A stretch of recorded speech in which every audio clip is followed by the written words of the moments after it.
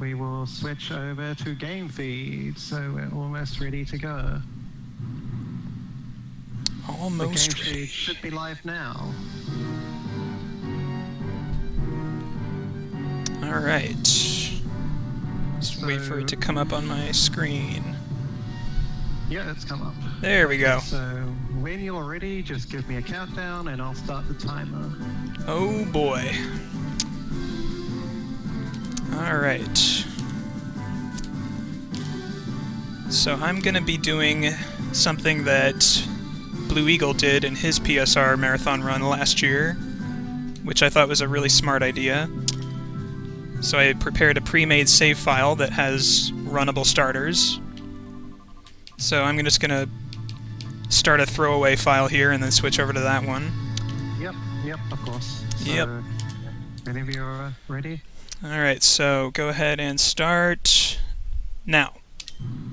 Okay, just gonna wait until it comes through on the screen. So this is Pokémon XD, Gale of Darkness. Good thing this is kind of a long run, because there's a lot to talk about.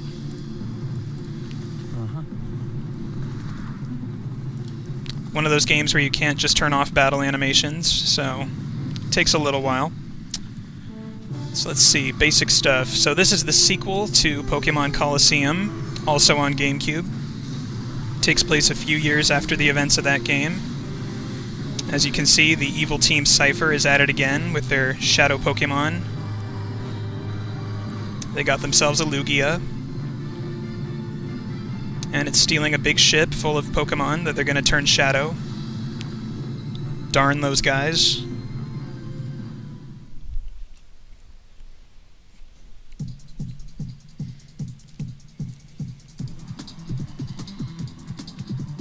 So this game actually starts out with us doing a battle CD, and we just run away from the fight, because it's faster. We don't have to win.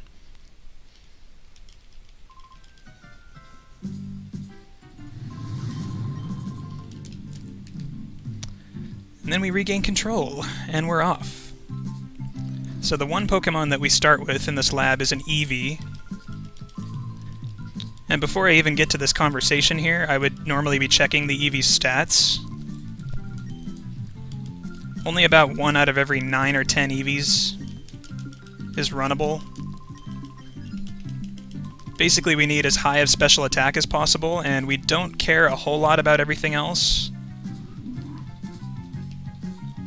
Low speed could become an issue, low defense could become an issue. So right here, this TV program that we're watching is something that has to be watched before we leave the lab. And my PB actually does it a slightly slower way, where I come down here and get the item first.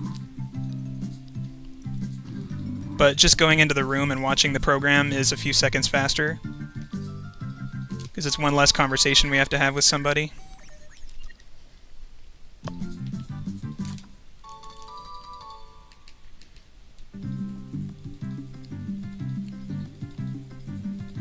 You'll probably see me get lost in this lab at least once. It still happens to me sometimes, because we come back here a few times. Sometimes we take the left-hand side, and sometimes we take the right-hand side.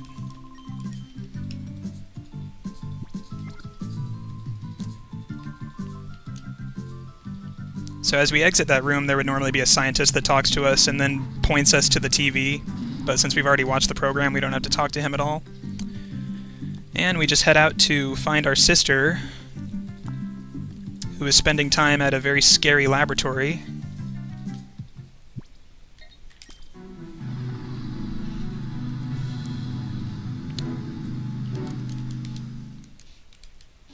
Ooh, spooky.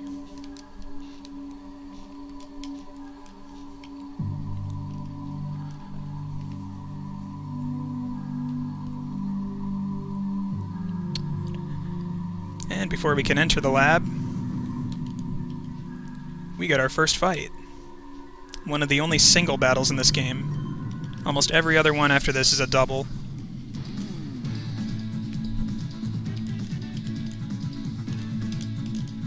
Unfortunately, double battles were faster back in Gen 3 than they are now in Gen 6.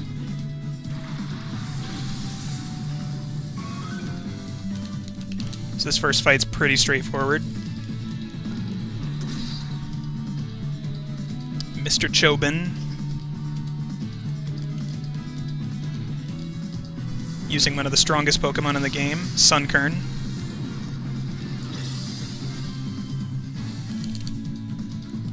Unfortunately, it's just no match for the pure might of this Eevee.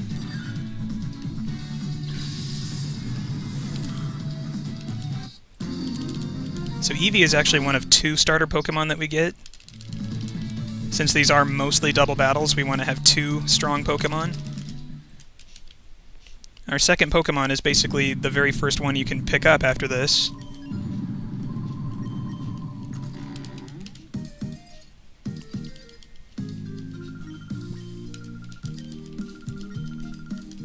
And that's our sister, who makes us chase her into the lab.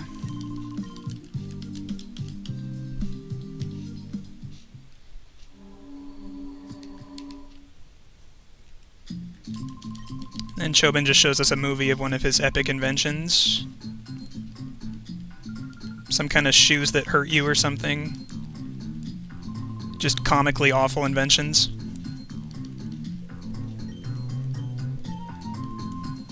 But Chobin thinks they're great, so, you know, I guess he's proud of it. So then we pick up our sister, and we're going to bring her back to the lab.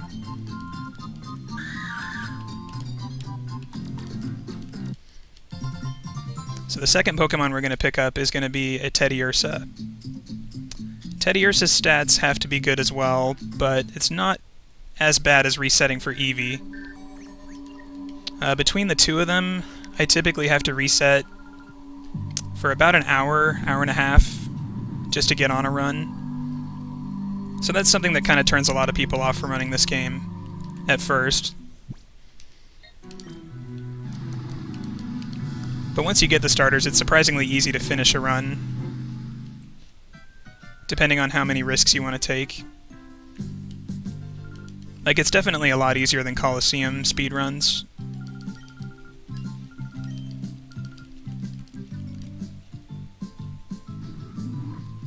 So in this visit, we go in the right side.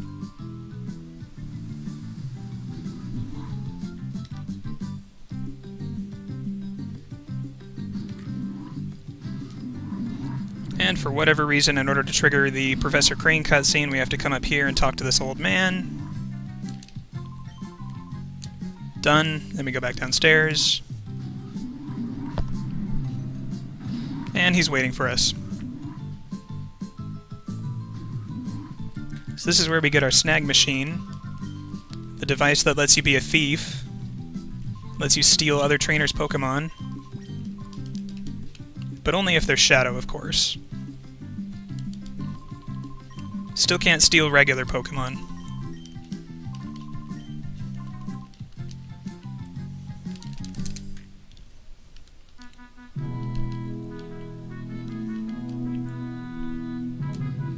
So shiny and sleek.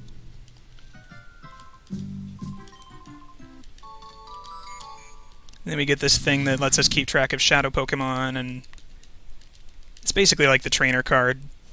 Shows us our playtime and current money and all that stuff. We won't be looking at it too much.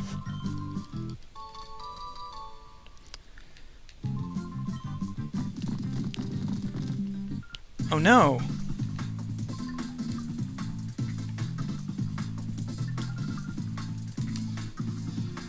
What's going on outside?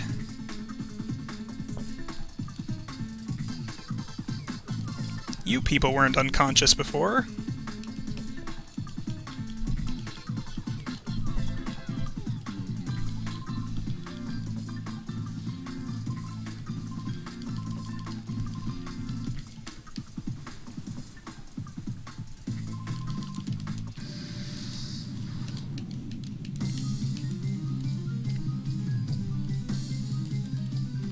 So here we get to see our first sighting of Little Bear!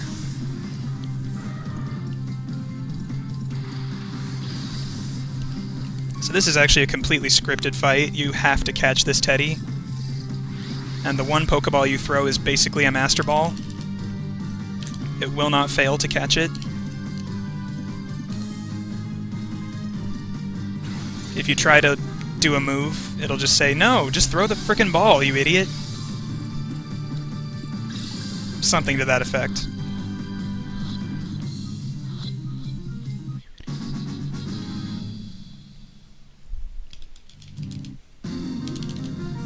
So every other thing that we try to snag in this game is basically same mechanics as regular wild Pokemon. You have to weaken them first to make it easier.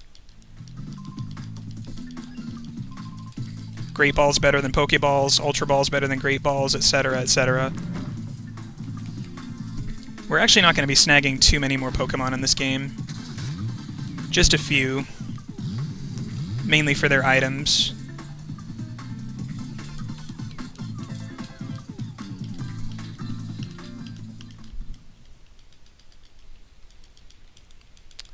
But yeah, Eevee and Teddy are going to be our only main battlers. So this cutscene I like to call the drumroll cutscene because this is right before we're finally able to check Teddy's stats. Which, more often than not, is a reset point. We might as well check them just for the lulz, but I'm going to be switching over to my save no matter what. Even if they're good.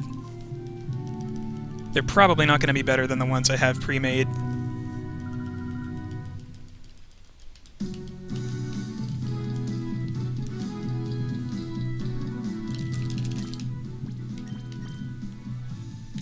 Terrible.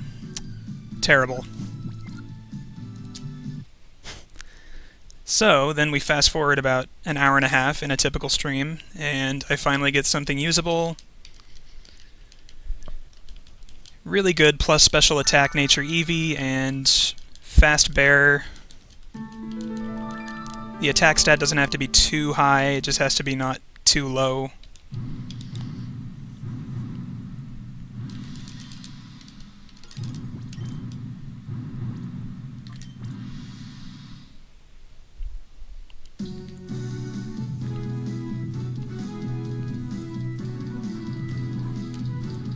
Yeah, I tried to test out running a really bad Teddiursa so that I could try just running 2 random pokes in the marathon, but yeah, it's just sad to watch. And I ended up going about 20 minutes over my estimate, so... And that was with overall decent RNG aside from the bad stats.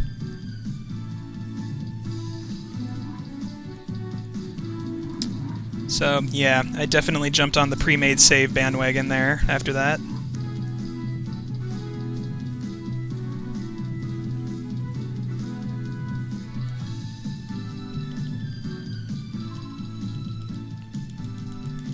Yeah, and a lot of the natures that would normally be good on a Teddiursa are just bad for Purification. So since this next place coming up is just mainly cutscenes, I guess I can try to explain a little bit about the basics behind purifying Shadow Pokemon. So in this game, Shadow Pokemon, instead of an XP bar, will have what is known as the heart gauge. It's this purple bar that you'll see when I enter the next battle. And basically the goal is to empty that bar completely, since it starts out being completely full. And as it empties, we'll actually unlock some of the Pokemon's regular moves, since they start out with just these shadow moves. And once the bar is completely empty, we just take it to this place called the Relic Shrine, which is in the next town coming up after this. And basically we just have to touch the stone, the Relic Stone, and then it's purified. And it becomes just a regular Pokemon, and it can finally level up again.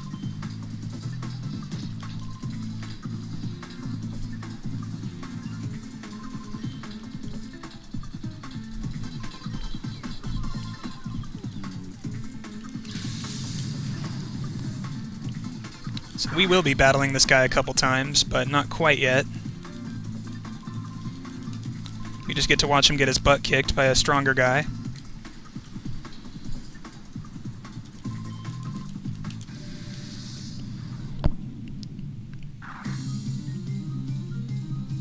So Shadow Pokemon in Colosseum and XD are pretty similar. There are a few different things mechanic-wise between the two games. One of the more noticeable ones is that Colosseum's only Shadow move was Shadow Rush, and XD has a whole bunch of different Shadow moves.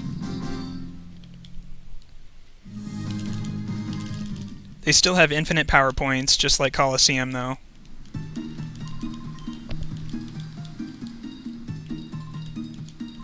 And let's see, just like Colosseum, they can't gain experience until they purify.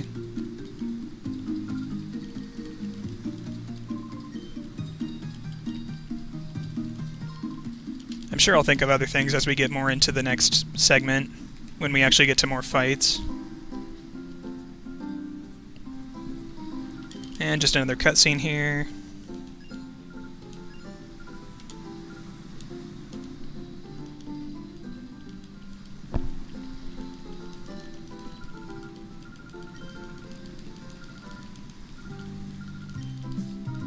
And this location, by the way, is one of the new locations that did not exist in Colosseum.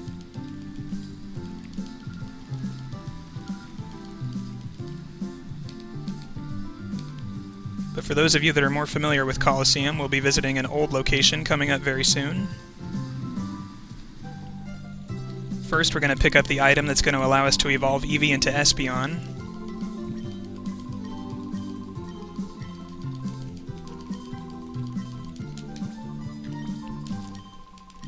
So because there isn't really a day-night cycle in these games, they had to invent a new item to change Eevee into Espeon and Umbreon. So as long as we have this special item in our bag, and as long as Eevee's happiness is high enough, it'll just evolve on the next level up. Sun Shard for Espeon, Moon Shard for Umbreon. And we use Espeon because it is actually the quickest evolution to work with in this game. Jolteon is kind of a close second, and the others are just a lot slower.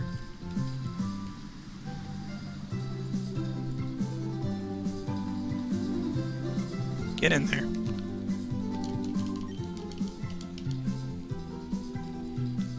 So yeah, the whole reason we come here is to get a part to fix the Purify Chamber at the lab.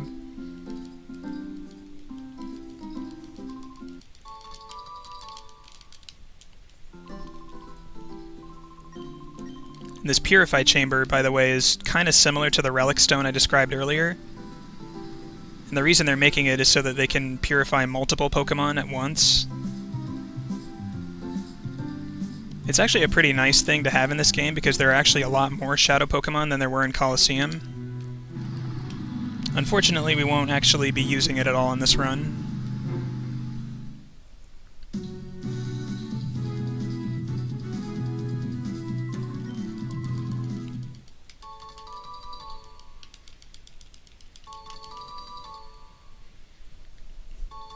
Tyrant. Yeah, Flareon was not too good in this game, unfortunately. Left side.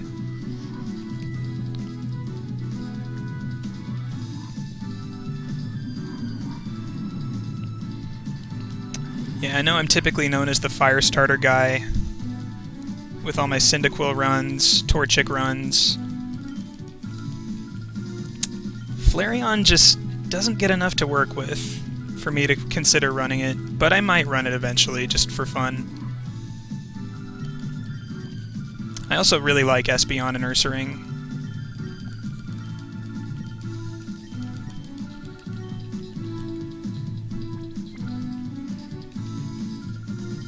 So now she's sending us to the place where the Relic Stone is.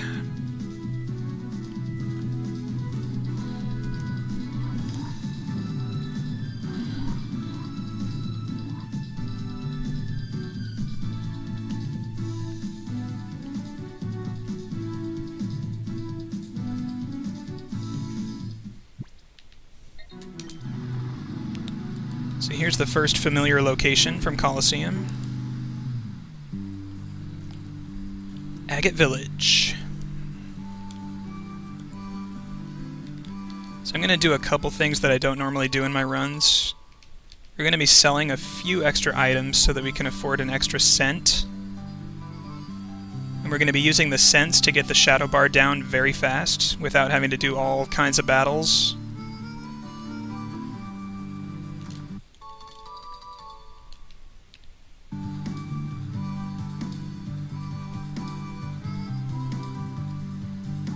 So after we pick up some extra healing, we have to come in here,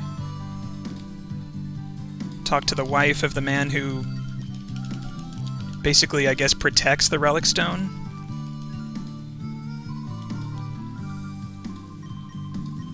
The Pikachu fan here, Egan.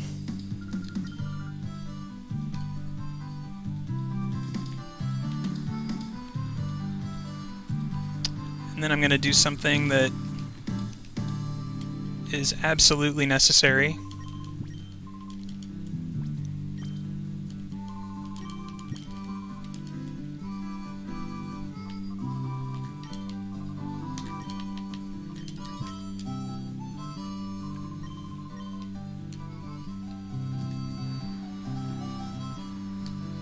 And pick this up, don't forget.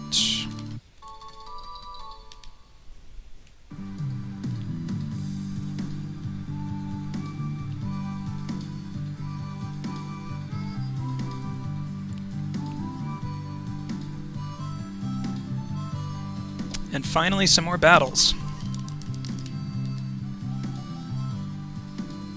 Get to use our new Shadow Teddy Ursa. So there's a lot of different things that can lower the shadow bar, aside from the scents that we're going to buy later. And in a lot of ways, it's similar to the different methods of increasing a Pokemon's happiness.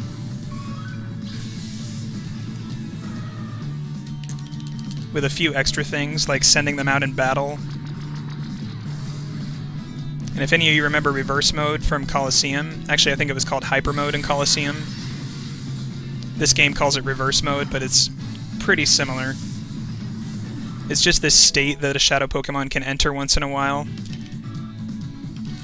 In Colosseum it increased the crit rate, but in this game it's just like residual damage at the end of the turn.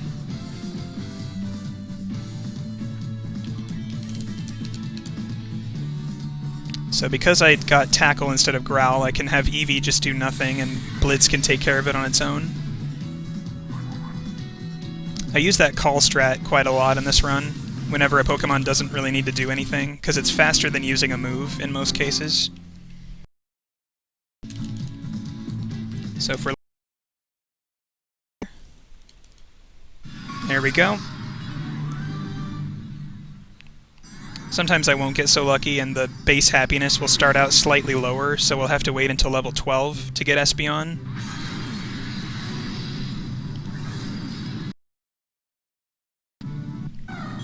But early turns in the next 2 fights.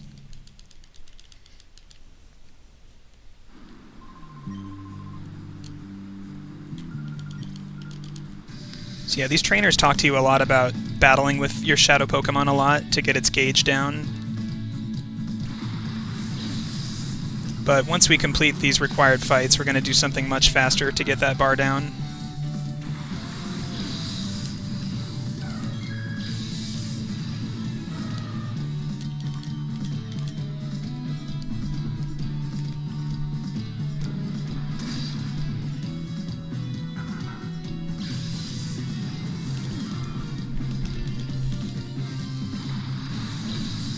Yeah, like that's the only explanation I can come up with, is the happiness is kind of random within a small range.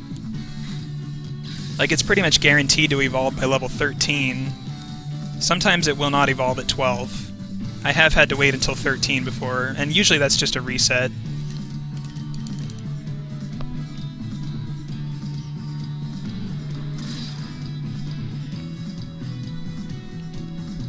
I have no idea why they varied happiness.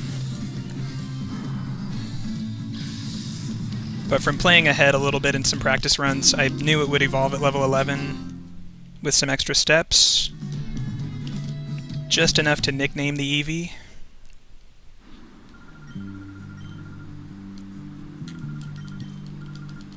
I wonder if anybody in chat can guess what I'm going to name Teddy Ursa once it's purified.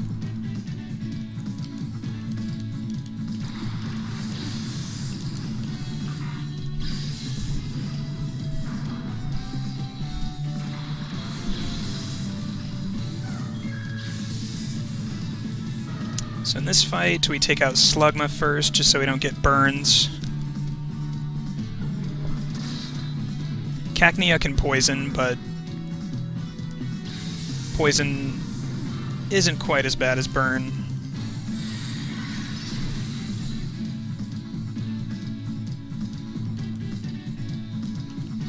Plus, Cacnea's moves are faster animations, so I think that's actually the main reason why I did it this way.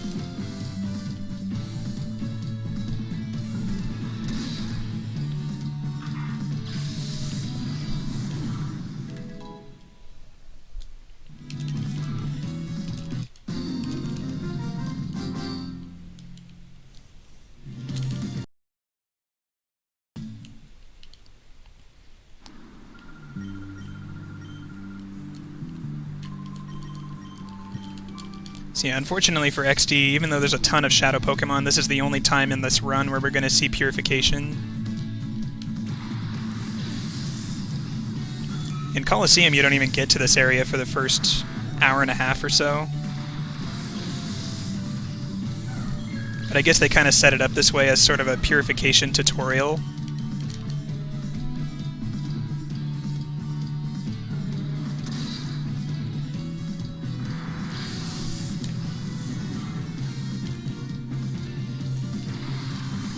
Once that Purified Chamber gets fixed later, there's almost no point in coming here at all.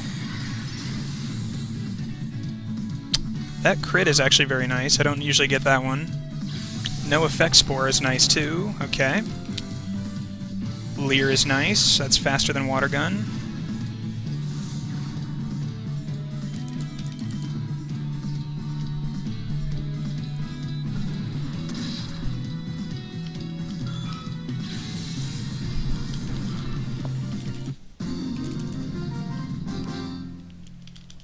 I was looking for that Teddy emote last night.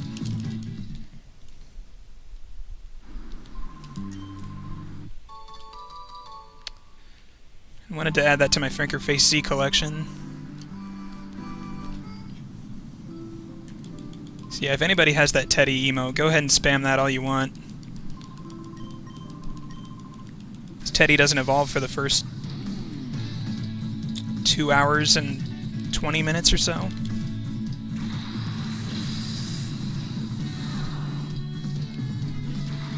So yeah, we get to do 2 against 1 in this fight.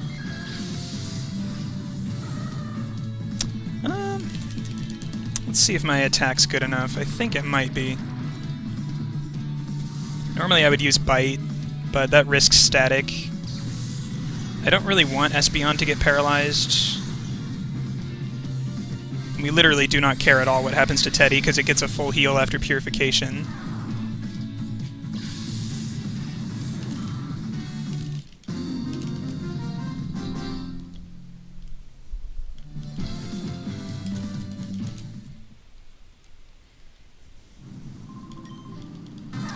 So yeah, he's not going to let us through until Teddy's bar is all the way down, but now that we have all the money we need for the scents...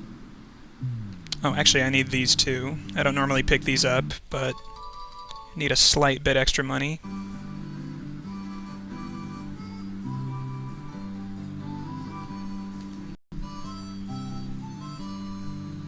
So let's see if I've learned from my small mistake from last time. I'm not in the Pokeball bag, which I normally would be on a real run.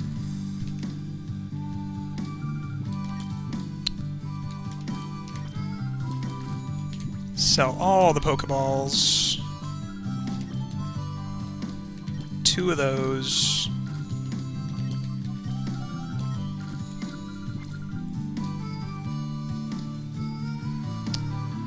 And now we just give our bear a lot of massages.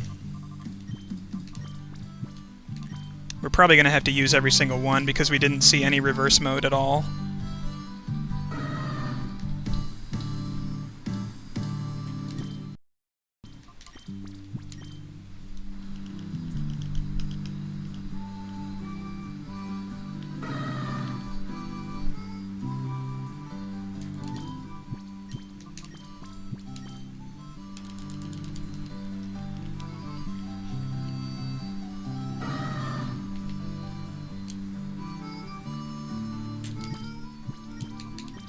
So there are more things I could say about Shadow Pokemon, but a more appropriate time to talk about it will be once we get into some more fights with Shadow Pokemon.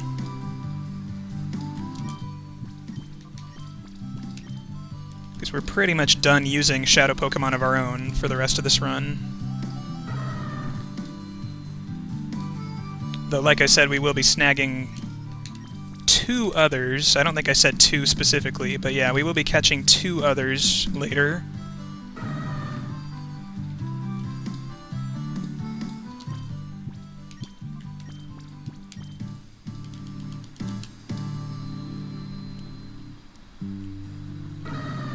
So yeah, the whole point of me buying an extra Excite Scent, or 2 Excite Scents instead of an extra Vivid Scent, is because I knew that Teddy would have a bad nature for using scents.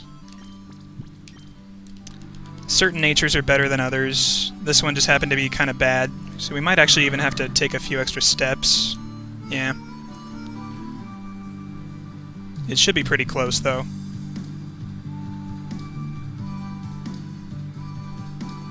And 2 Excite Scents takes off a little bit more of the bar than 1 Vivid Scent does. There we go. That didn't look too stupid, I think. Phi.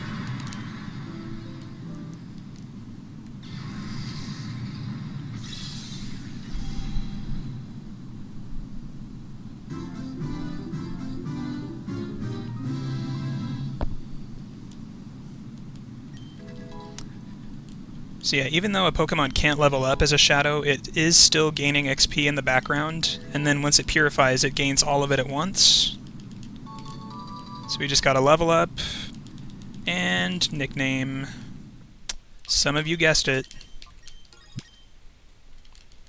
Totally not trying to hype any upcoming games or anything. No way, I wouldn't do that.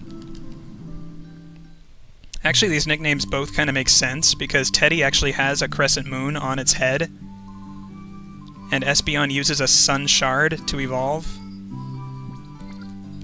So that's the only reason I picked those names. Literally the only reason.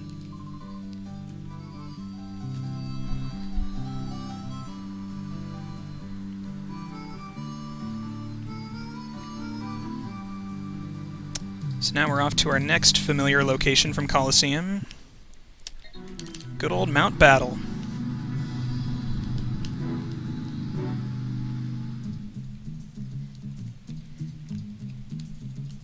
So in Colosseum there were 10 required fights here. And in XD there's only 3, so we won't be spending too long here.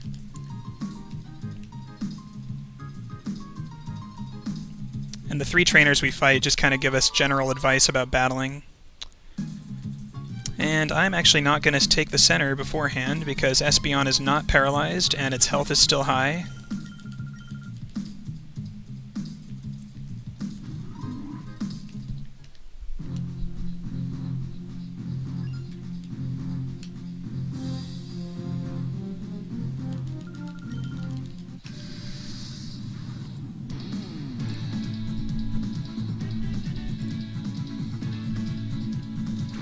So for this first fight, best case scenario is we're able to one-hit the Wurmple with Bite, and Wingull does not use Growl.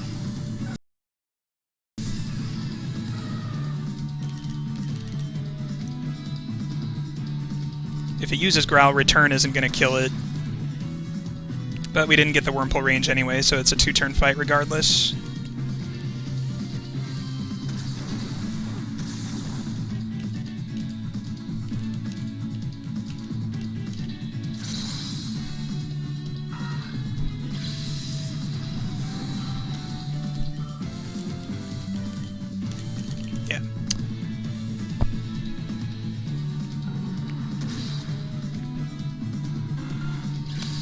Luckily, Espeon's kind of a powerhouse, so it gets a lot of one-hit KOs on its own.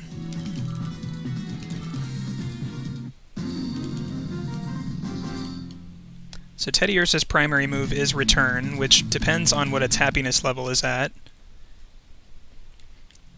And I actually did look into this quite a bit. after seeing other people run this game.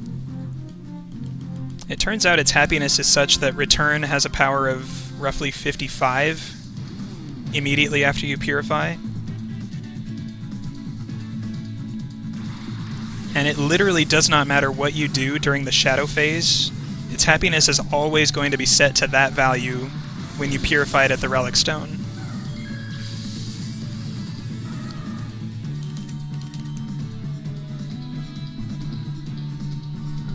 So no matter how many Vivid Scents we used in the shadow phase, I think I ended up buying on one of my test files like 25 Vivid Scents, just threw them all on a Poochyena and Gadion port, which by the way is one of the shadow pokes we will not be seeing. It's one of the few shadow pokes that is optional in this game. But yeah, I gave them all to that Poochyena, took it to the stone, and found out its happiness was still the same as what Teddy's is right now. So even though certain websites will say that Vivid Scents raise happiness, they in fact do not.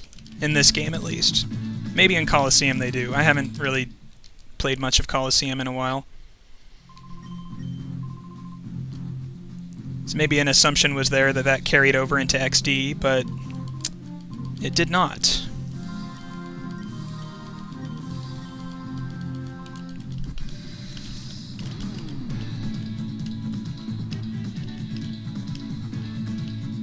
So this fight I get to use more of my call strats. So Teddy can't one-hit either of these, but Espeon can one-hit both of them. So Teddy just kind of has to burn some turn. The only way it would be faster to let Teddy attack is if it crit the Spoink, but since that's pretty unlikely, we just take the free frame save.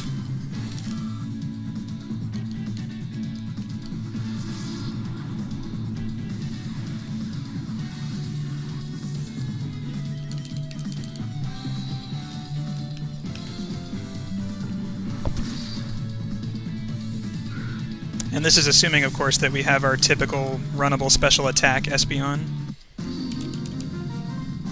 If it was much weaker, these would not be guaranteed one-hits.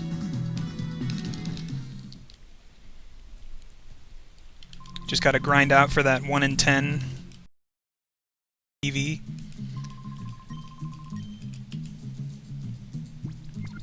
Alright, so this next place is gonna have more Shadow Pokemon.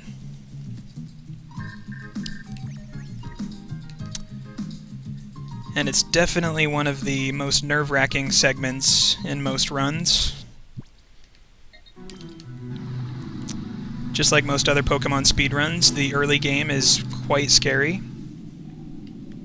Can be quite scary. Some of the fights in this lab can be pretty brutal. But first, before we can even go inside the building, we meet the Hexagon brothers.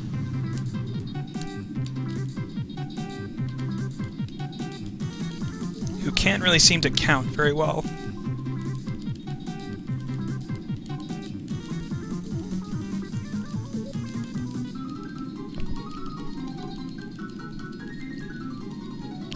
You missing somebody?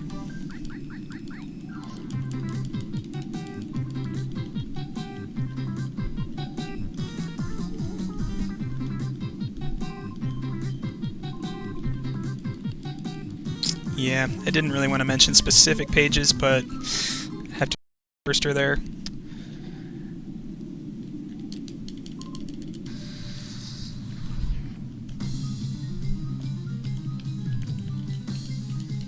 So here we see a Shadow Baltoy. The level difference here is kind of scary, but as long as it doesn't crit, we're fine.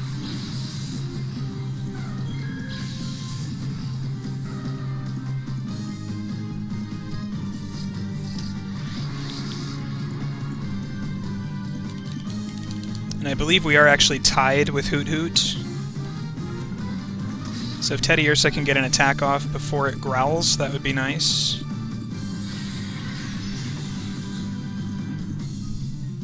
And this is actually the bulkiest Baltoy I've seen in a while. Hopefully this is still gonna 2-hit.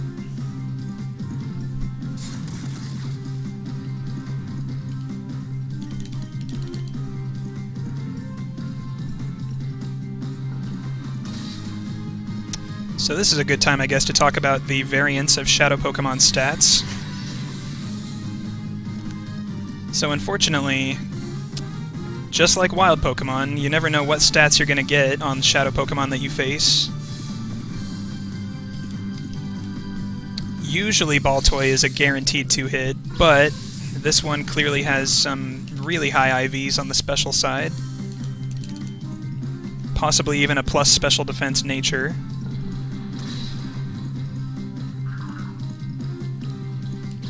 Yeah, and the plus sign next to the level, that's also a very interesting thing. So most of the Shadow Pokemon that we face in this game are actually at a higher level before you catch them than what is listed. In most cases, they're actually 3 levels higher than what is stated by the game. And so obviously they're going to give the same XP and have the same stats as a Pokemon 3 levels higher. That Baltoy that we just fought, though, is an exception. One of the rare exceptions.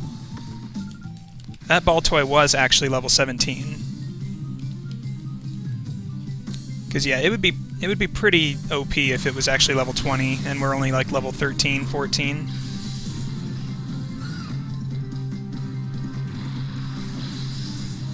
Yep, as soon as you snag them, that plus goes away, and their level actually goes down to what is stated.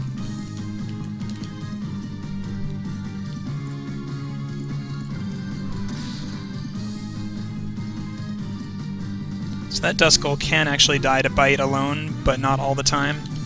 So Metal Claw is just kind of a good middle ground, just in case... Hey, we got a boost. Nice.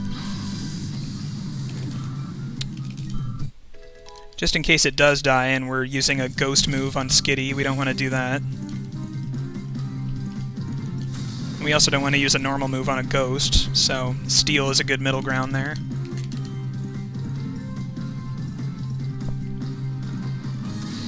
So normally I actually wait until after this fight to use the machine, but Teddy was getting a little bit low.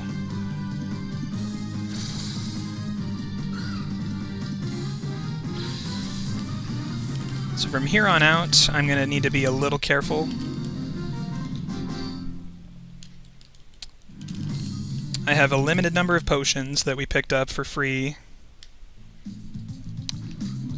And other than that, we're at the mercy of 2 healing machines.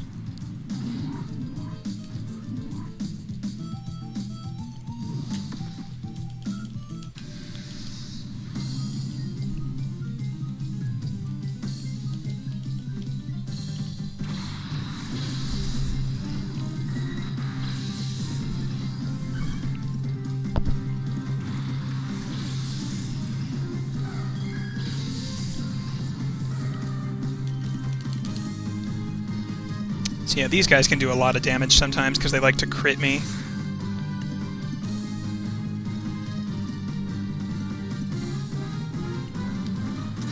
Bite is just such a really good move on an Espeon. Not only is it pretty good coverage-wise, but getting these flinches once in a while is also really nice.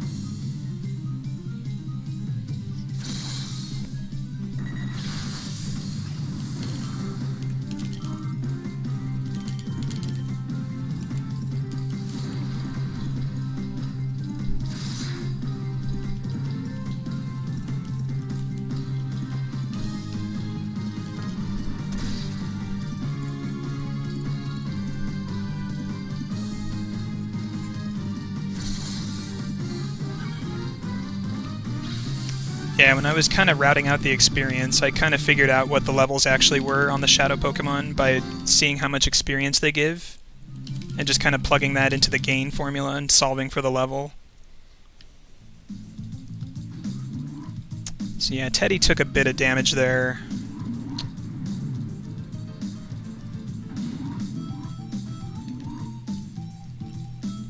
I'll see if I can wait until the last turn of this fight to use my first potion.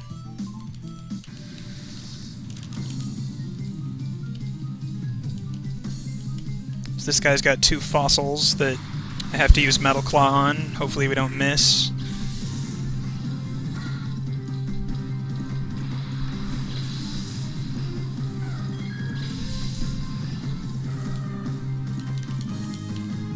So I like to gang up on Lilip first, try to go for a flinch and stop its acid attack, because that's a really slow animation. Mud Sport's pretty much the best thing Anorith can do. We like to see that.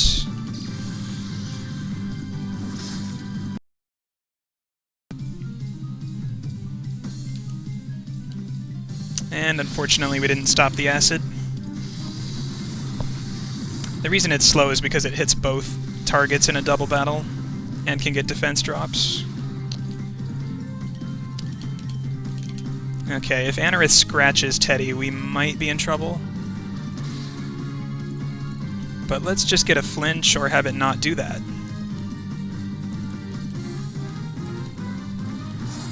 Okay.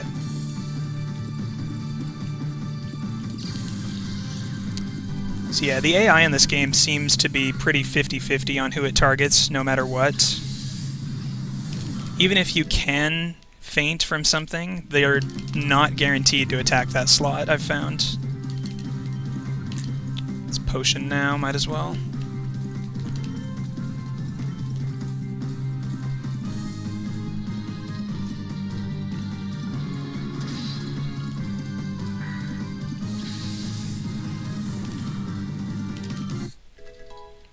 Next fight will be a bit easier since Teddy's pretty fast. Shouldn't have to worry about too much damage-wise in that fight.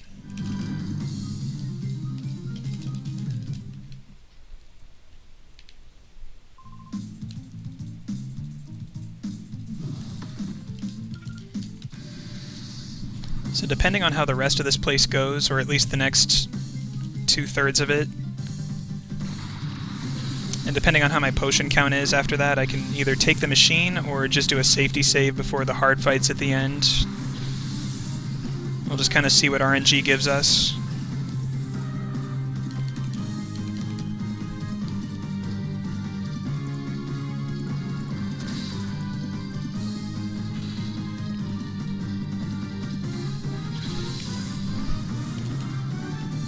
So incoming, we have the first Shadow Pokemon that is affected by the level plus rule.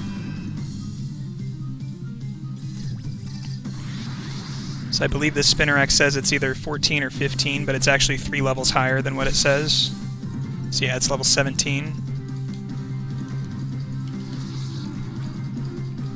But if we were to catch it, it would go down to 14. Oops.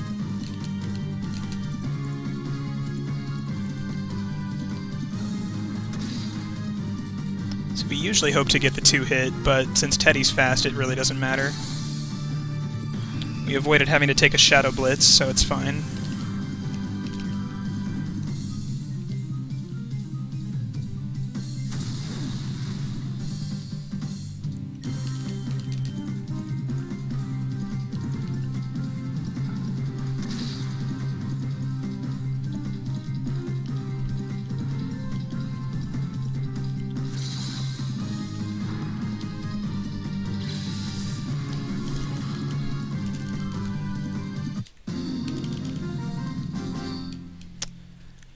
So the next fight is actually one of the worst fights in here, since there is a Voltorb lead, and Voltorb has Sonic Boom.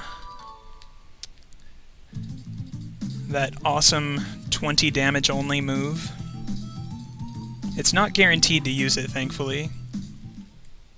And we can get a flinch on it because Espeon is faster.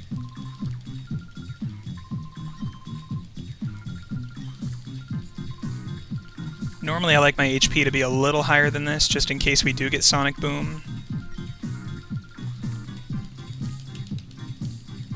But since my potion count is still high right now, I'll just kind of keep it that way as long as I can.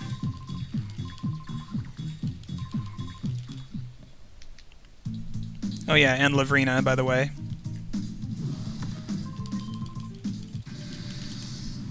Everybody loves Lavrina.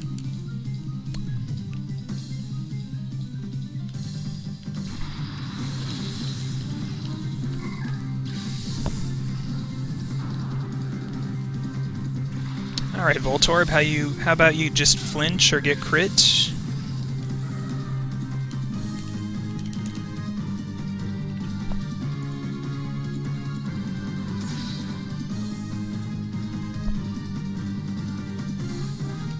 no such luck tonight.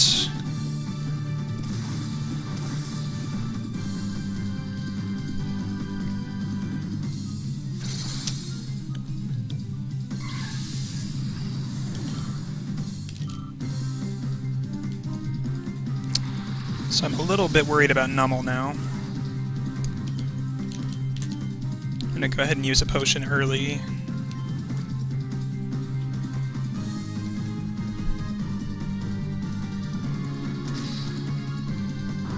So Espeonda's about to level up and get its first stab move.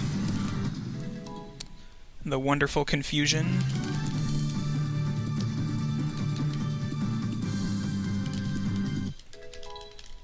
I love how quickly you can mash in this game through level up related things.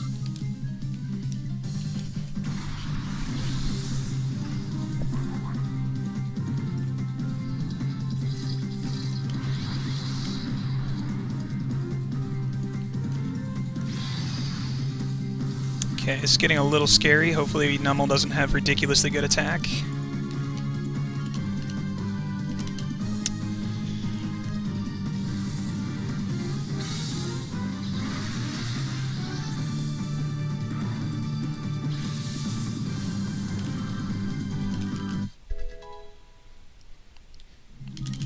As long as it doesn't crit, we should be still fine.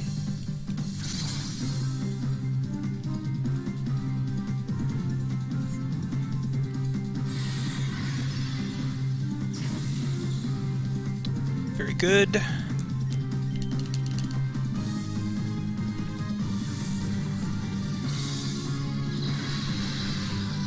And I've been having to take all my heals earlier than usual. So this is another place where we can access the next machine, but I typically do one more fight first.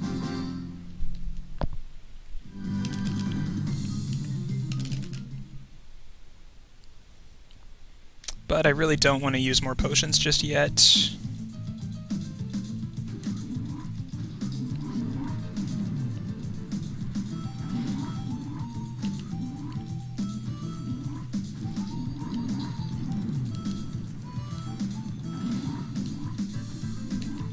And that item chest down there in the corner is actually a trap.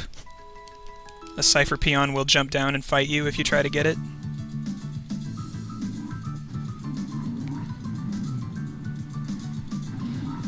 It's only an ether anyway.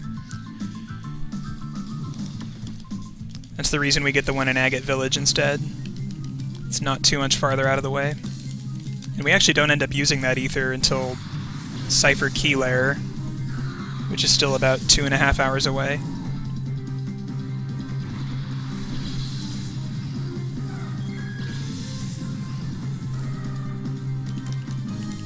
So this Barboach is a range that's kind of hard to hit.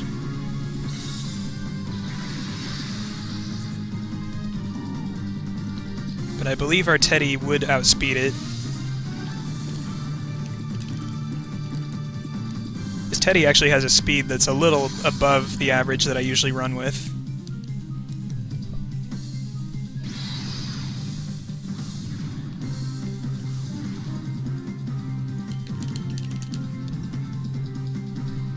And I like to use Bite to kill whenever possible because it's a slightly faster animation than Confusion.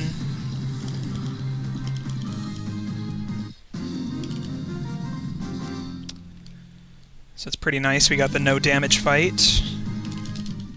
So our HP is exactly where it normally is if I had healed afterwards. Grab some supers here. Lifesavers.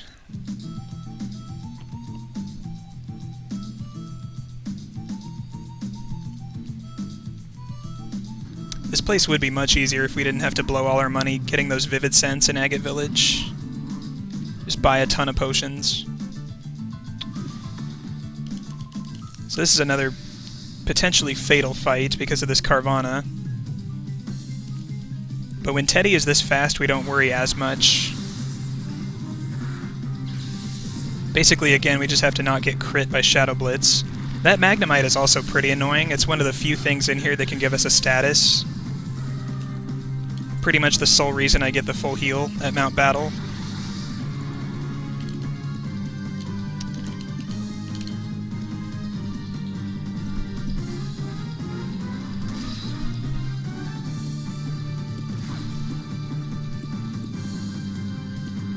Hey, flinch.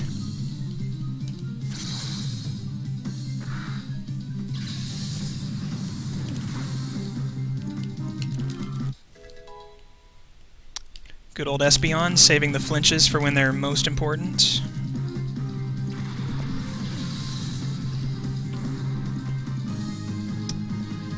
Don't like to see Thundershock. This thing has Tackle, too. It's pretty much 50-50 whether it uses that. Then we can go for the 2-hit range on Magnemite. Our special attack isn't always good enough to be worth going for this 2-hit. And we actually got a slightly low roll there.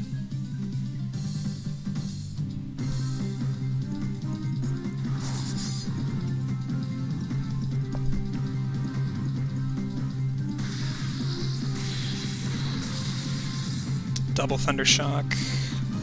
Okay. Need to get a higher roll now. Good stuff.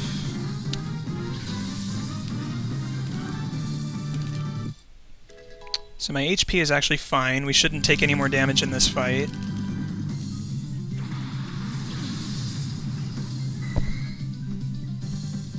Next fight is not too dangerous, it's just annoying because he has some bulky Pokemon as the leads. Stuff we can't really one-shot or two-shot very easily.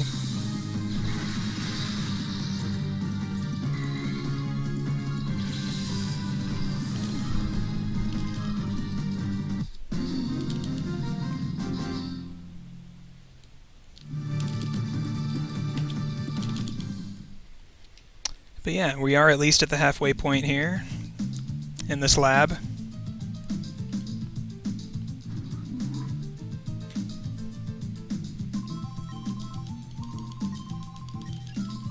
So after this fight I need to consider whether I take the machine or use more potions.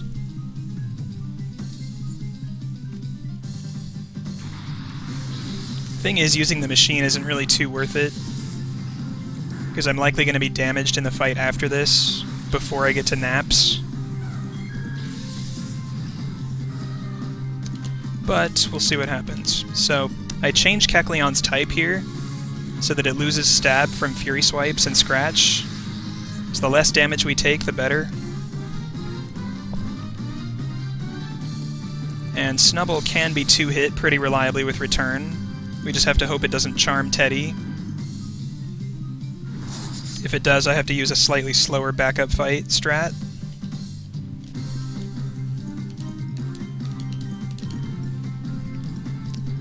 Confusion plus Bite can kill Kecleon, but it's a pretty rare range to hit.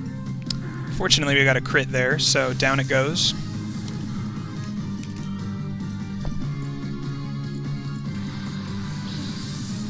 Normally I let that thing live one more turn.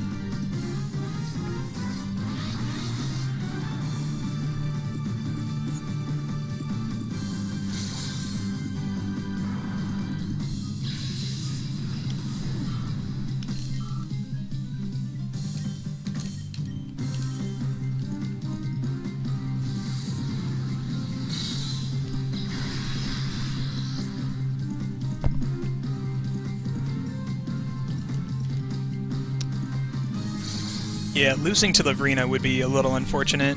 I'm pretty sure it takes us back to the HQ lab. And then we have to go all the way back to the room where Crane is.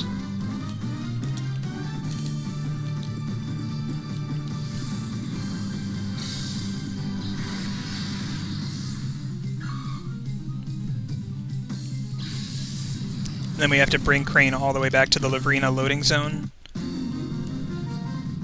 This game doesn't really have any real glitches in it yet, but one of the proposed ones was to try to like feint to poison or something while stepping into a loading zone and see if we can skip the trigger altogether.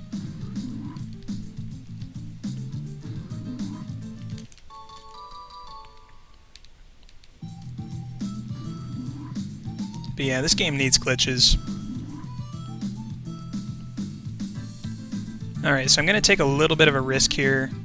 Teddy is a bit low in HP.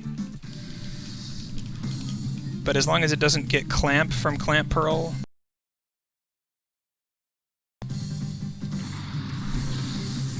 I think it would have to crit to kill from there too, and we're going to level up before it attacks us too.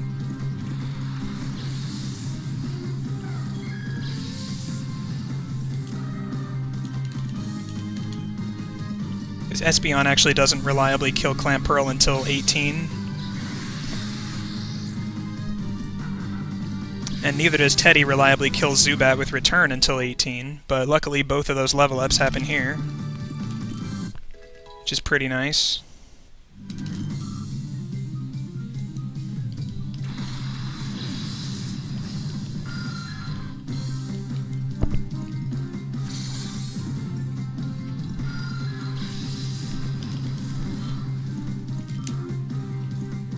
Clamp.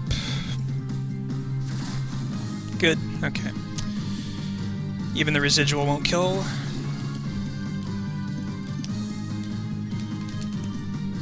So with healing strats in this game, if I have to heal both of them, I'll just do it after the fight with a separate menu. If only one of them needs healing, though, I can use the other Pokemon's turn to heal. As long as I don't have anything else to do in the menu after the fight. So we try to minimize our menus as much as possible. So Potion Espeon.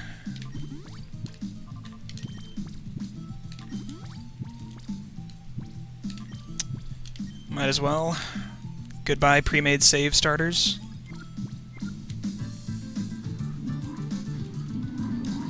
You were bred for this one purpose, and that purpose has been fulfilled.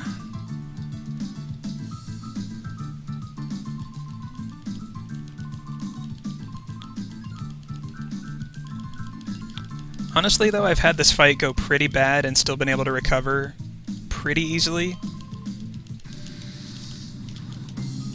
Because once his Rhyhorn goes down, he sends out Slack Off, and that thing only gets to move every other turn.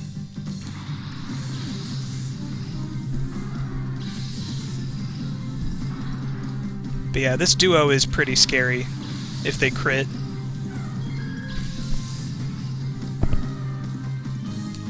What we want to see is either a flinch on Rhyhorn or them splitting their moves up between my two pokes instead of just attacking one of them.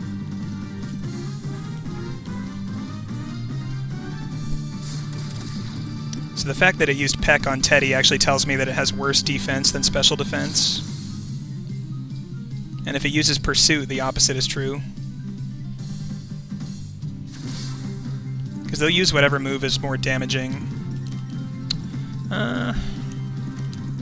Chance the crit.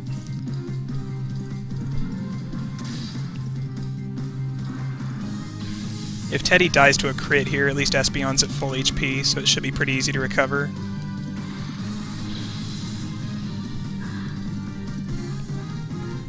Okay, that's attacking Espeon.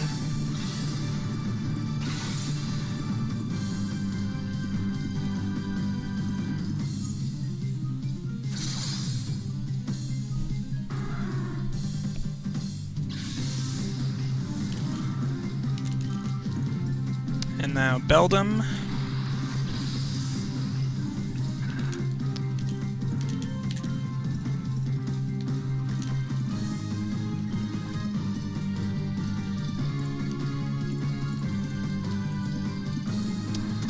As long as we don't die from these two hits, the fight's over. Slack Off has to rest next turn. Good flinch.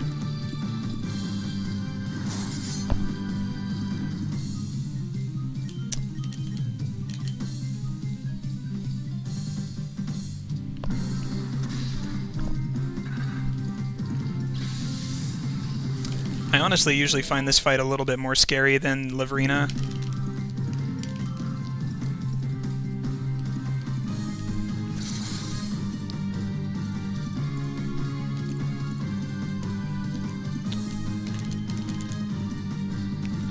Like, Lavrina really isn't too bad.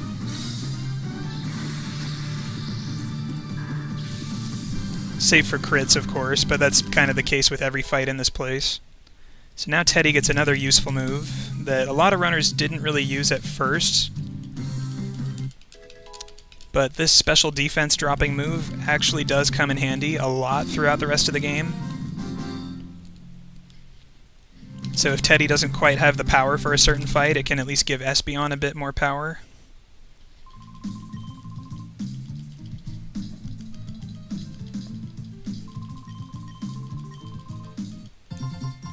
Crane joined your party. We're gonna sell this Leaf Stone later. Oh, that's right, it was still unsafe. Potion. Super.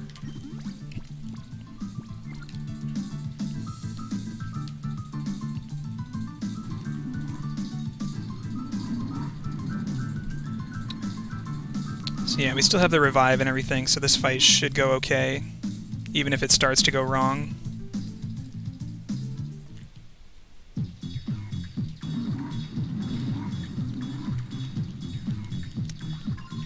So this is the first boss of the game.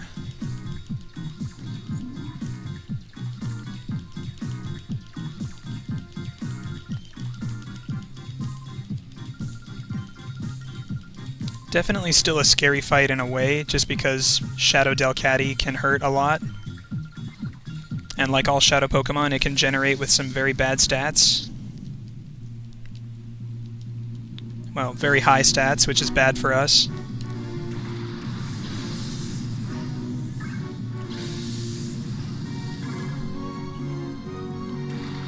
So this fight I've kind of thought about a lot. I basically tend to stick to the same strat now, which is trying to flinch the Beautifly first, and damaging Love Disc. Love Disc is about 90% to be two-shotted with Return, and it'll only use Water Gun. So it's kind of the least threatening of her first 3 pokes, as far as how much damage it can do.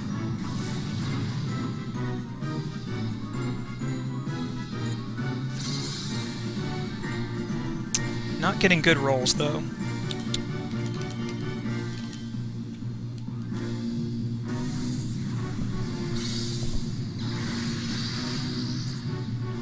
See, sometimes I'm able to bite twice there, but I had to Confusion to ensure the kill.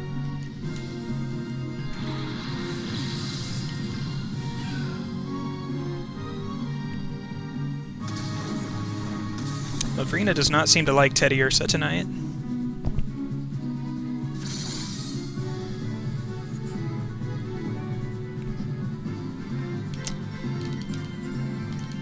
So we'll see if we can take both of these out this turn, so we only have to worry about Delcatty. That's kind of the whole strat for this fight, is just to try to get Delcatty on its own.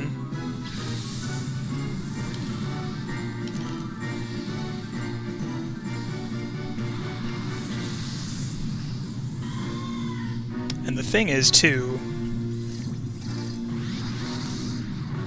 it's kind of okay if Teddiursa faints in this fight and loses a little bit of XP.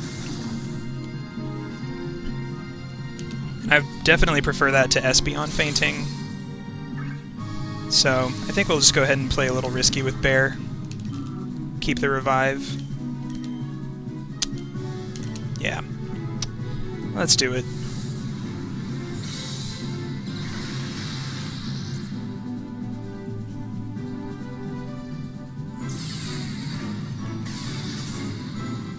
Oh, the 1 HP.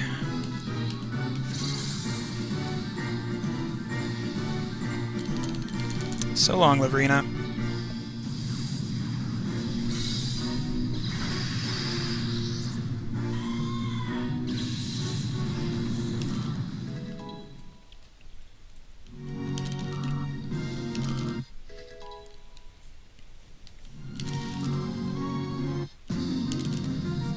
Yeah, fainting Teddiursa -1 in happiness, I believe.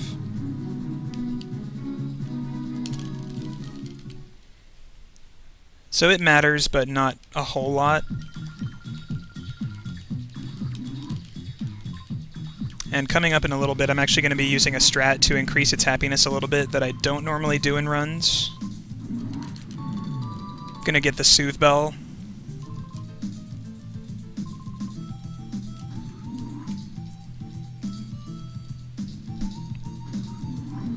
I was debating whether or not to get it for this run, because it doesn't seem to matter a whole lot. But you just never know, really. Like, 1 point in happiness is less than 1 base power on return. So sometimes it actually won't decrease in power at all. So you never really know how much 1 happiness point's gonna matter. So here's our big tutorial cutscene for the Purify Chamber that they finally fixed.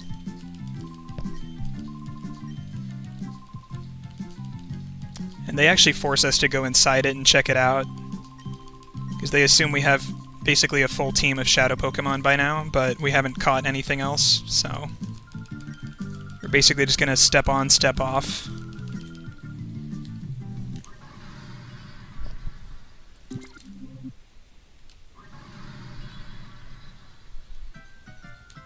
One, two, three, 4, 5.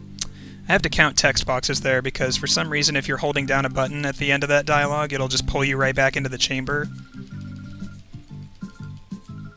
Like, you don't have to press anything, you just have to be holding A or B.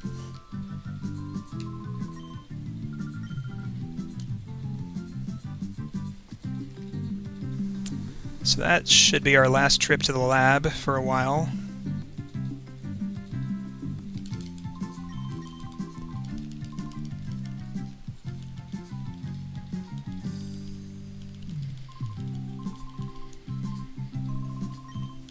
This actually should be the last time we come here when it's required. If we wanted to get the Master Ball later to catch the Lugia or something, we could come here and get it at the end of the game.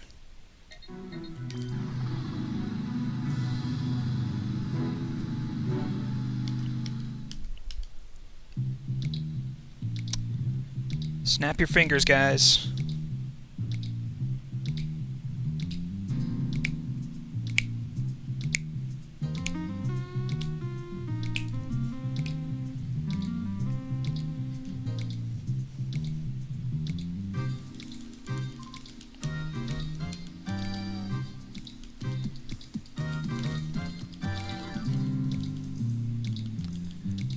So if anybody remembers from Colosseum, that big building climb and then the cave at the top where Mirror B is,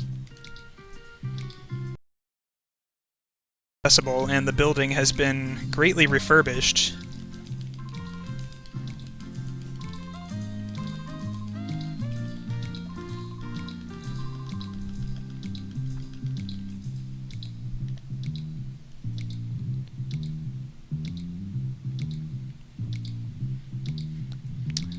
We actually go into this building a total of 4 times during the run. The second trip is the most interesting, as you'll see. This first trip is the one where we get the Soothe Bell, just to give Teddy's happiness a little bit of a boost. And it really doesn't take that long to get. I just don't typically see enough benefit to be worth getting it in runs.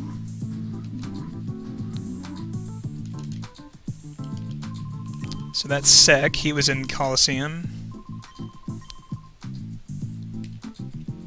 One of the computer whizzes that runs the place.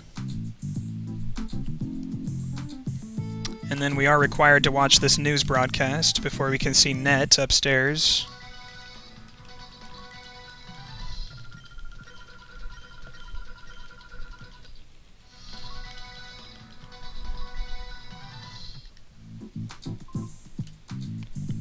So to get the Soothe Bell, we have to bring this girl to her mom upstairs.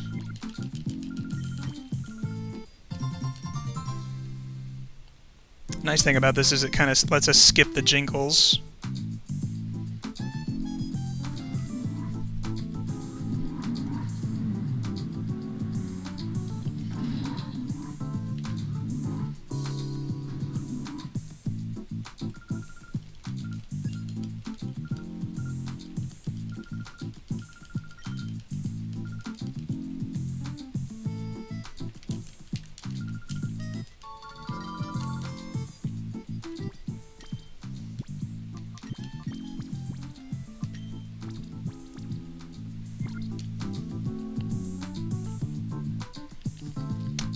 And by the way, Teddy does have the pickup ability, but it very rarely gives us anything useful.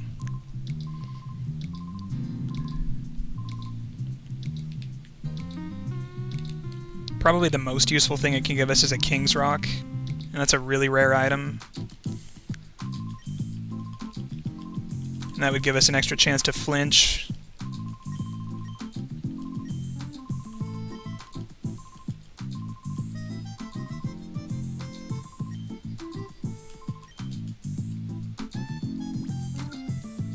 Most other items it gives us could stack with super potions or great balls or something. Otherwise it'll just give us an extra useless bag item, like burn heal or antidote.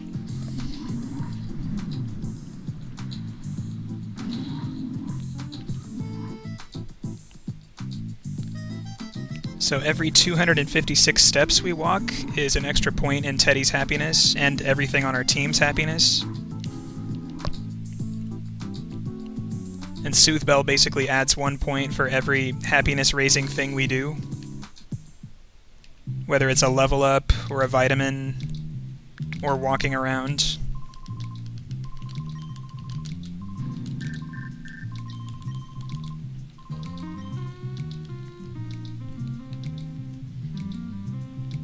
I actually do end up giving Teddy a few extra vitamins, not so much for the benefit of battles, but for the happiness alone. And the main reason I do that is because I skip Hyper Beam. So the old strats for this game used to get Hyper Beam for Seated Dark Isle and for a few other tough fights.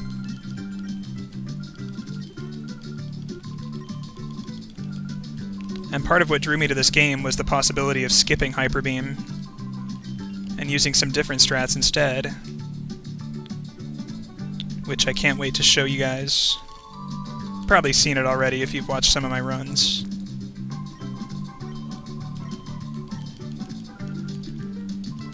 So right now we're at one of the locations where we can see normal wild Pokemon, something that Colosseum didn't have.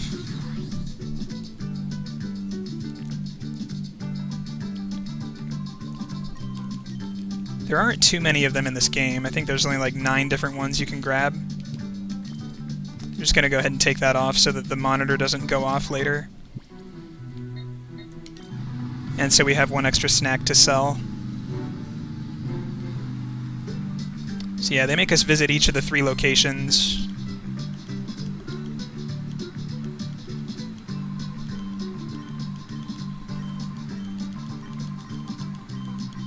And Duking gives me the next marker.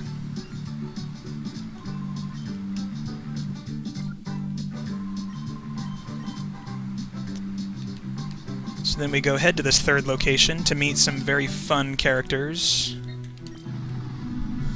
Very memorable characters. With some very memorable theme music.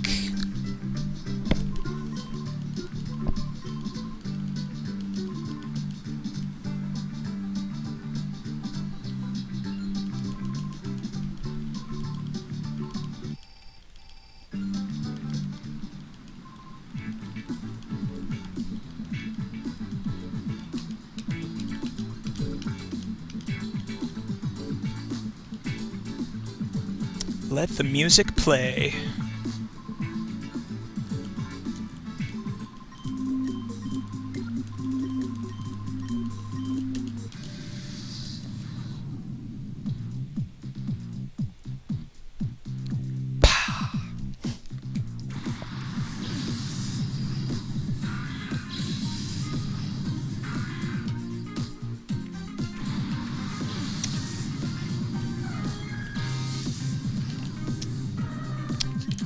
Music's so catchy, Espeon just wants to wag its tail.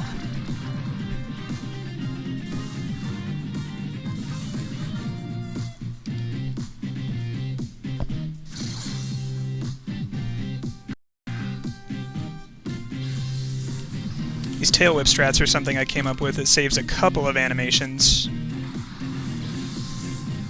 It works out but again, that depends on what speed it generates with. It's it's always random.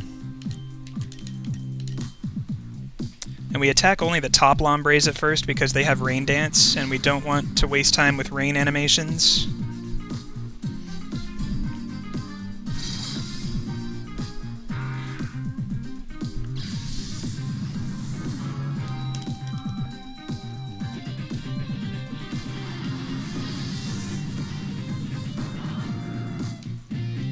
Alright, Voltorb, let's see what stats you have.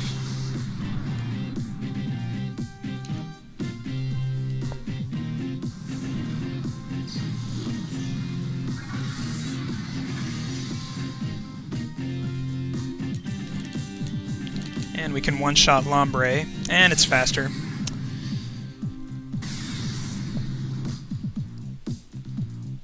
At least he's hitting Espeon, though.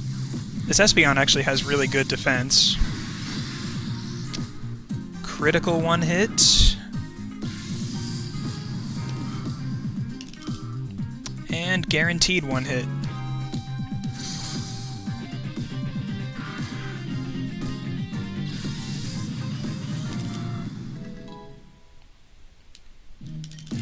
Actually had a good amount of useful crits so far. This is nice.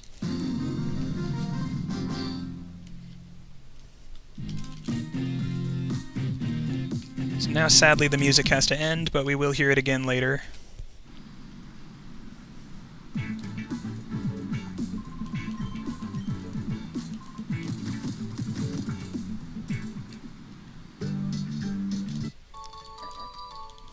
I really, really wish you could skip picking this up. Just gotta deal with the fact that it's gonna be going off a few times during the game. And it's always gonna be when we're not ready for it. Making us waste a few frames.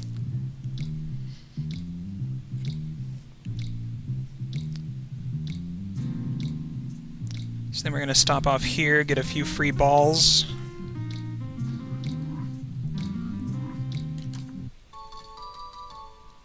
So we'll be snagging something soon.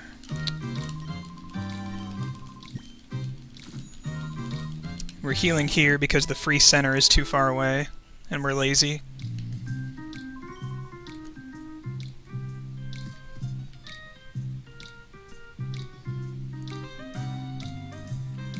But not to worry, I routed my money, specifically keeping that 100 in mind.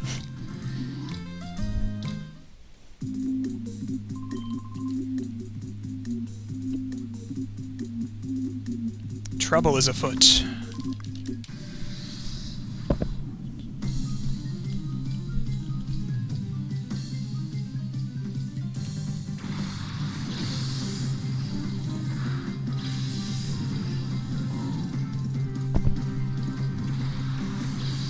Sun and Moon.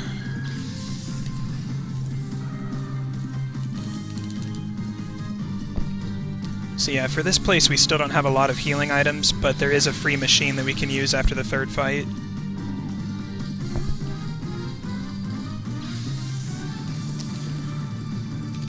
Focus energy, Carvana, please.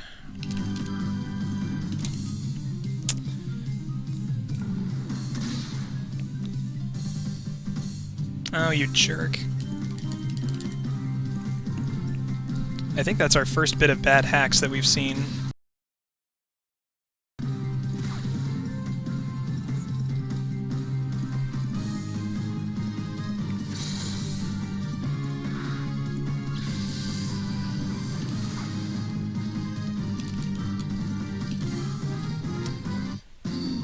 So had I speed tie, I probably would have just called Espeon.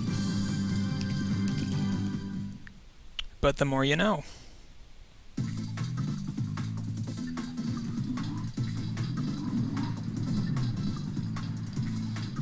So this guy's a ninja right here, following us in the elevator.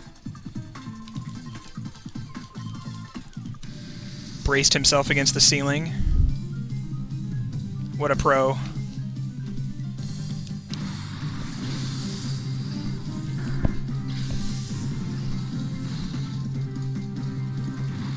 Of course, to be fair, don't they all brace themselves to the ceiling?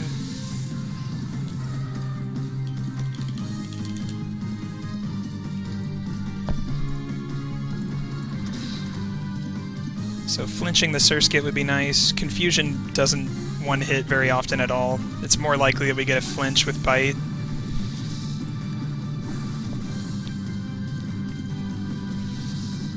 Kecleon's actually the one that I worry about the most here because it has Fury Swipes, and we don't actually get rid of that normal type. It's faster just to do this strat. Bad. Thankfully only a 2-hit. I believe I have one super left.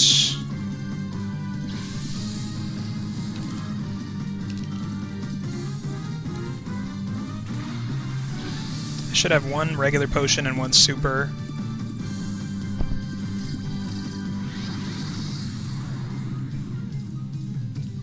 So on this next turn I'll use Teddy's turn to heal. And Espeon can just clean up with Confusion.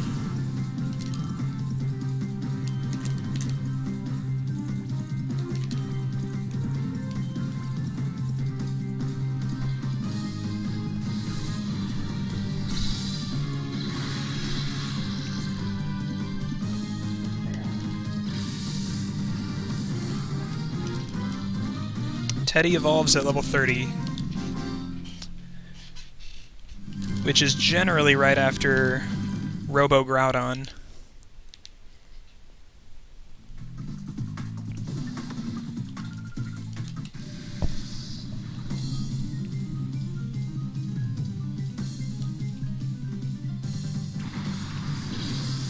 And the strat for this fight is pretty simple. We just kind of let Beautifly stay alive because everything else is more threatening or just dies faster.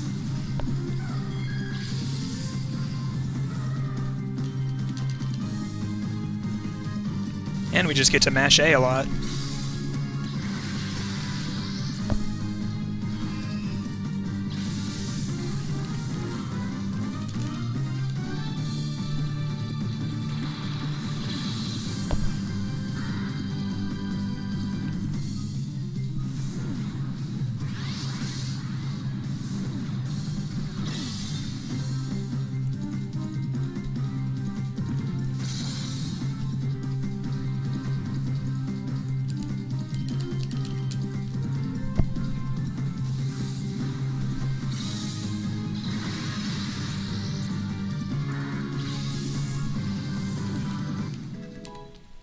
This guy's team does give us a lot of XP, which is pretty nice. Considering there aren't too many fights in this game, it does feel like a lot with animations on, but there really aren't a lot.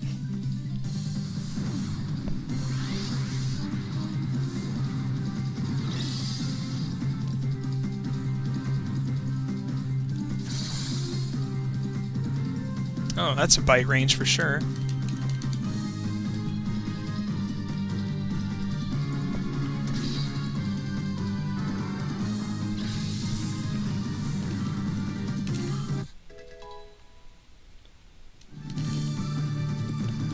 So, okay, HP is really good, so I can skip the machine, actually.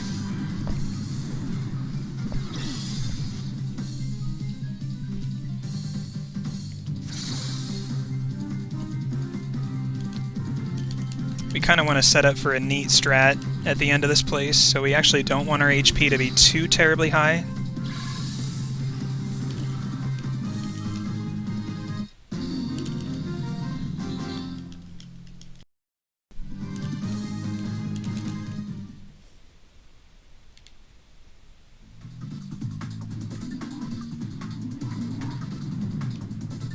Before we get to the roof, we have one more fight on the stairwell here.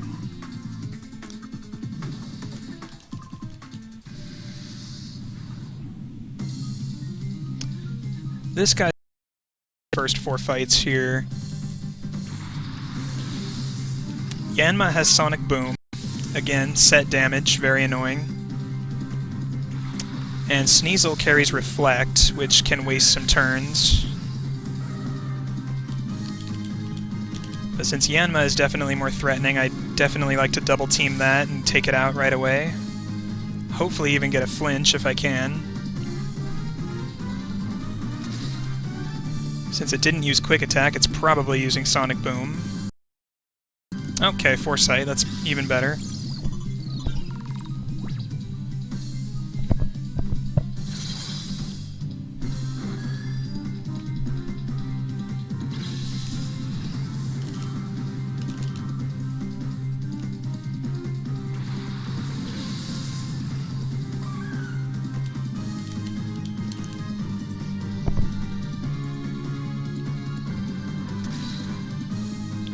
See, Bite is just such a nice move for Espeon. Getting to hit other Psychic types and Ghosts, and going for flinches.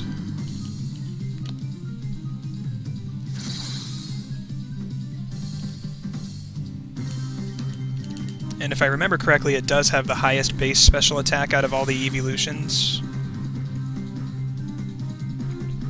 And its first stab move is actually stronger than most of the other evolutions get. It's 50 versus 40.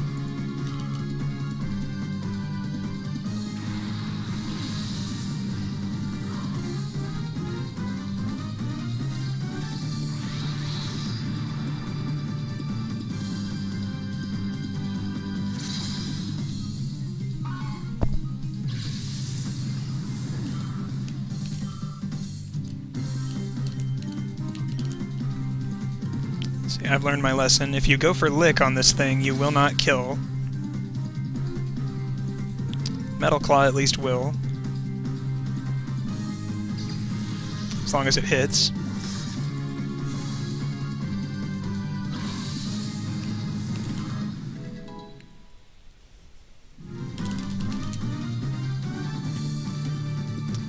We're most likely not going to see Quick Attack get used, but there is one instance where it can actually save the run near the very end of the game. So just as a precaution. That was actually a really good fight.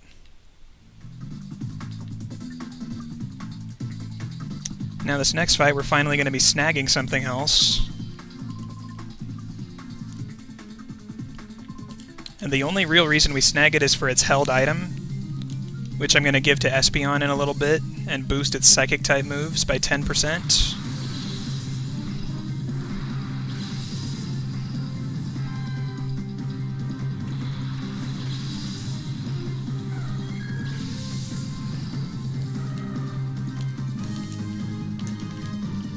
This fight's a little bit scary at first, because we're seeing a bunch of evolved pokes at the same level as us.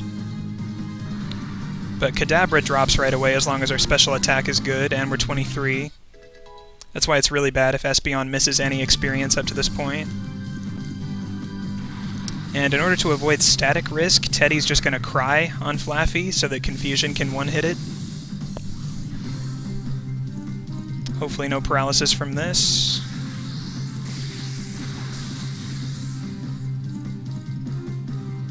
Okay, and then we do this. And Vigoroth pretty much always uses Focus Energy turn 1. So as long as we can kill it by the second turn it's out, we are totally fine.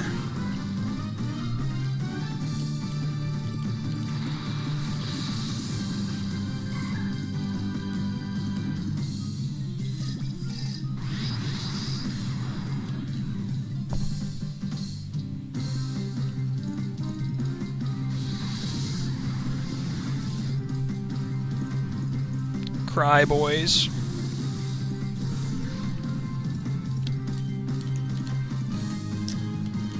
So hopefully I don't crit the Ralts like I did a few runs ago.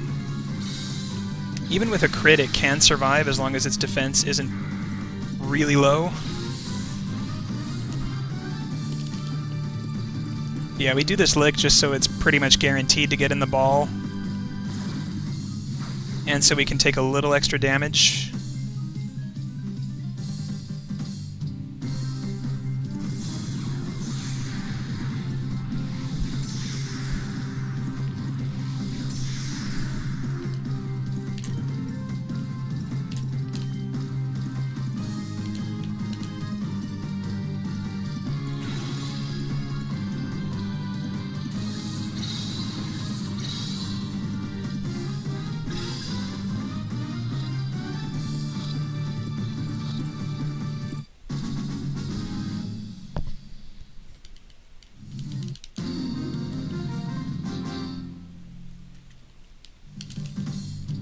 It also just gives you a little bit of a sense of extra security having another poke in the back in case one of your other two faints.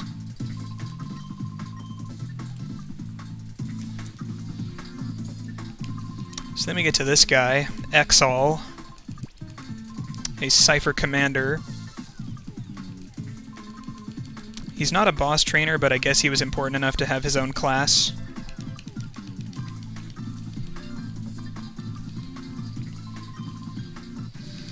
He's really, really strong, so I hope I beat him.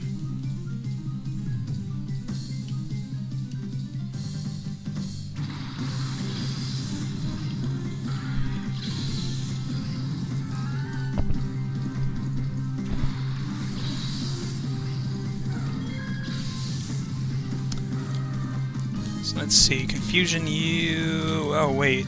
Oh, I think I targeted the wrong slot. Ah.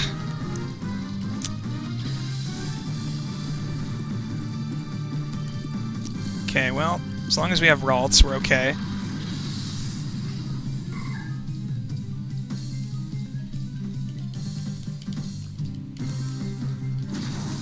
Ooh, man. Espeon down 2.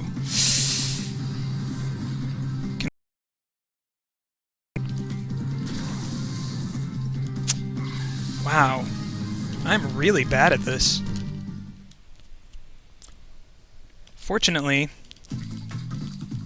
we can continue anyway. And our team is healed, so...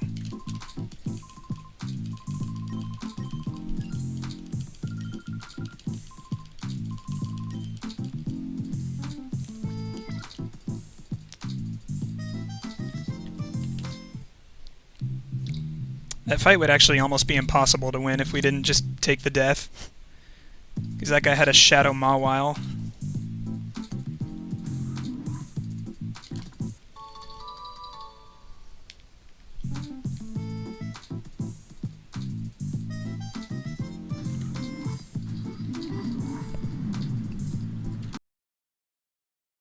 So now off to Phenac City, one of the first locations from Colosseum.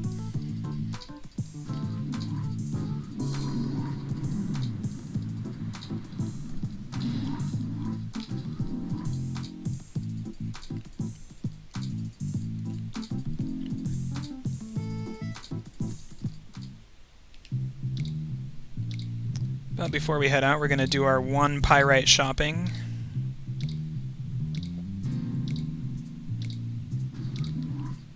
This Hyper Beam skip allows us to combine 2 shopping trips from the old route into 1.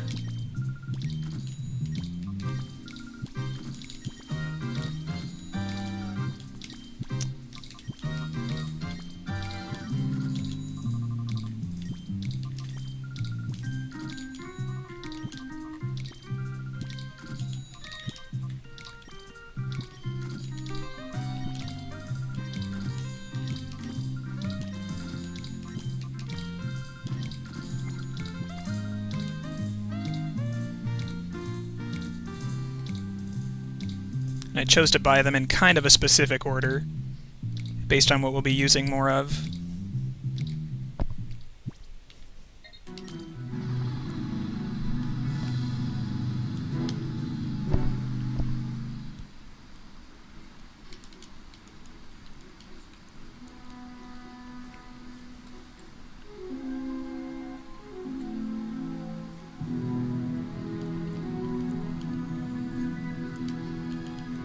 So we get here, and this lady basically kicks us out. Go right next door to Realgam Tower, which was one of the last places you visited in Colosseum.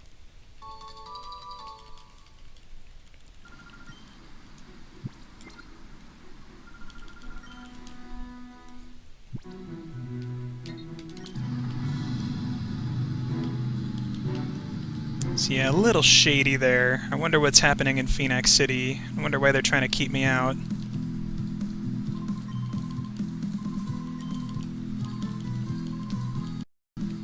This place does have some cool things that you can do just on downtime. But we don't have time for any of that. We gotta move on.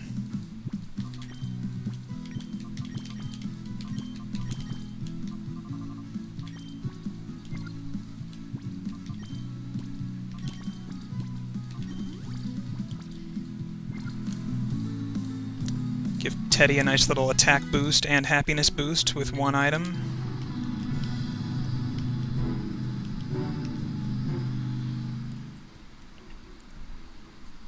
So yeah, Battle Bingo, Battle CD Machine.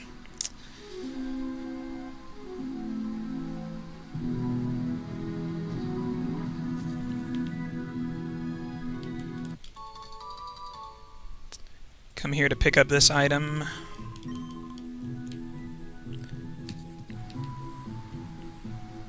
So the thing with this place is that pretty much every town, or every person in town, is actually a Cipher agent in disguise. And we can't even use the Pokemon Center here until we clear them out, but luckily the place we just were has beds we can use to heal, if we need to. So we give this lady the music disc we just picked up.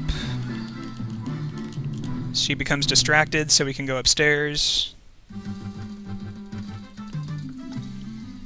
And we find a secret letter to Justy, or the mayor, sorry. From Justy. To Justy. I don't remember story details.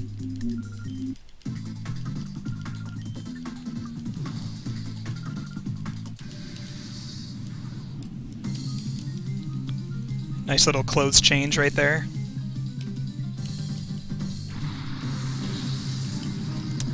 So we are officially in the Phenac City segment, which is where things have gone wrong for me on my last few practice runs.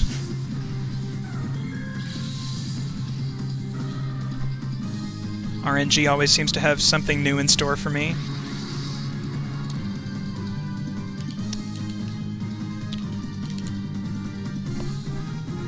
And one of the things that happened in my last run was I actually died in the second fight, which is right downstairs. And you guys saw how I was able to basically sort of skip the Exalt fight by dying there. Apparently that's also possible here if you die in one of these fights. They won't actually make you redo the fight, and you actually respawn in this bedroom up here. So I kind of accidentally stumbled upon some possible new strats in the future.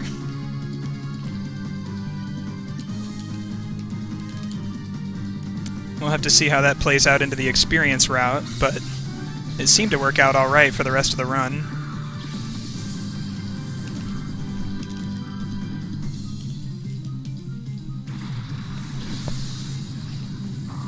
So I'm not entirely sure what other fights are skippable.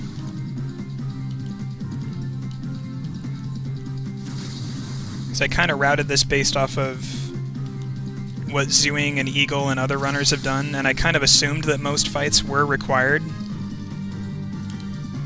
Like you had to complete them. And I just thought that Exalt was a really rare exception, but apparently there are others.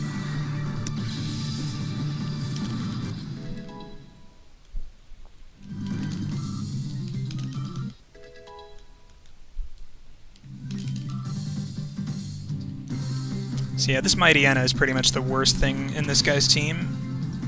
Not because it can crit, which everything can, but because it can flinch.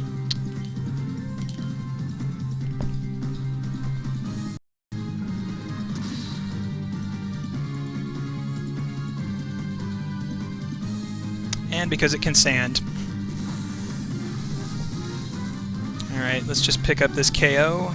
It's not guaranteed to 3-hit with 2 returns and a bite, but we got it this time.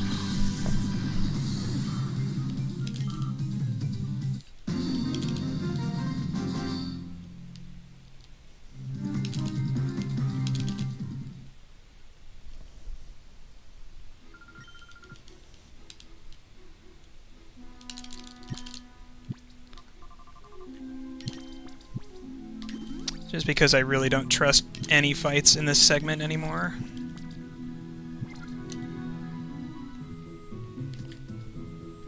And the reason I died here yesterday was because I got crit 4 times in a row.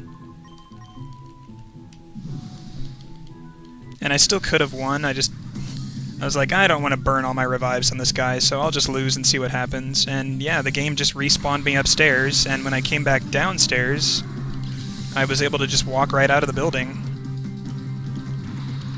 So this fight is kind of skippable, so if you're low enough HP, it might be faster just to die.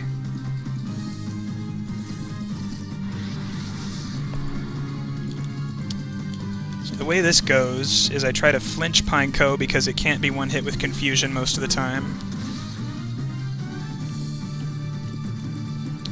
And Return actually does enough damage to Murkrow where I can actually use Bite next turn to finish it. So we can skip that animation.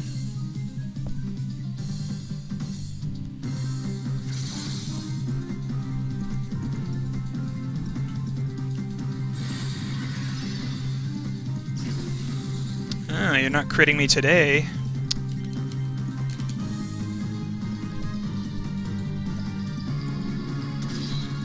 Yeah, this guy has the best name of any trainer in the game. Gonrag.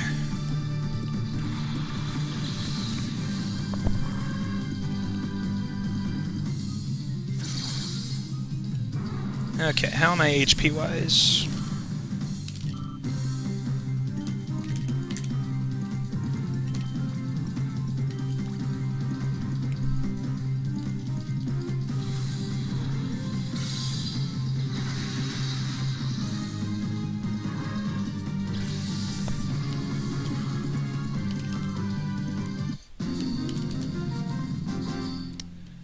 So now after this we head into the gym in the middle of town.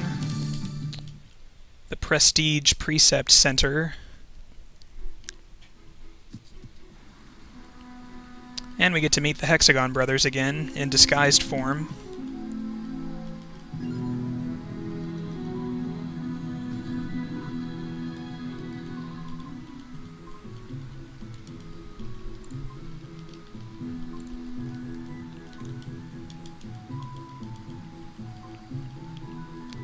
And they also learned how to count.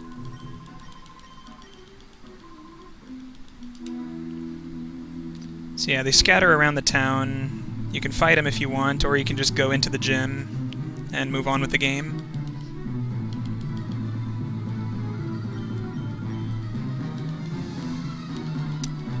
Everybody's a Cipher agent.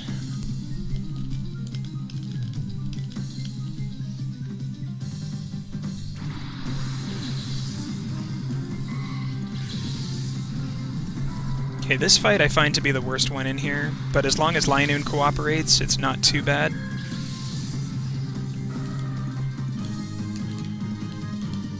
So I actually do this fight a little differently than what I've seen other runners do. Teddy has enough power to one-hit Kirlia with Return, and it's always faster as long as we take runnable speed. So given that's the case, I always try to flinch Linoon with Bite, which worked out well this time. But next turn we do have to let it attack, because we like to get rid of Natu, the Shadow Poke. And like many Shadow Pokemon in this run, it is a range depending on what stats it generates with.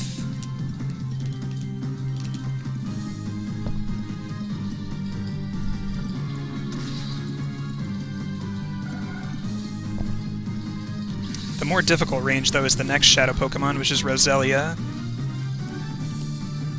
Okay, Linoon was very nice this time. No headbutts, no sand attack.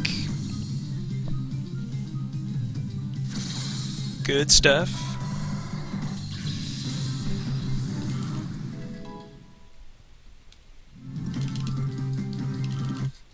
Okay, this is a move I don't want.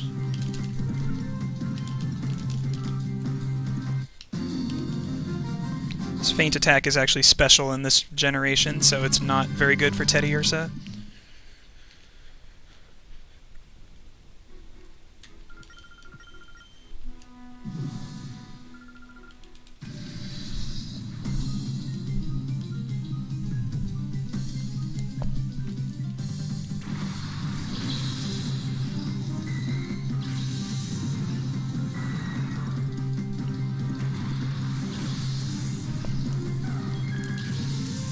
And this fight's very straightforward, it's just the Roselia range I mentioned.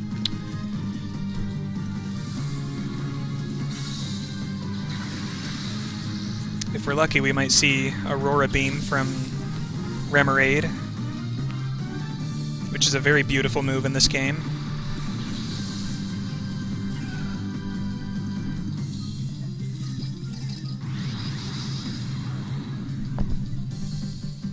But we're faster, so rip.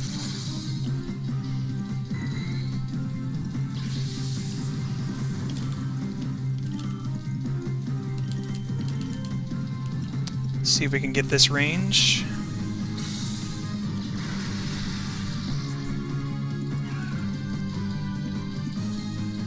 And again, I say range, but for all we know, it's not a range. We just don't know what stats it has, so it's effectively a range. Because a lot of what I did when I routed this game was you kind of just look at the minimum and maximum possible values that Shadow Pokemon will have, and you can kind of determine a rough percentage likelihood that it dies. And that Roselia was roughly a 60% range on average.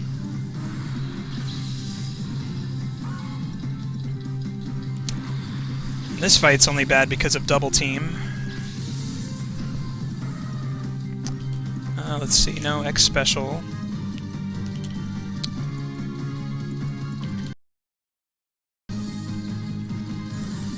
So anytime you call a non-Shadow Pokemon in these games, it'll get a free accuracy boost.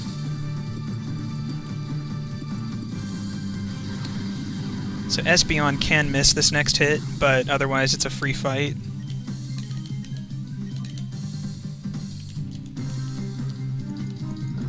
Because with the X special, we'll be able to one-hit the incoming Misdreavus and the Shadow Meowth.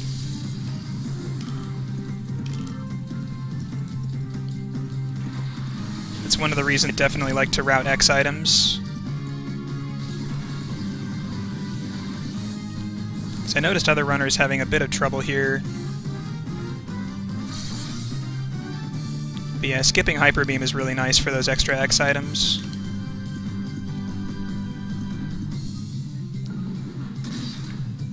Some of the X items I buy only save one animation, or even half an animation.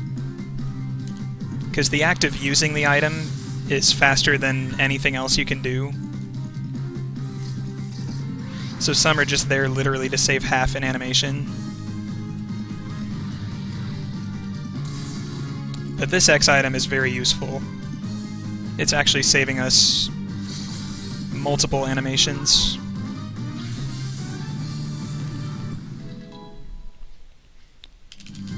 So we take out the Alola Meowth here. The Shadow.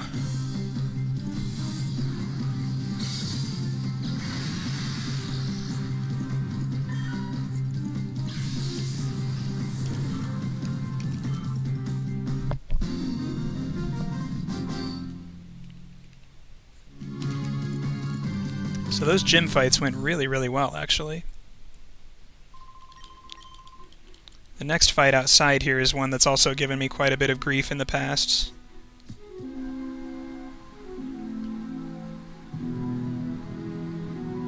But ever since I switched to this slightly newer strat, it hasn't given me as many problems. So I set up Teddy only. I used to set up both of them on turn 1. Nuzleaf does have Fake Out, but unlike most other Fake Out users in this game, it's not favored to use it. So it's only a 1 in 4 chance.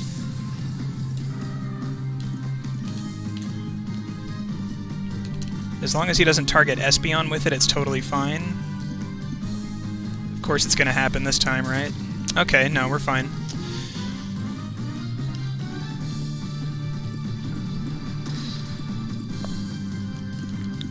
Let's see if we get a nice flinch on this thing, because it has a bad moveset. Ember's not as bad as long as it doesn't burn. It also has Body Slam and Smokescreen.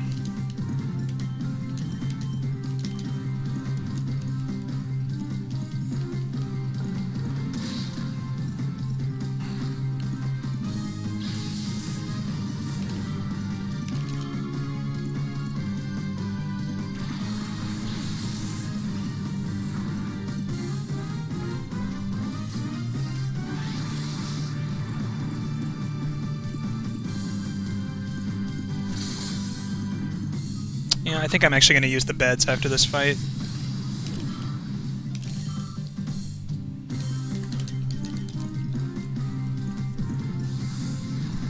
It's a little bit slow, but most of these fights have gone really well so far, so I kind of want to preserve my potions.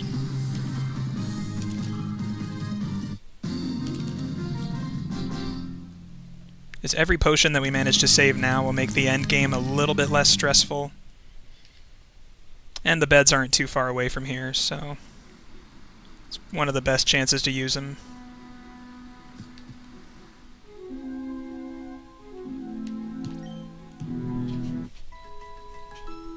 Ding, ding, ding, ding, ding.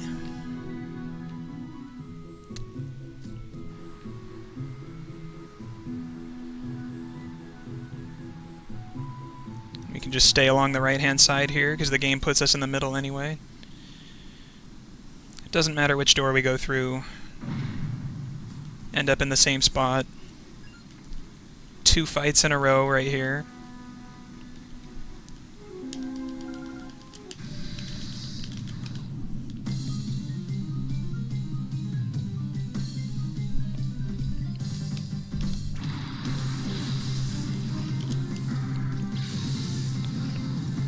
So we can actually outspeed this Pelipper because this Teddy is so fast.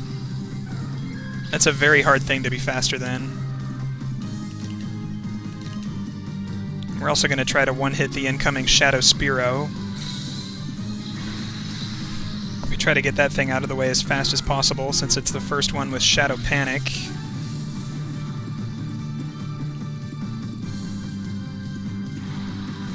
Well, one of the first. I don't know if it's the first.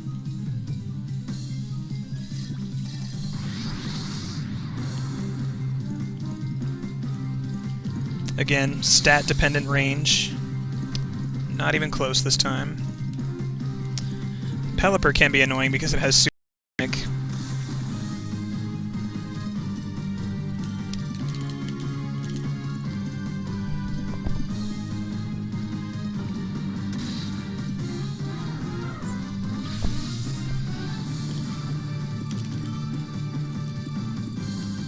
Faster both times.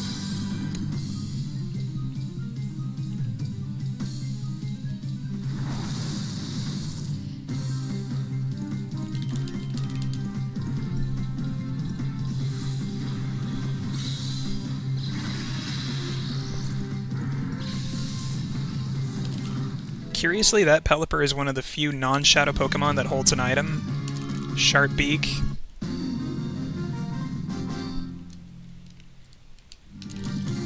Not sure why, but at least it does get some use since it has wing attack.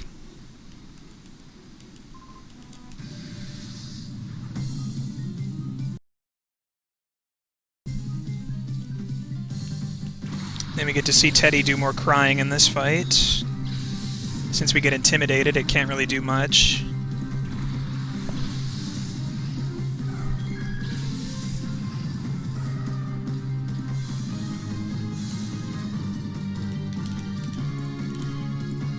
So we use Return on Chimecho because this is actually not a very good range.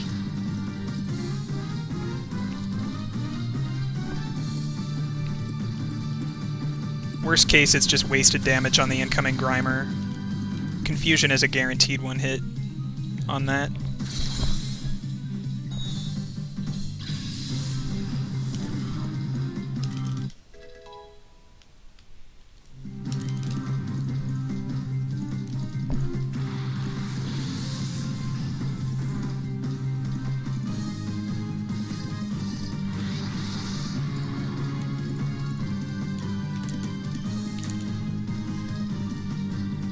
So you'll see I actually targeted Grimer with Fake Tears because I know it's going to die to Confusion anyway. So the Fake Tears is going to end up on the other slot. Just saves an input. I honestly don't do that as much as I should.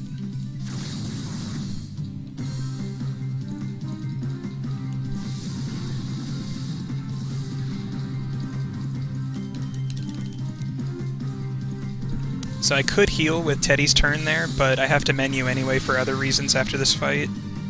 So I'll just heal then.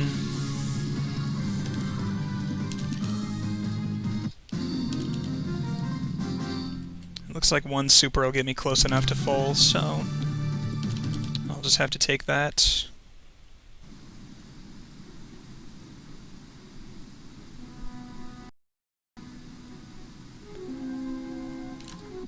We're kind of ahead on potions too since we took the beds, so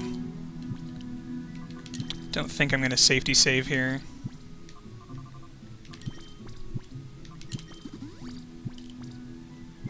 So again, more happiness for Teddy, and the extra power points on return actually do come in handy with the PP management route that I use.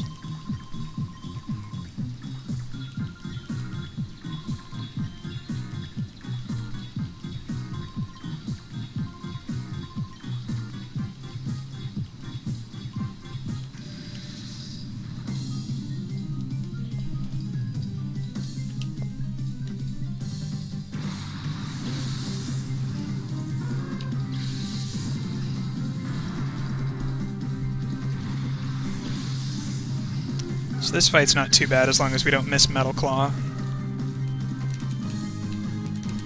Graveler does have some bad moves.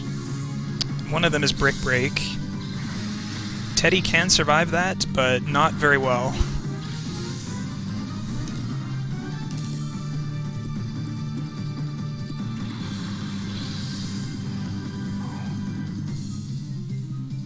So this hit's kind of useless now. We don't usually one-hit the Graveler. It's actually a very unlikely range. Peck is fine. So Confusion U, return the Hoot.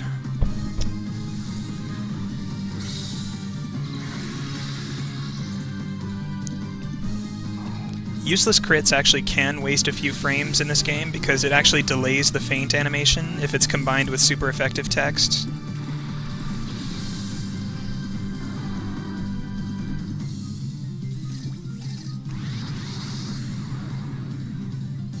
Because unfortunately it's not like they have the same text box together like they do in Stadium and Stadium 2.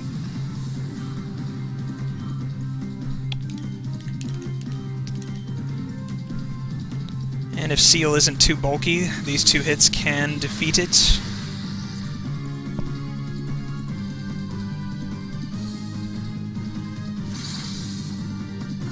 Alright, on to Snaddle.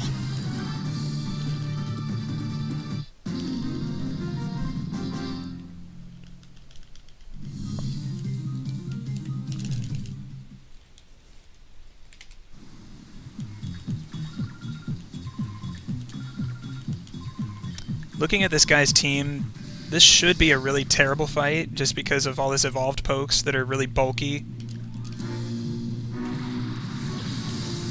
But again, barring crits, it's not really too bad. The strat that I use is pretty consistent, as long as I don't screw it up. This is the one and only time we use a guard spec in this run, just so we don't get the speed drops from Rock Tomb.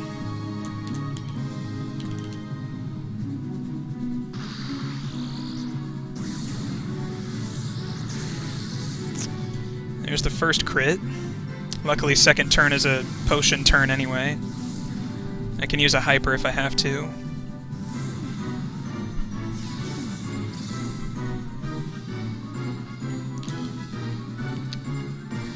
Special. Super is just enough.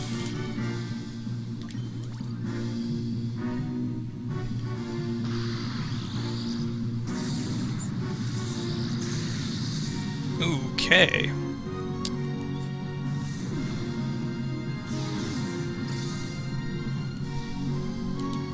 Well, then I'm gonna do this.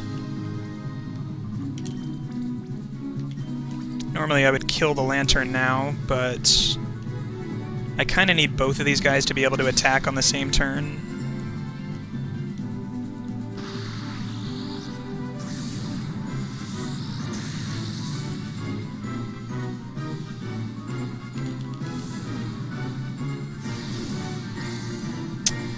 Three crits already, wow.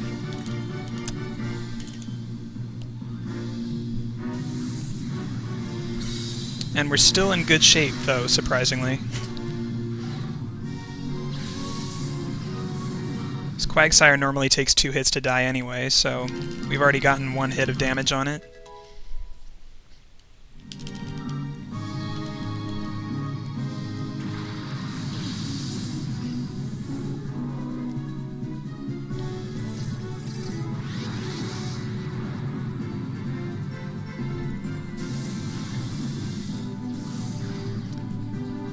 So yeah, this whole strat is based around the fact that the old strats that other people were using didn't guarantee 1 hits with Bite on Lunatone.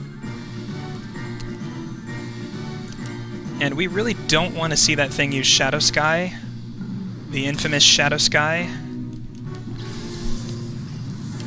Basically Rain Dance on steroids. It's like Rain Dance combined with Hail. Damages all non-shadow Pokemon at the end of every turn.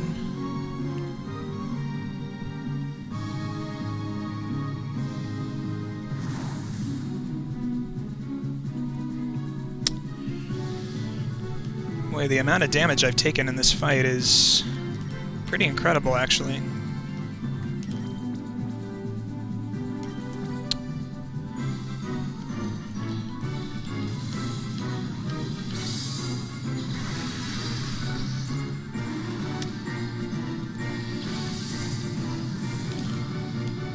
Okay, we've just got the Cast Form and the Metang.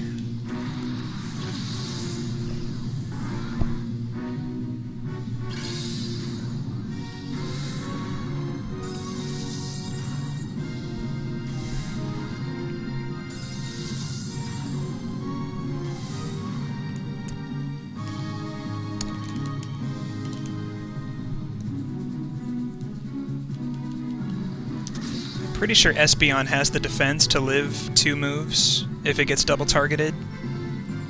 Teddy does not, though.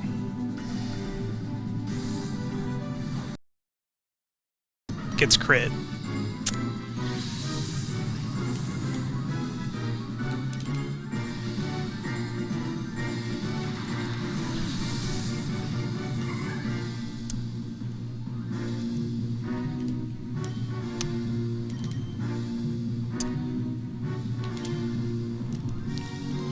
So Teddy can afford to lose some XP.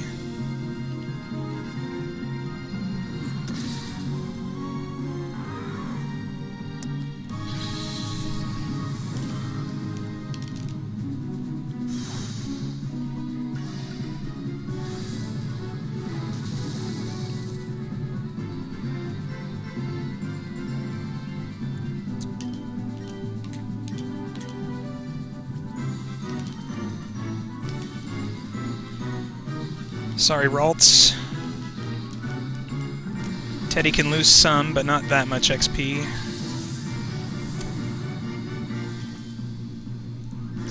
So yeah, so this is kind of one of the worst fights I've ever seen, crit-wise. One more.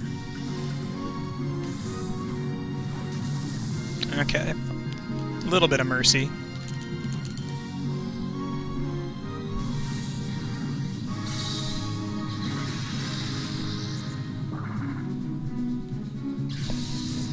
But yeah, that just goes to show it's not as terrible of a fight as it might seem if all goes well. Even with 4 crits, you can still win pretty easily. We didn't have to see Shadow Sky. Only lost a little bit of XP for Teddy, but that's fine.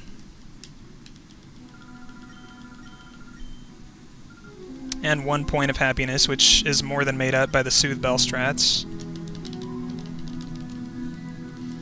So if that's the worst fight in this run, that was actually okay. And there's the first mirror radar.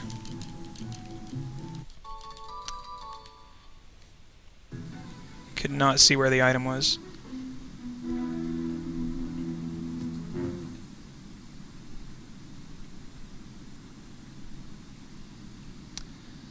So, thankfully, that's one of the last difficult segments in the run until we get to the end of the game.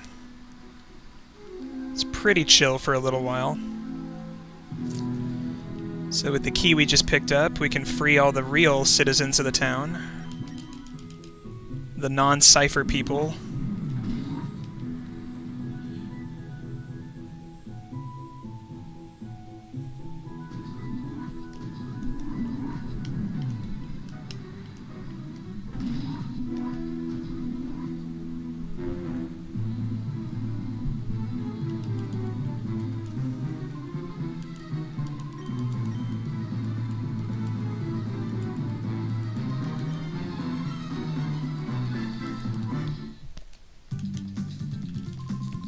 So many thank yous and celebrations from the people.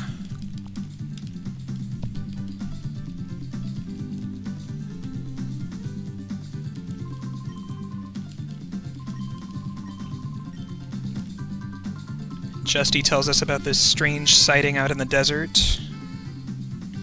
So we're gonna go check that out. And we can also use the daycare now, but we don't have to. And before leaving the town, we're gonna pick up our XP share.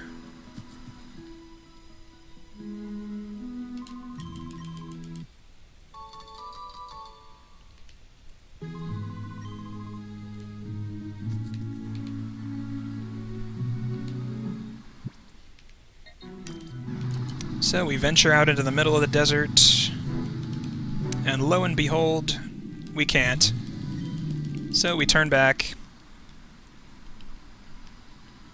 Turns out our scooter is a piece of crap, can't make it through the desert sands.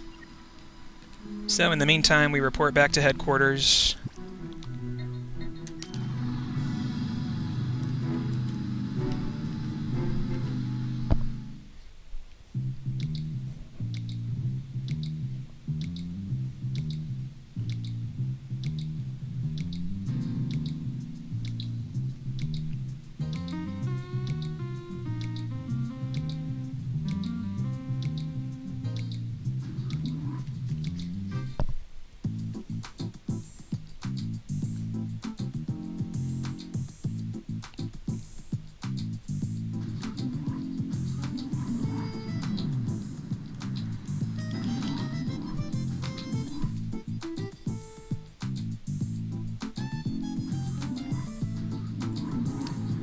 So yeah, the old route for this game got Hyper Beam, which Teddy Ursa can't even use until it evolves, so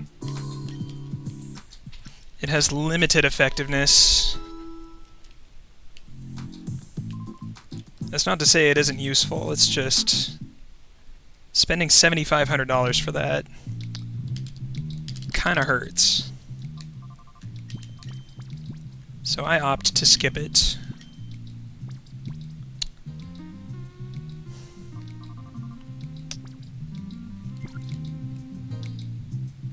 No, I'm pretty sure that's all I do.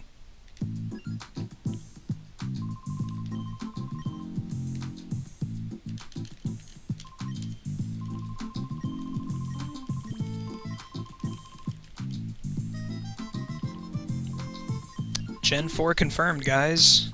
We learn about Bonsly. Pretty soon we're gonna see a Bonsly.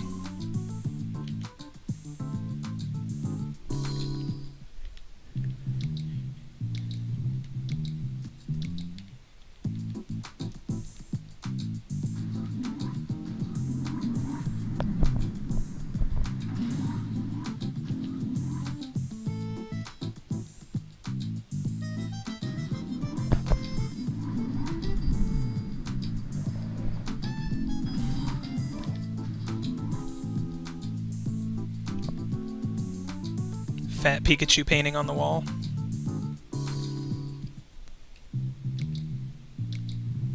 Good old trading card nostalgia.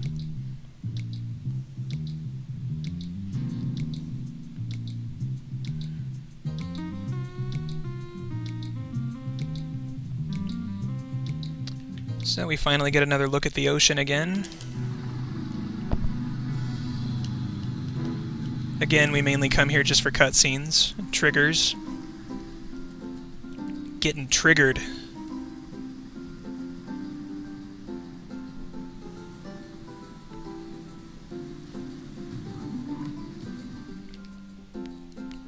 But the real reason, story-wise, is so we can upgrade our scooter. But the mechanic is not.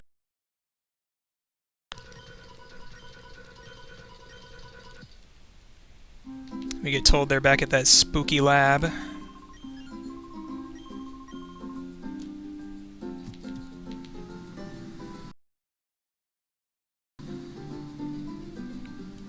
Another short cutscene.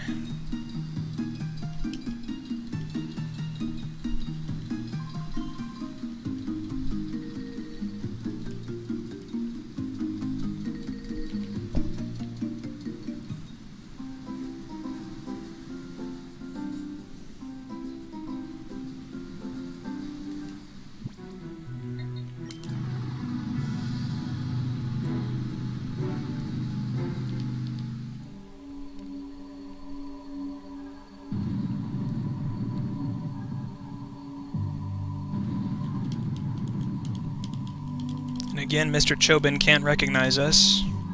Just assumes we're gonna burgle the place. But now he doesn't have just a sun kern anymore. He's also got something a little stronger. Just a tiny bit.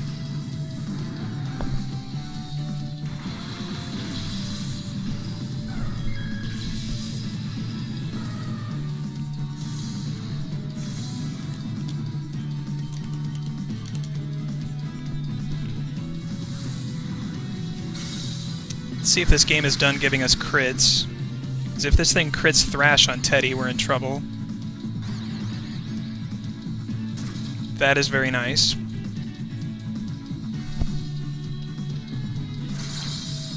Possibly a damageless fight if Sunkern uses Ingrain. There we go.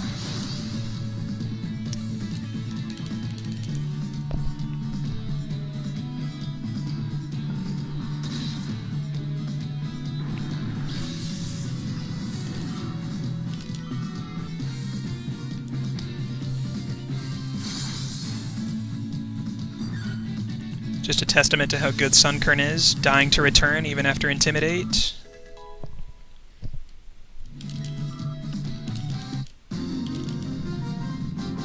Speaking of which, Return is at least 80 base power by now.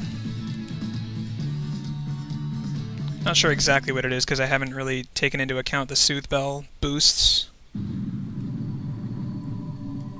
But it's at least 80. But no more than 85, probably.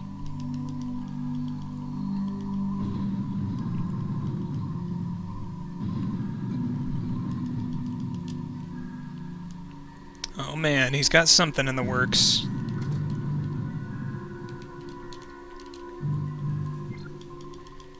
So, if anyone in chat is thinking of running this game and is hoping for a bathroom break at some point during the run, this cutscene right here is pretty much your only option. It's about 32 seconds long.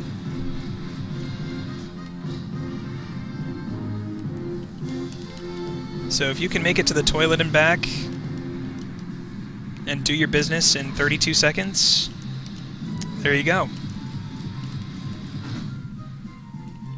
Otherwise, your only option is the opening Lugia cutscene. Or the end credits.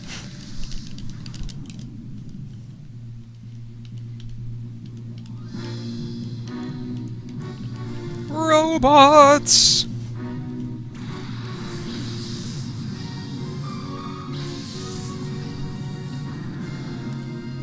So another one of those fights where Teddy just does a bunch of crying, because that's what it's best at.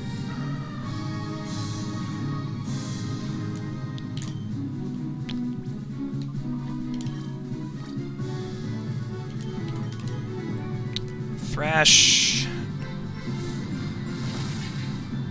No crit.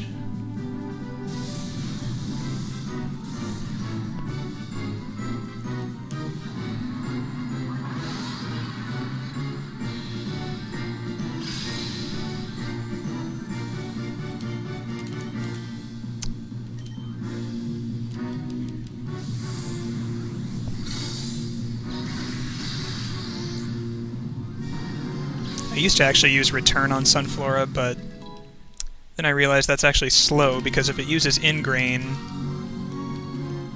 it's going to waste more animations in between turns, because it'll absorb damage, or absorb HP.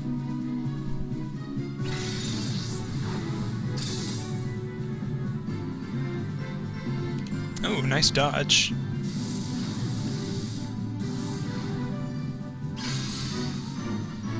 So now we take out the Hoppip before it puts anybody to sleep.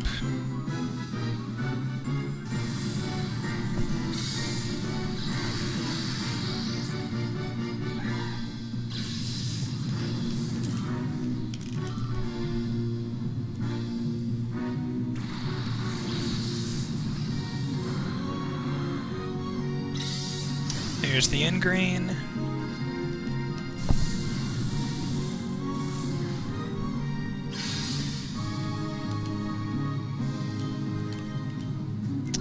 Might as well super now. Make this turn worthwhile.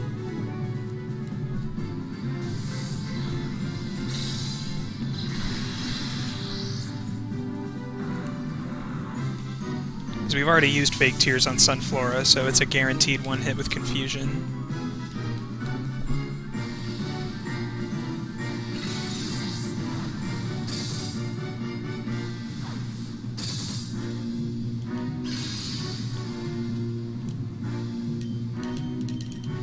So, assuming Teddy didn't lose too much XP from Snaddle, this is where it should evolve. If we can hit 30.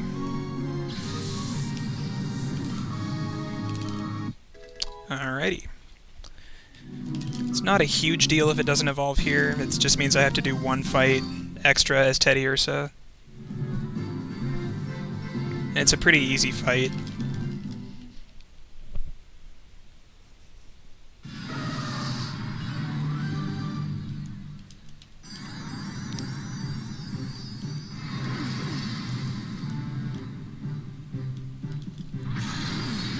Bigger bear!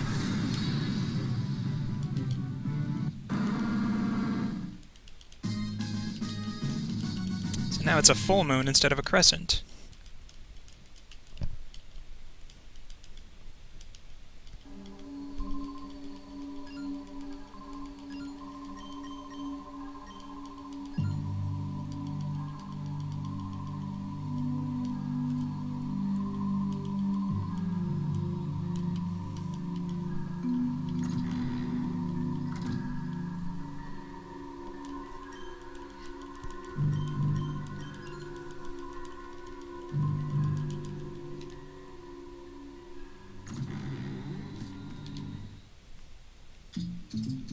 So we're back inside the lab, and now we can access the basement floor, where the mechanic is, admiring the Robo-Kyogre.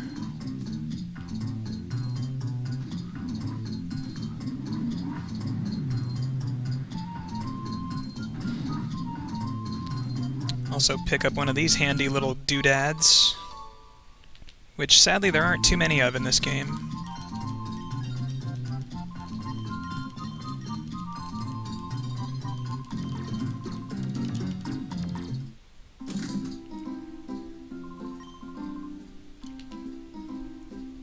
So he just upgraded our scooter, so now we can just sort of hover straight into the desert.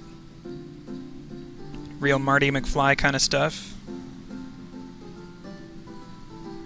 Only in scooter form. Ooh, I got it in 3 moves. Usually it's 4.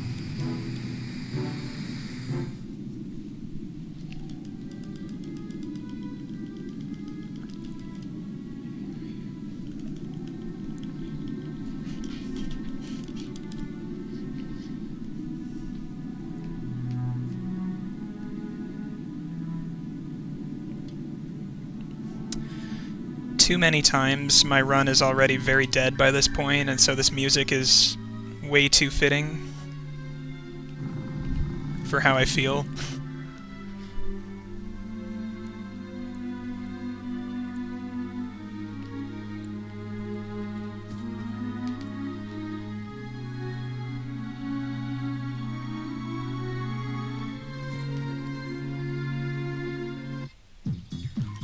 Monkey Man!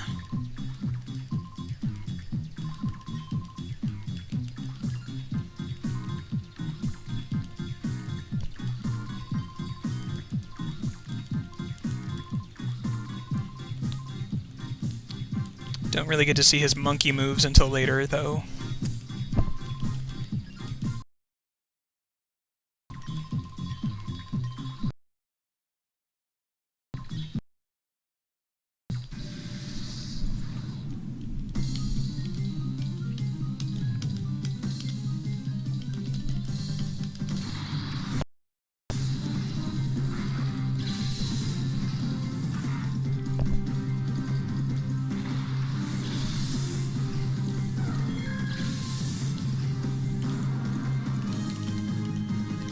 So we can go for a flinch on this hunt tail.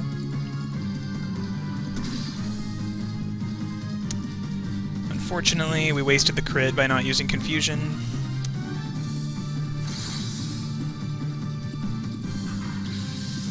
And that one also didn't matter.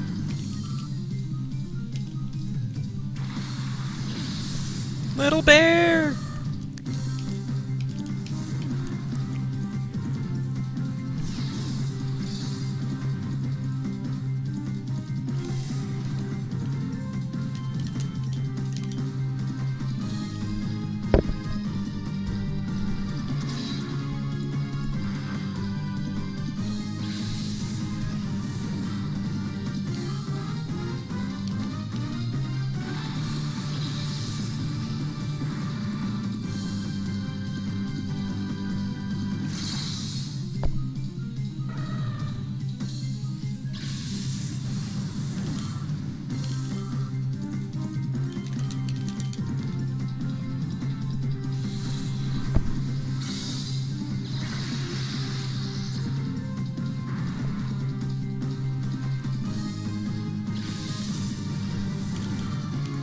So yeah, in case people weren't here for the beginning of the run, this is the same ship that was carried away by Lugia in the opening cutscene.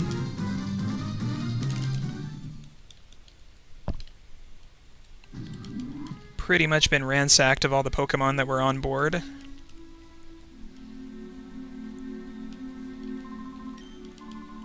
And now we're here just investigating the place. Speaking of Lugia, I actually had a pretty interesting idea for some chat participation. So at the end of the run, spoiler alert, we will be facing the Lugia in battle. Do I use the faster strat and just kill the Lugia? Or do I take the time to go get the Master Ball so I can catch the Lugia? Kind of similar to a Super Metroid incentive of saving or killing the animals.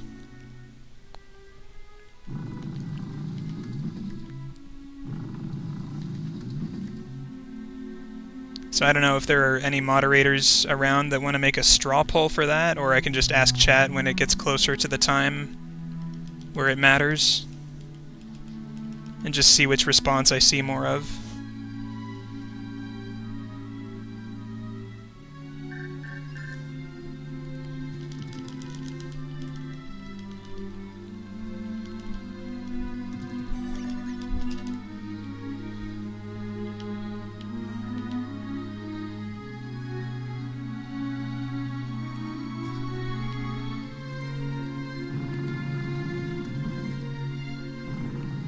But yeah, we can make that a thing. Especially since towards the end of the run it definitely kind of seems to drag on battle after battle. Might make it more interesting. Especially if we had a straw poll going for that. If somebody wants to set that up. Or I'll just ask when it comes time.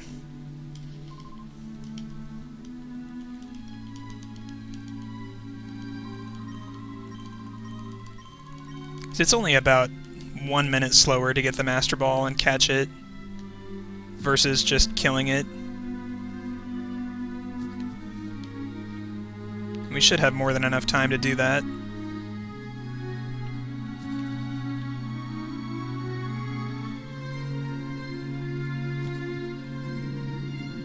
So now we get ambushed and we get our snag machine stolen by Team Snag'em.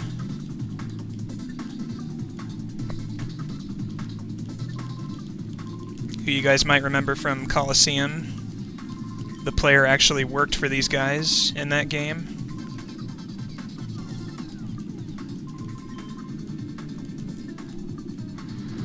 I believe he was ex-Team Snag'em.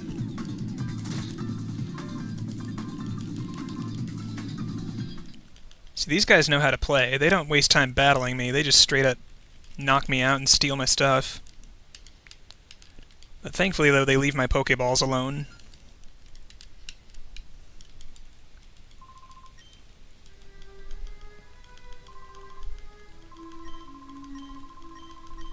Ah, thanks to Bomb.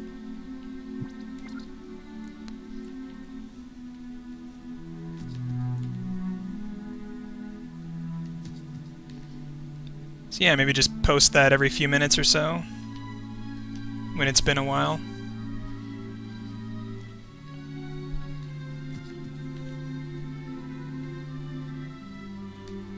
Because I'd be very curious to see. I don't actually know which response is going to be more popular.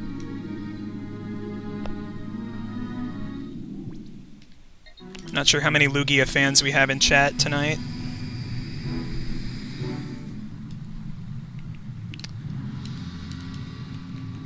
So here's the Cipher Key Lair, which we don't actually get to go inside for a while.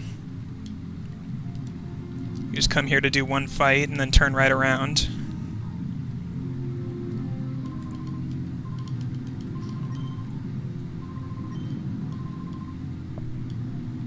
And somebody that's looked into this game more than I have can probably say, but I want to say that this Zook fight could be semi-skippable in the same way that Exol is. Like, you could just lose the fight and not have to do it again.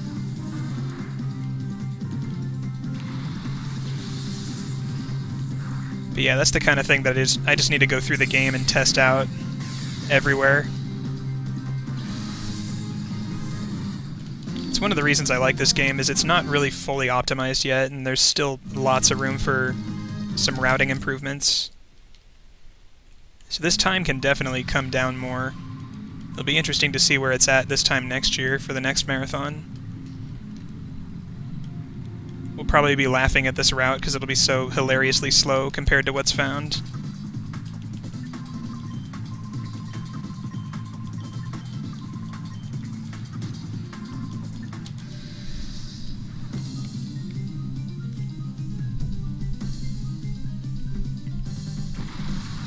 Oh, I actually haven't seen that emote yet. That's awesome. Poor Gunner.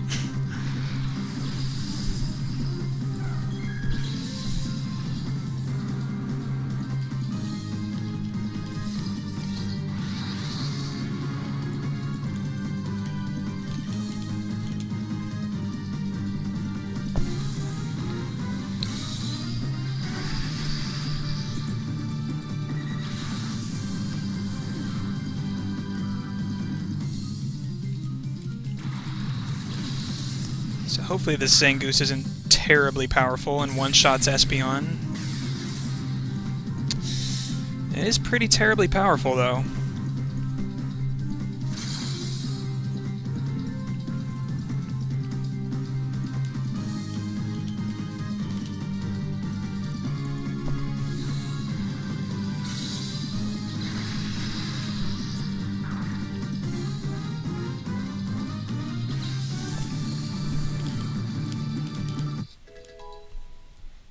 Yeah, the dream skip would be going around those bodybuilders. Just skip that terrible Gonzat fight.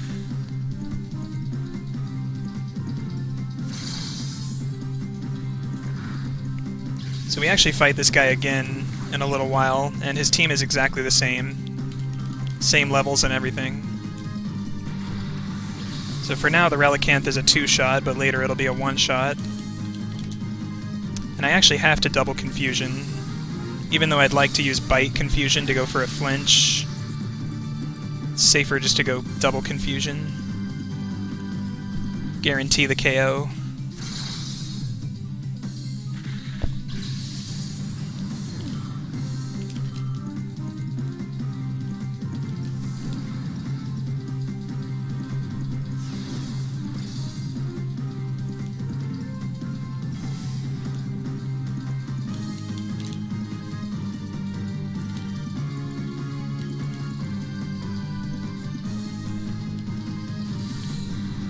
since I have a free heal chance there and there aren't really any other menus coming up.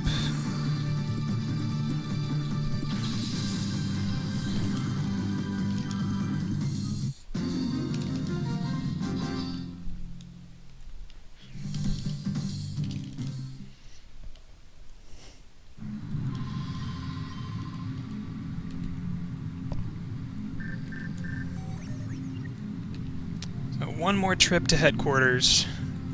Last one of the run.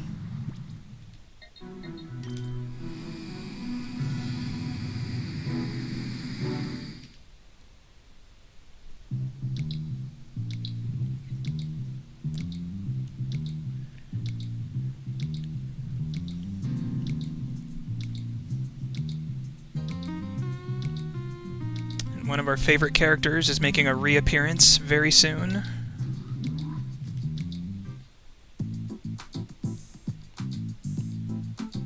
Let's just say there's lots of good battle music coming up.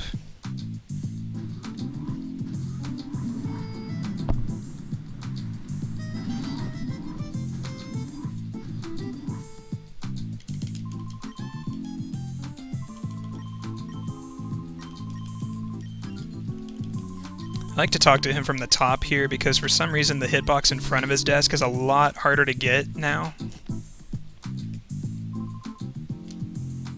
It's just easier to talk to him from the top because you can actually talk to him from a good distance away.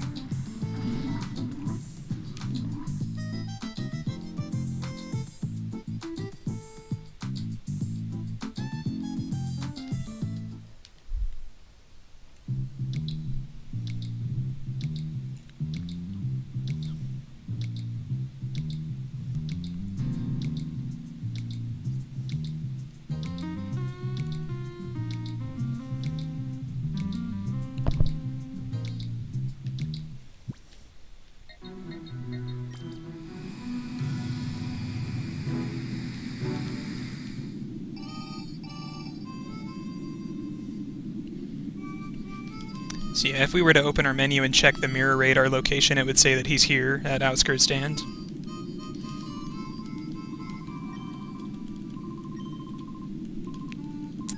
This is the only other required time that we fight Mirror B.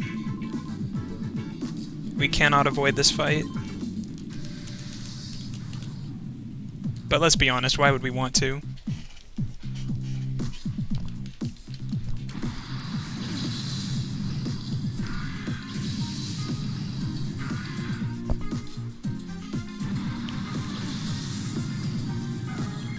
So similarly to the last time, we want to take out the Rain Dancing Lombres, which are always on the top slots.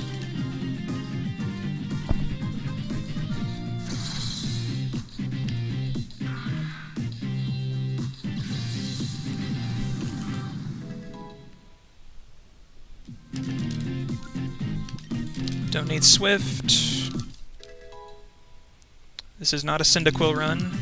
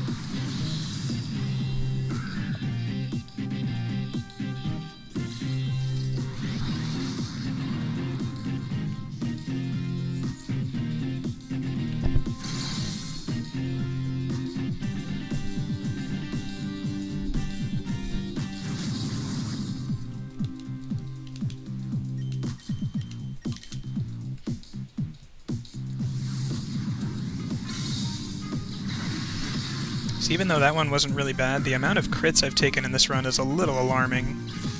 Hopefully our luck improves at the end of the game. Just getting all the crits out of the way now, before we get Earthquake.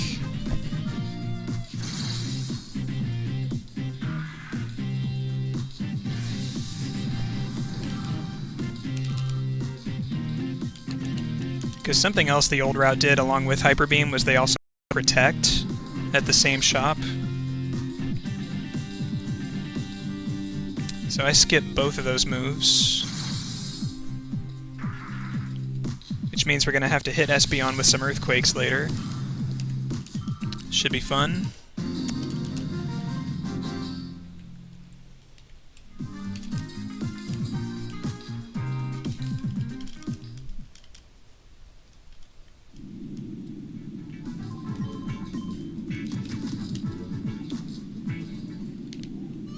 Some of you might know that you can pick up a free Togepi from the guy that we have to talk to here, but you're not actually required to pick it up in order to advance. It's surprisingly easy to pick up accidentally, too, if you're just spamming the wrong button without paying attention.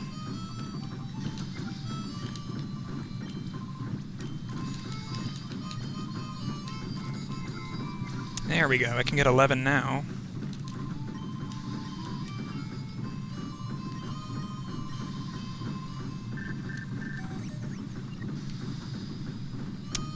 Then he tells us about the Snag'em hideout. And on our way out,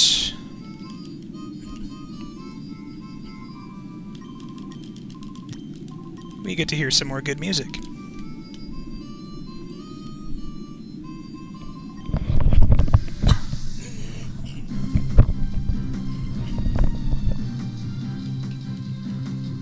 Pretty easy fight, so I'll just let you guys listen in.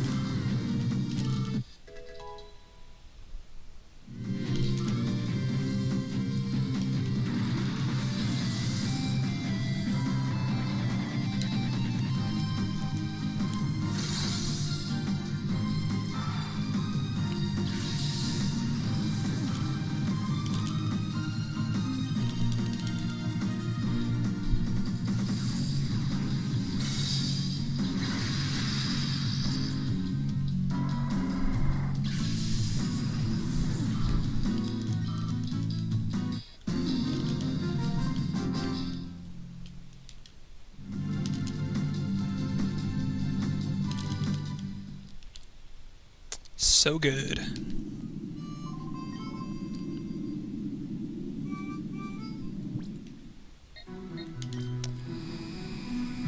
So now we gotta go get our snag machine back here.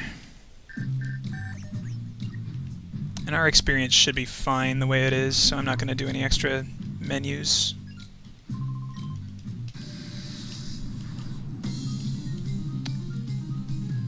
Teddy did miss a little bit, but it's not really enough to matter.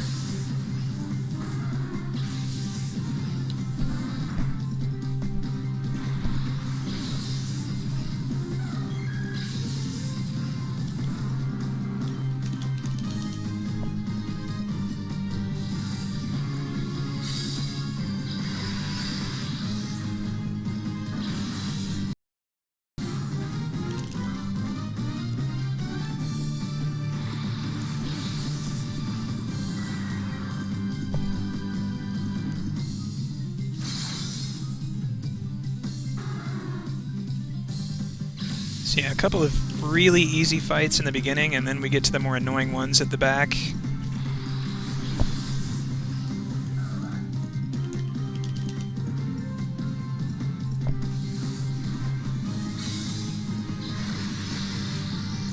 One of the reasons Espeon route is really good is because we pick up the Psychic TM for free here. Much earlier than we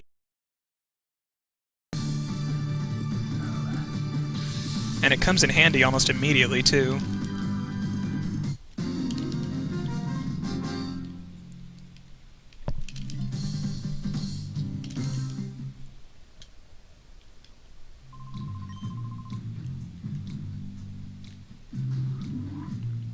Pick up more free balls here for an upcoming Pokemon we're going to snag.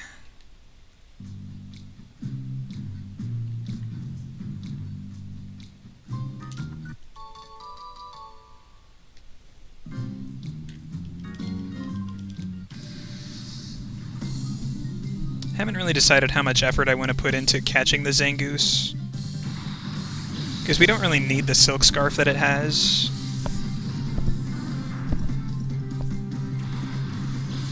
But we'll just see how that fight goes, and if I want to just abandon the attempt and move on, that's probably for the best.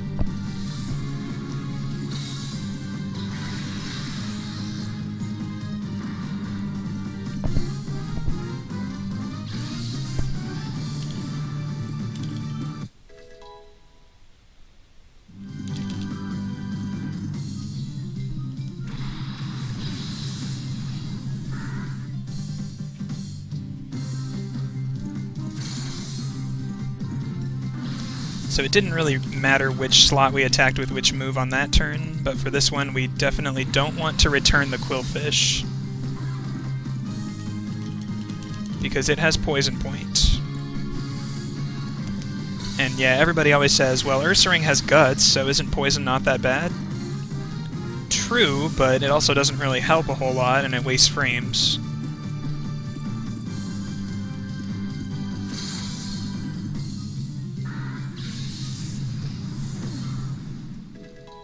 So now that we're at 31, right on schedule, I'm gonna go ahead and use that candy that I picked up earlier in the Kaminko house,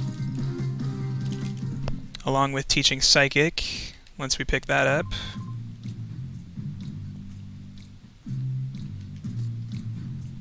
Just grab a few safety revives here.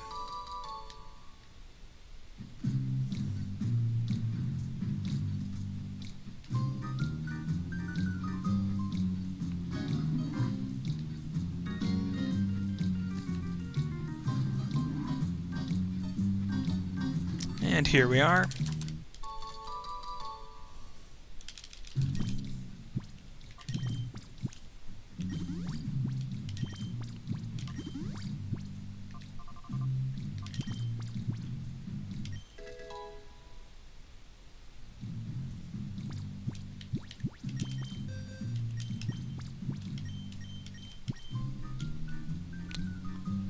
That's gonna go over 2.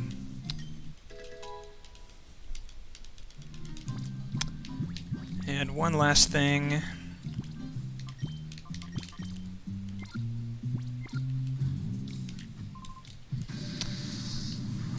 I do that because we want Espeon to actually get a little more XP in these next couple fights.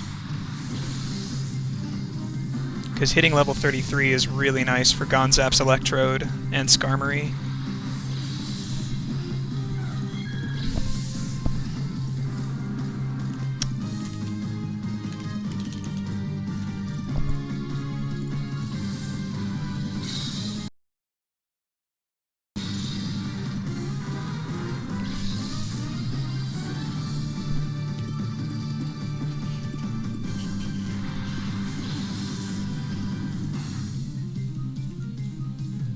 So the only thing about this fight to worry about is a range on Blossom.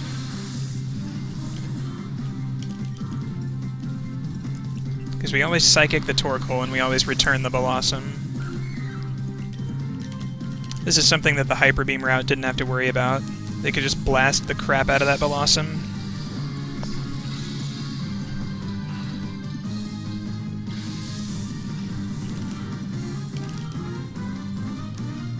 But this is pretty much the only turn that matters here in Snag'em Hideout, not having Hyper Beam.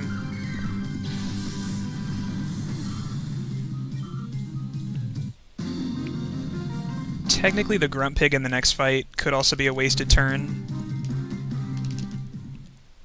but only if Fortress is nice. If it does too much damage or statuses us, we have to waste a turn anyway healing.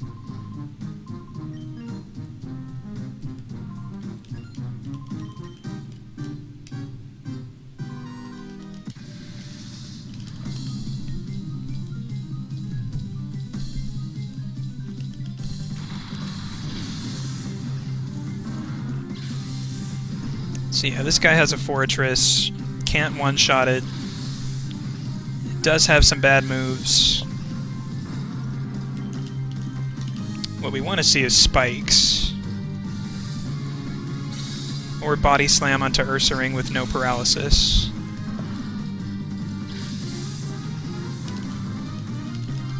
The worst thing is a 5-hit pin missile on Espeon.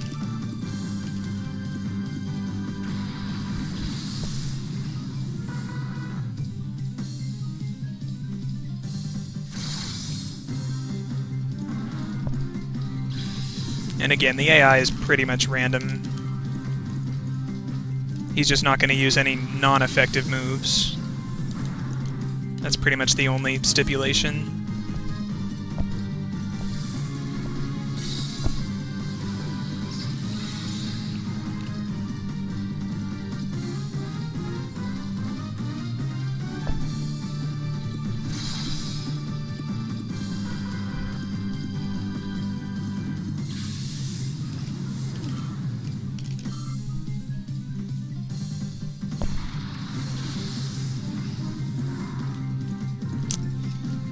Okay, don't do it.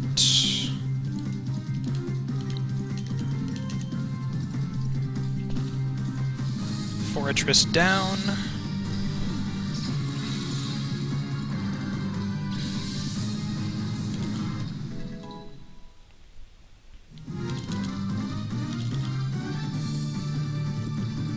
This is a range.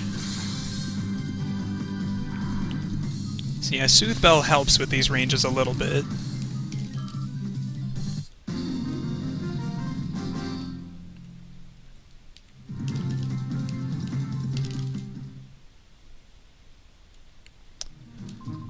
Now we get to Mr. Muscles.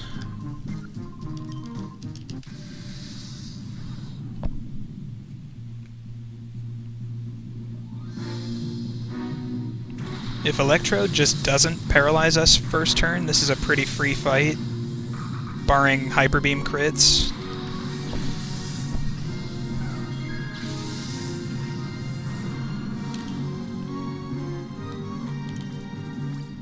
X speed there, so we can actually be faster than Electrode. Remove some of the RNG.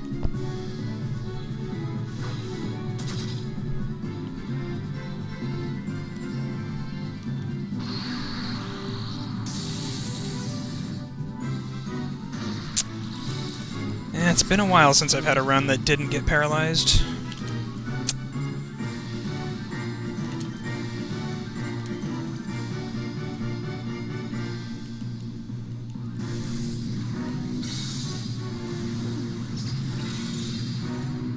This could still go decently well if Nuzleaf just misses Hyper Beam or uses it on Ursaring.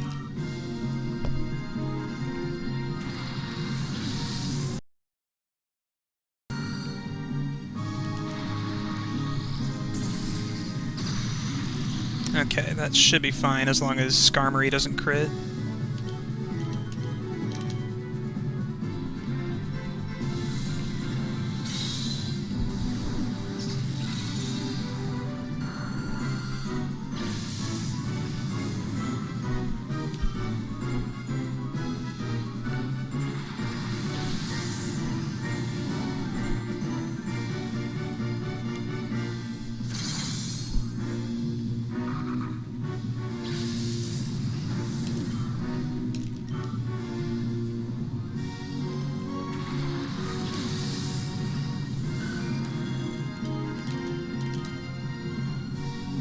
So Whiscash is guaranteed one shot, Skarmory is a 2-shot.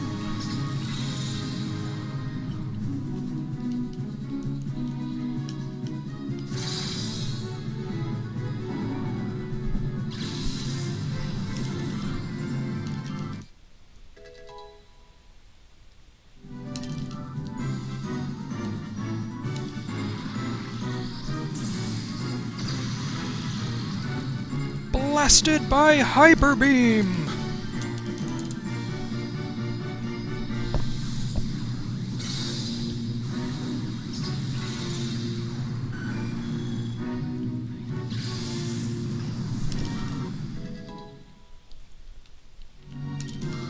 One of these days I'll get a run where I don't get paralyzed by Spark.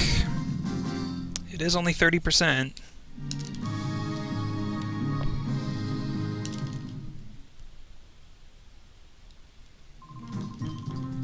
So now we're reunited with our technology. It's time to catch a Zangoose.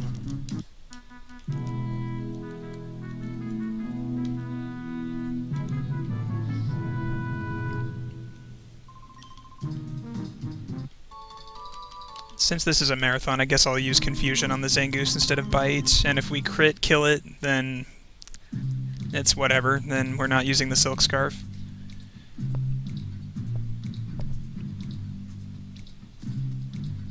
At least it makes the fight go faster. So on our way out, we take this machine now.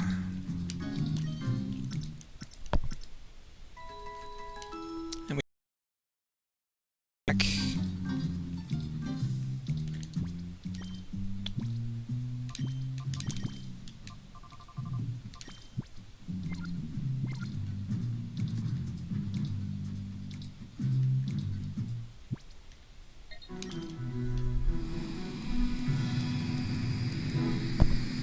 Save is winning.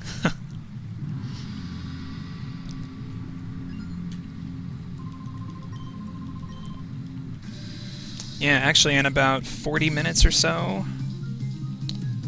that'll be the time for the final decision on the save or kill debate. Because that's when it'll be time to get the Master Ball.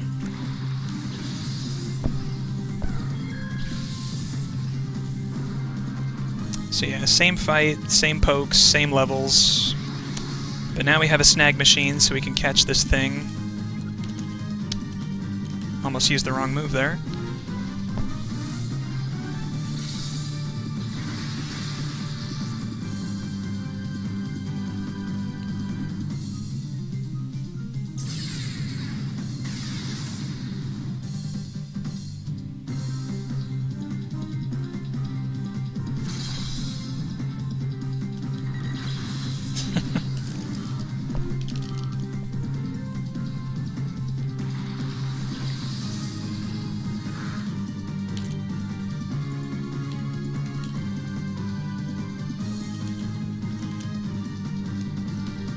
Cross your fingers.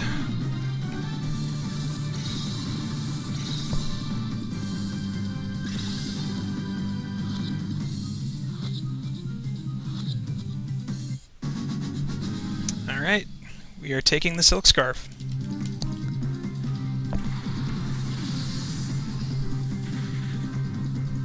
So long, Carvana.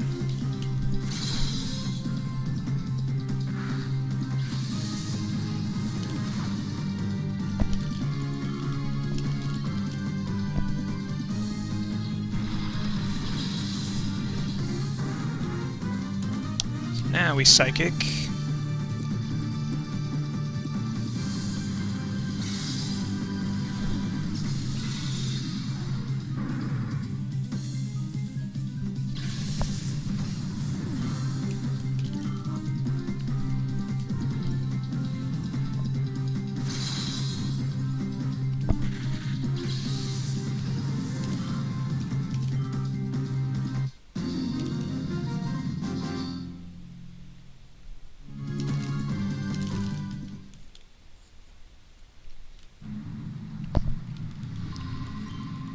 Zangoose also does play a minor role in one of the battles on Cedar Dark Island. So it's pretty useful to have just as an extra poke that isn't frail like Ralts.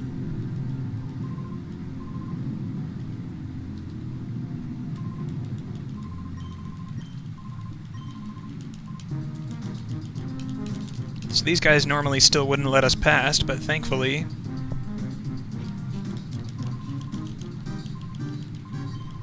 in true Team Snag'em fashion, they are swatted aside.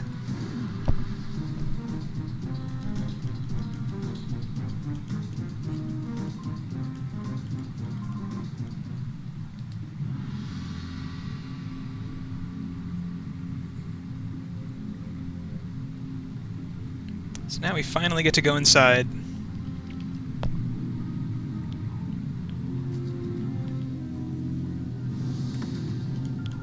And almost immediately, a battle. This is another fight that I kind of had to plan my XP around.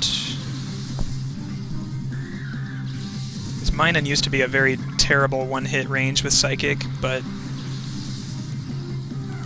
being 34, it's not that bad. Especially with the spoon on.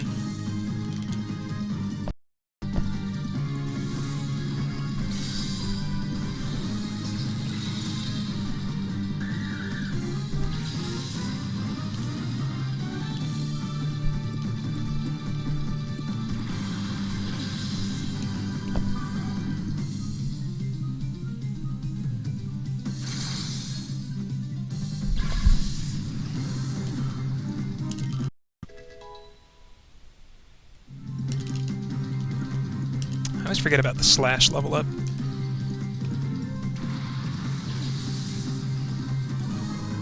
So now we Psychic Illumise.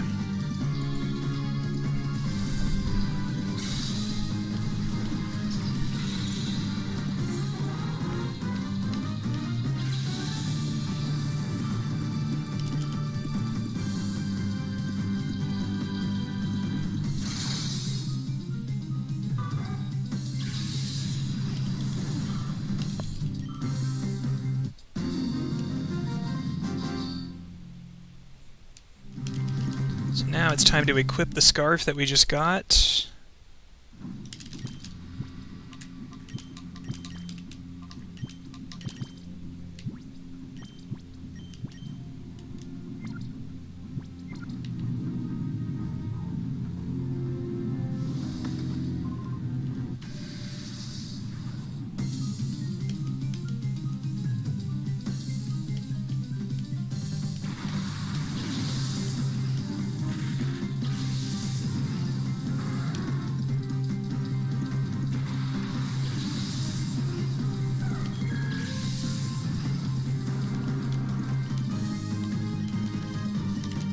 Oh, Espeon was supposed to get the XP share back.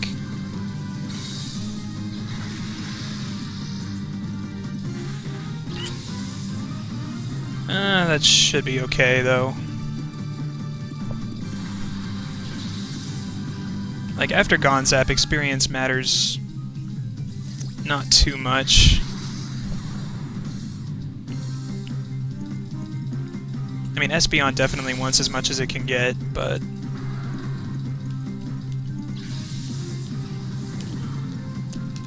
it's fine.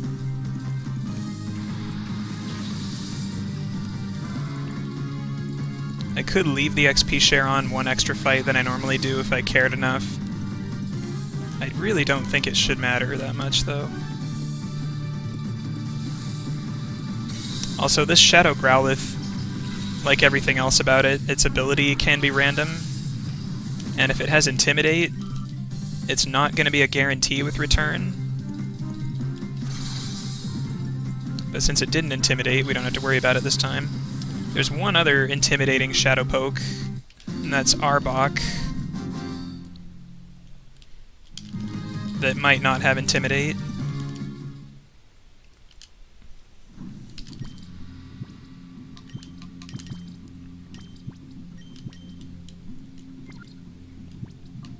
Put that back on items for later.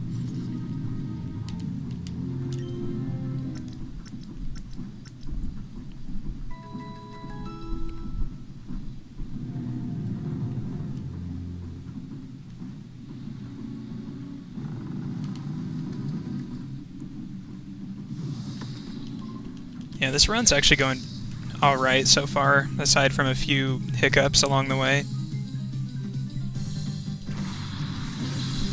Still almost managed to enter this building before the 3-hour mark, which is pretty good.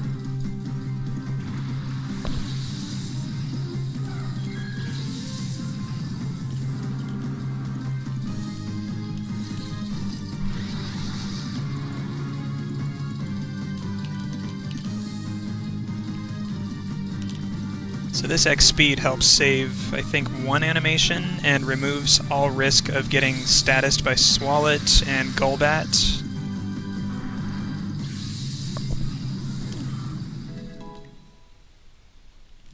Because just the way in which we would have had to attack these things.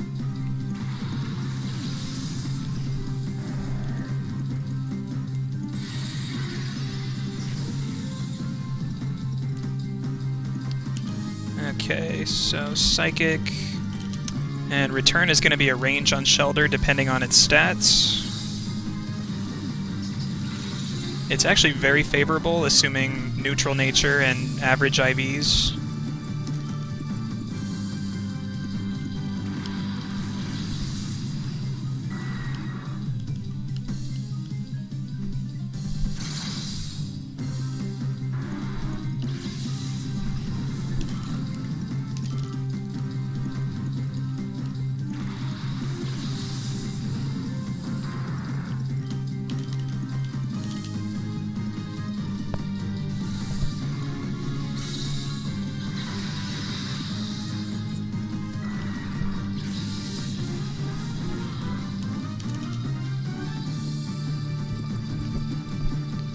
So yeah, Espeon would normally get 36 at the end of this fight for Psybeam.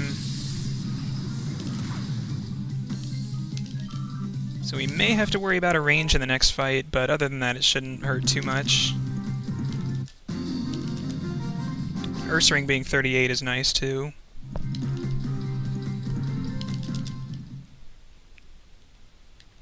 A lot fewer ranges to worry about 2 fights from now. Or 3 fights from now, actually.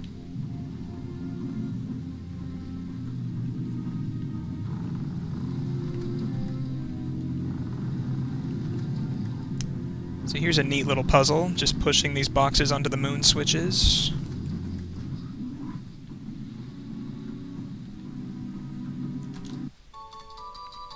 Grab that just to be safe. But I'll skip the full heals.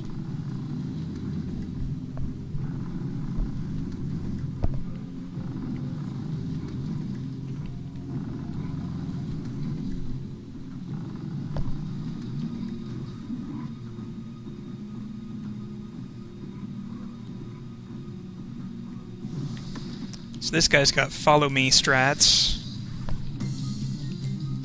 But we can completely avoid that screwing us over by just double targeting the Furret slot.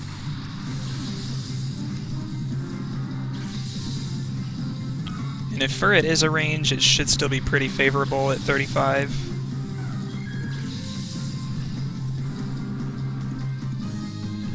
If we're really lucky, Ursaring might be faster than Beedrill, so we can save one animation.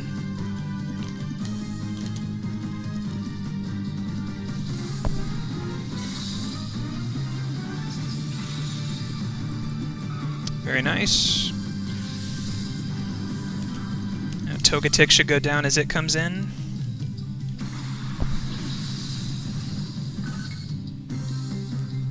See, we don't really worry too much about Furret using Follow Me, but if we leave Togetic alive and it uses Follow Me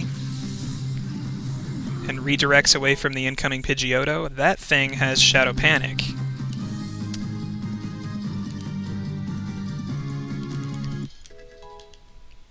So yeah, kind of a late Psybeam here.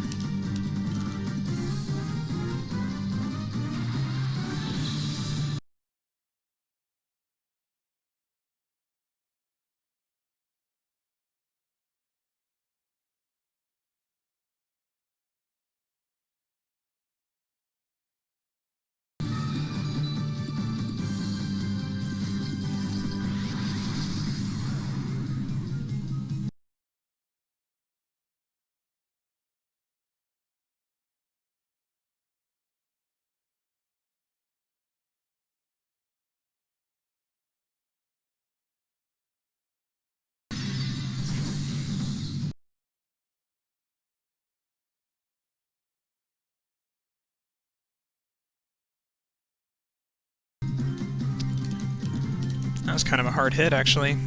Some good attack on that bee.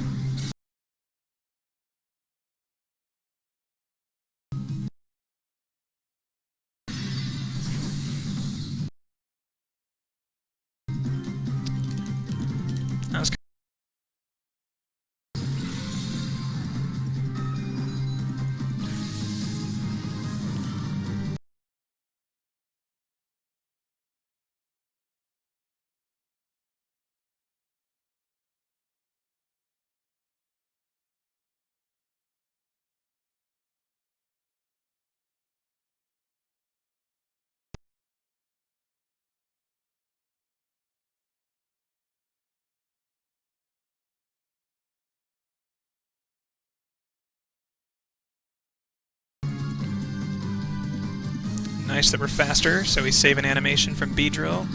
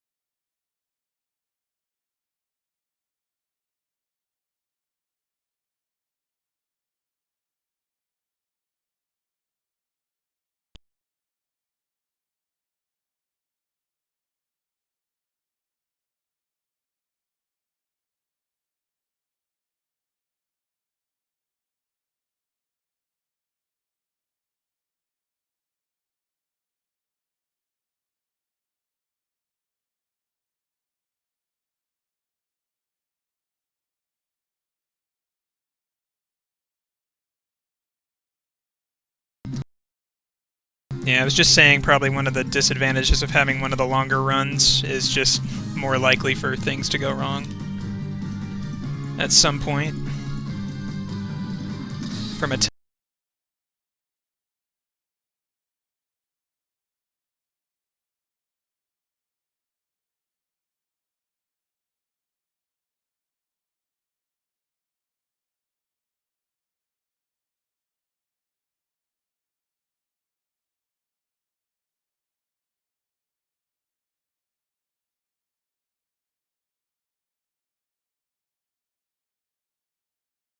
point.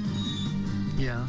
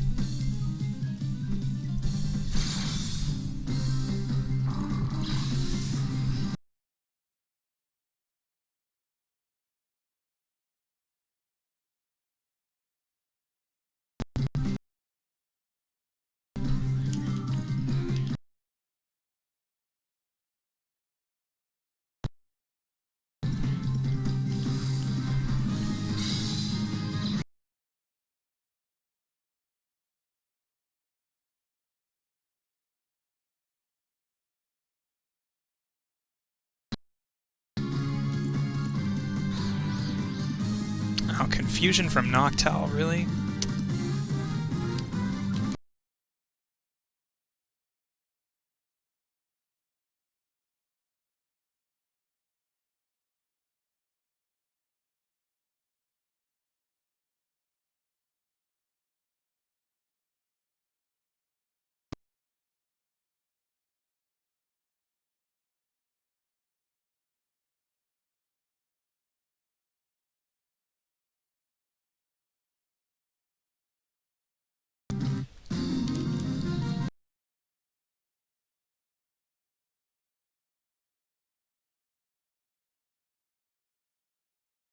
And 2 more fights before I menu.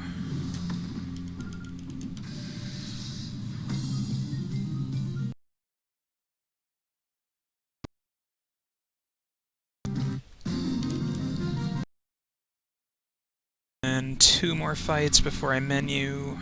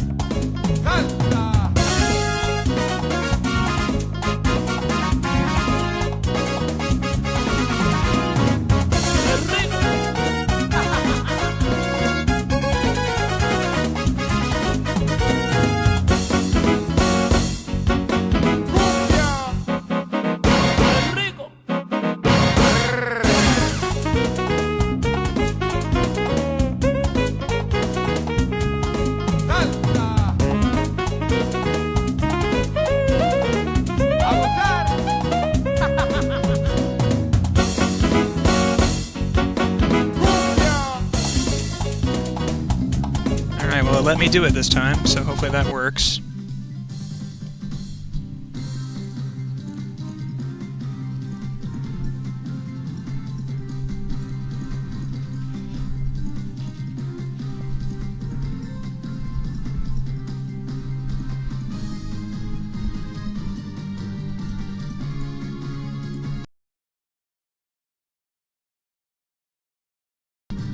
So we'll just be on a bit of a delay now.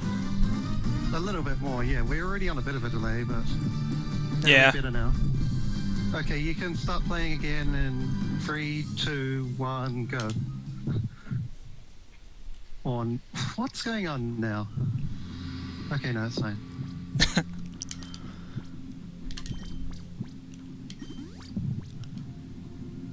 What the hell do I do here? Okay. Ether, don't forget that. And vitamins for the bear. I think that covers everything.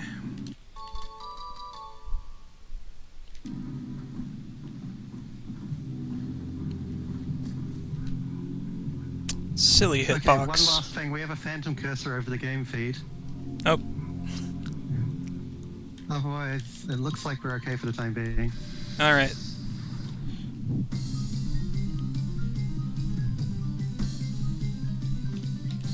Thank you.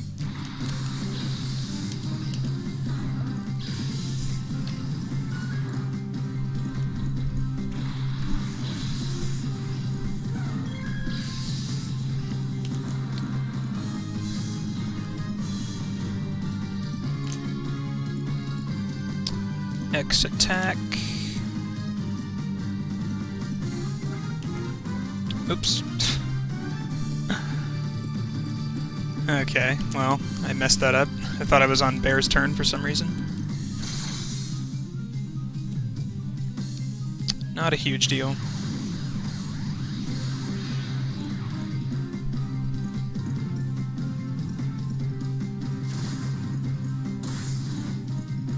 Oh.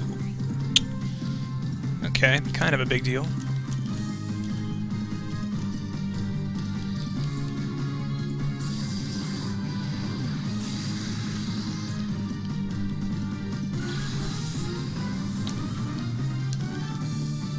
Because I don't want to use the other one just yet.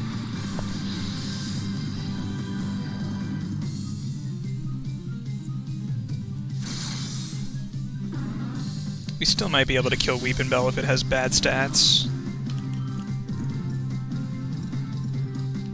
If not, I can use the next turn to heal.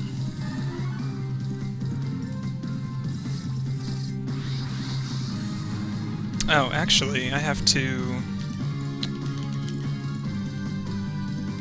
Yeah.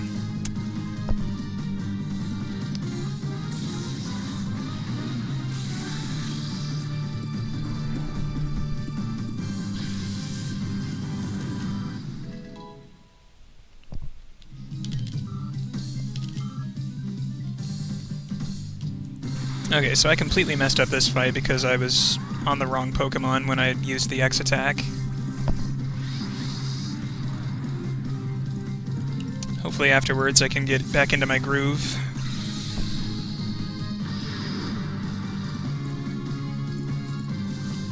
So we just have to see a few extra animations here. Hopefully this Weepinbell just dies. Not quite.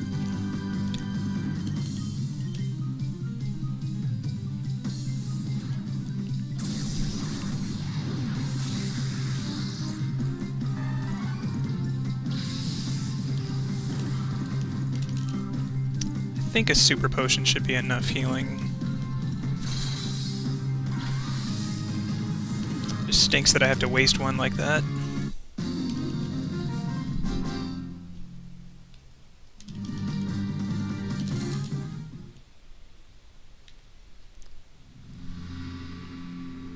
So now we pick up our Earthquake, but we don't actually teach it for a while.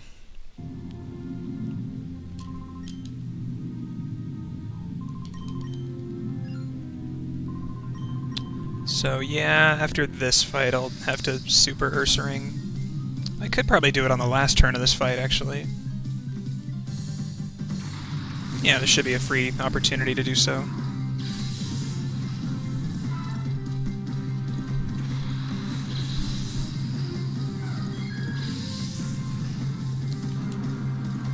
Psybeam, return.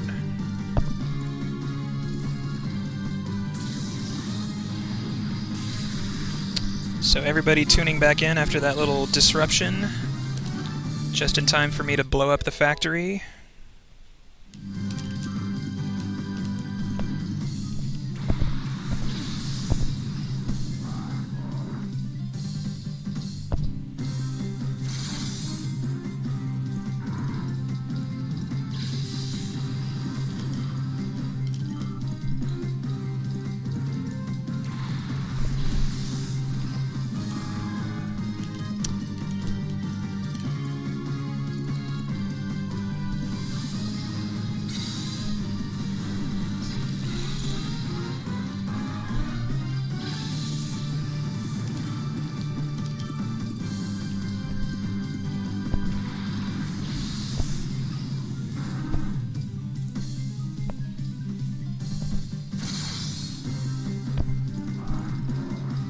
Now we just hope this Piloswine doesn't decide to use Endure, which I've only seen it do one time.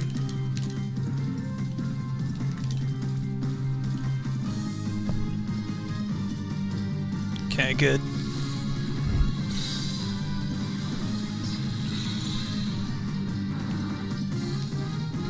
Yeah, guys, if you haven't voted in that straw poll yet, we're getting pretty close to where I need to get the Master Ball. So if we're going to save the Lugia, or kill the Lugia, we need to know in the next, I'd say, 10 minutes or so.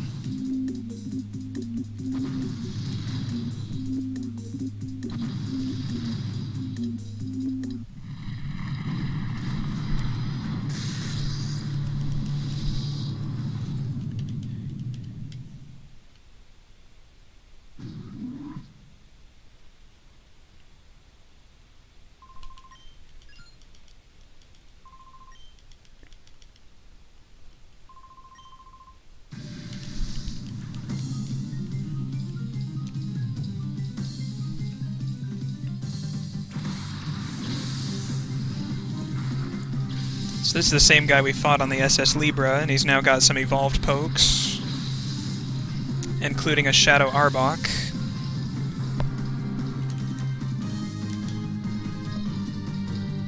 And this is one of those 50-50 situations where Hyper Beam may or may not have saved a turn.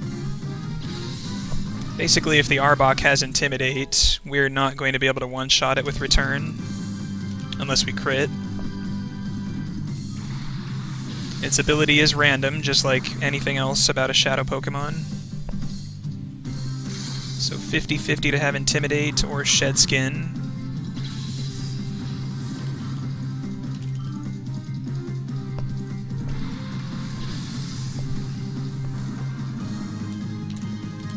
Because even though we're aiming at the Ursaring now, it's not actually going to connect until after Arbok comes in.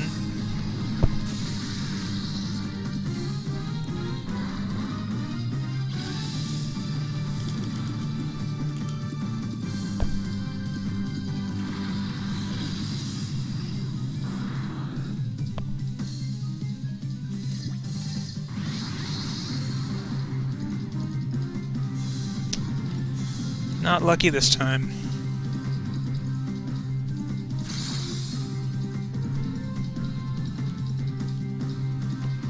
Luckily this thing still just has Scratch, so that's not as bad as Slash.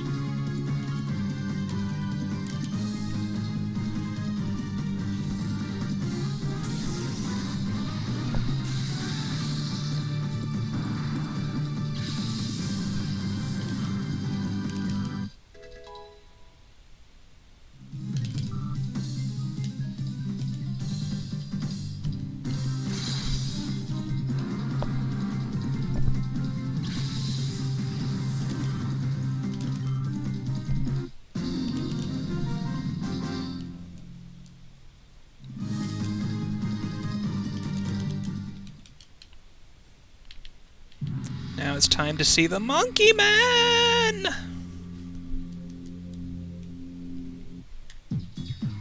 Insert your favorite chimp sound effect here.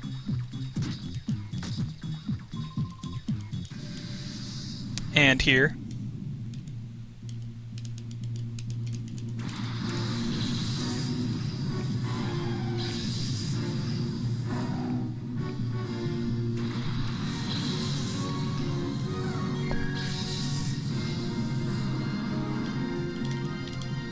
So X attack first, that's our last one.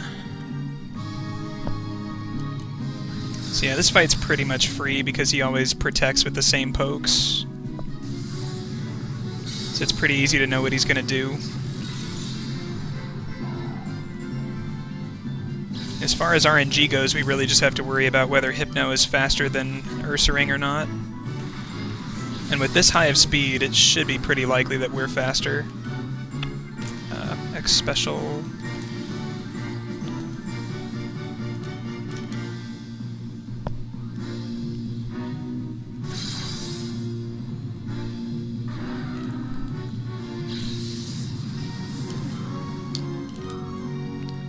So now we see... Oh, not yet. Not yet. Never misses that. Okay, health is still fine.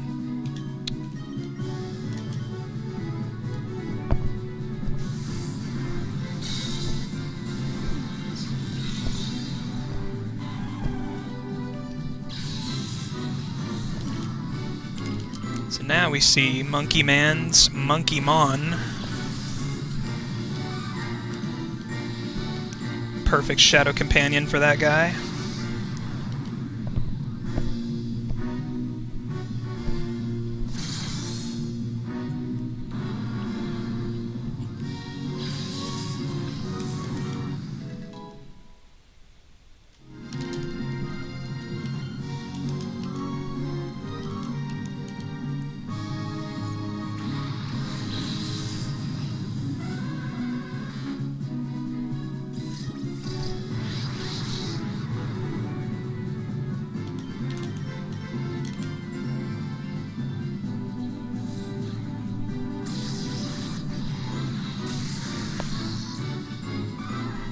Yep, saw 2 Ursaring's, 2 fights in a row.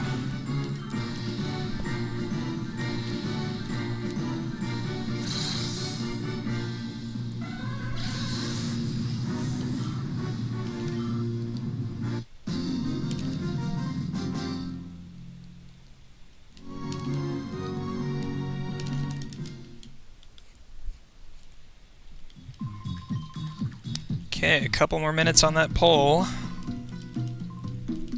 I think I'll check the results when I get back to Gation Port.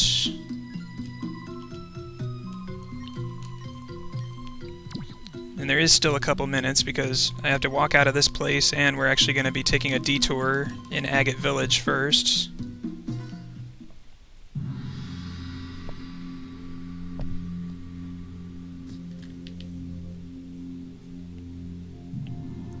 Because now we come to the main reason I was interested in rerouting this game. Skipping Hyper Beam.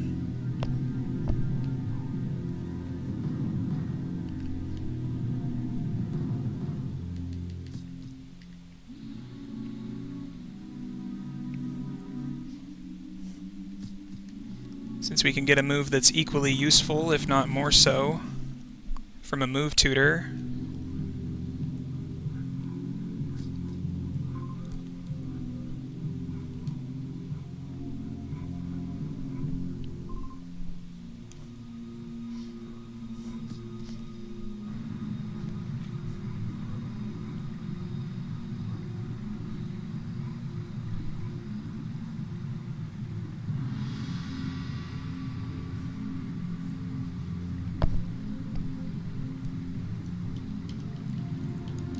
It's a really long walk down this ramp, that's why I don't get double edge earlier, even though we can get it as soon as we enter Cipher Key Lair. That's literally the trigger for getting double edge.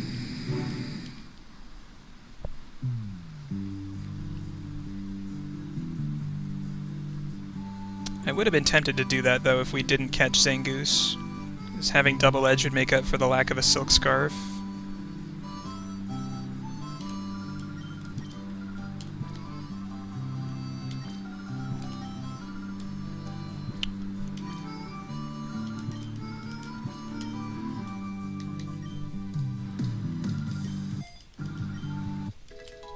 So Earthquake and XP share.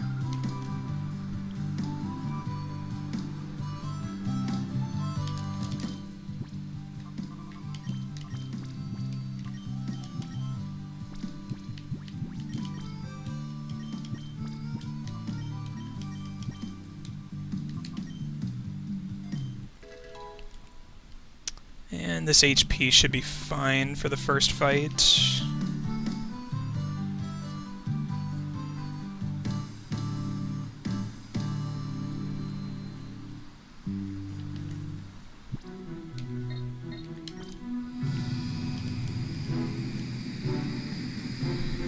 Okay.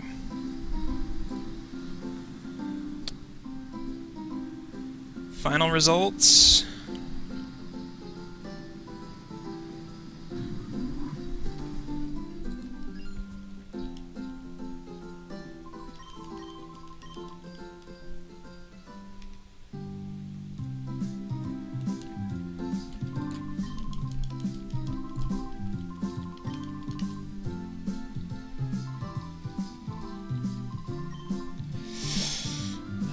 We're saving it.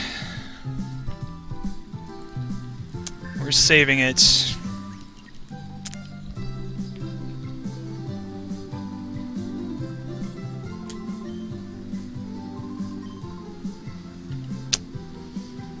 Saving it.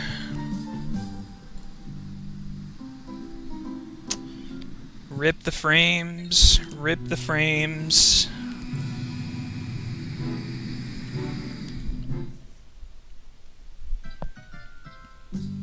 Alright, so check out how long it takes to get this frickin' Master Ball.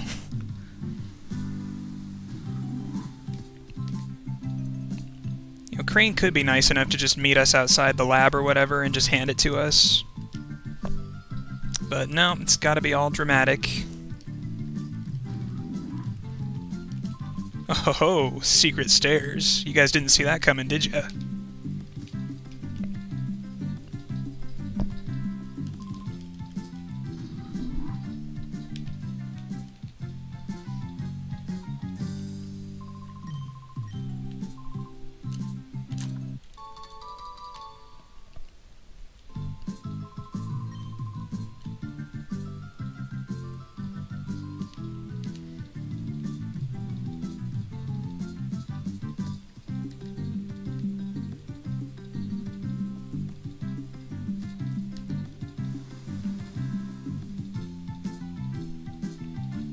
And now we progress. Almost went to the wrong place.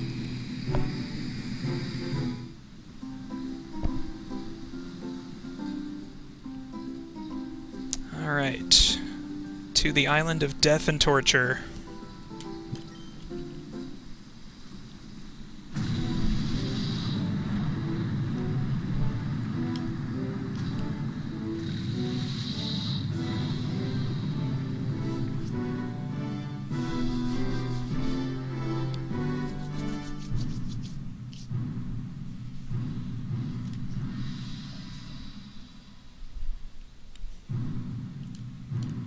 A lot of henchmen.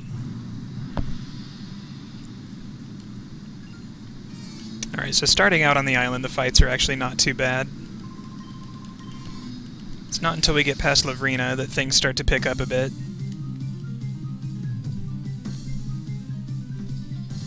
This first fight I actually had a very different strat before that involved using Earthquake. But then I was able to reroute my items a little bit so I can use an X special here. Make it a little bit safer, more consistent.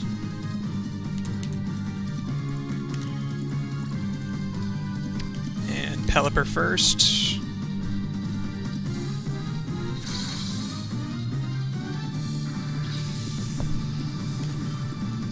Crawdon's moveset's actually not that bad for a dark type. Generally just Vice Grip or Bubble Beam or something.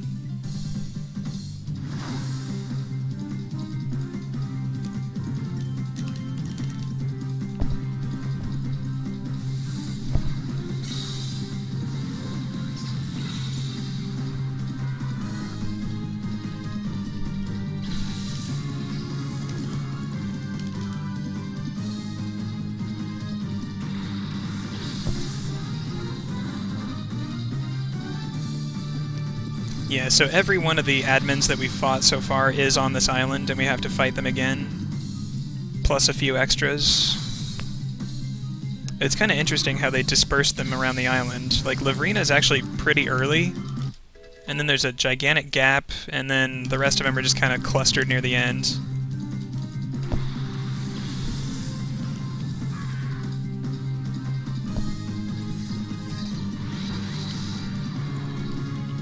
Psychic Golduck, and Cry.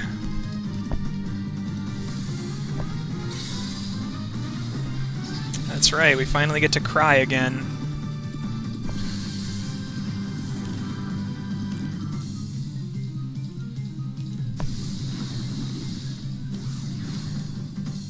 Take a weak hit from Blitz. And Bite to finish up. See, I really like this strat a lot better than the way I used to do this fight.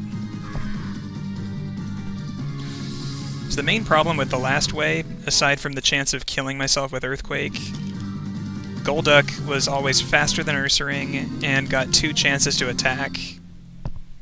And it would always seem to use Mist. And Mist is a very slow move. Shadow Mist, that is.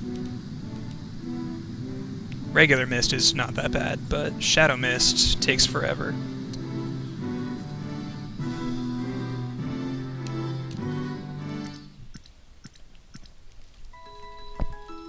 So now we finally heal our PP and our HP. We actually cut it very close with our returns and psychics there.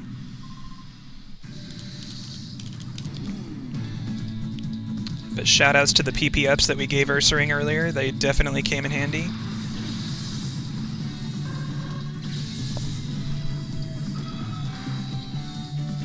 So now we get to Fergie.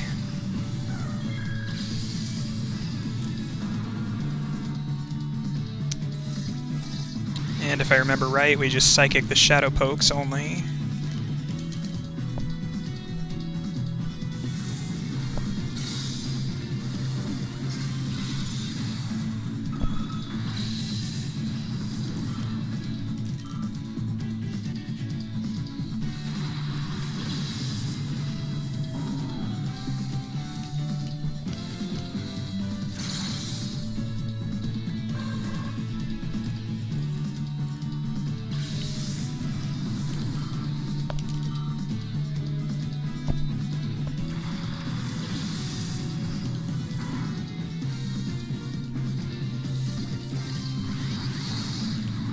This Raticate actually could survive if it generated with just ridiculous stats. It's happened to me once before. Almost every Shadow Poke on the island is a range in some way. But there's only a few that I actually ever worry about.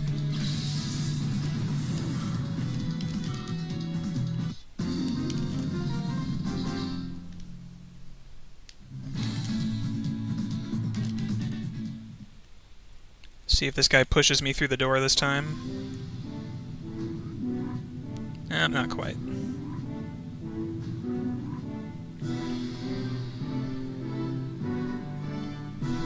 Yeah, that guy's usually pretty far away from me. He kind of just moves around randomly in the room. And the farther away he is, the longer it takes for him to get to me. Just wastes more time. So here is the first instance where we Earthquake ourselves and hope not to crit. This is one where it's not terrible if we crit ourselves, because the fight's still over anyway.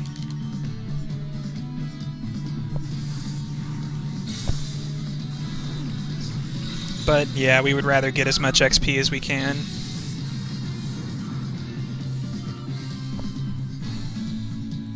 And the old route had Protect here, obviously, so that would just be a 2-turn fight.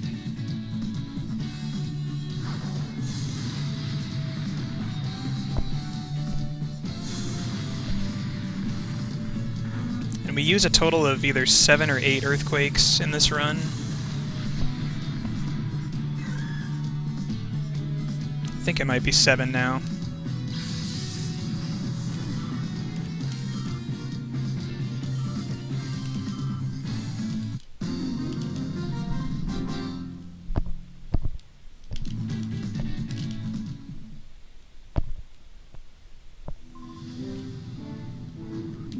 And this next fight is absolutely free.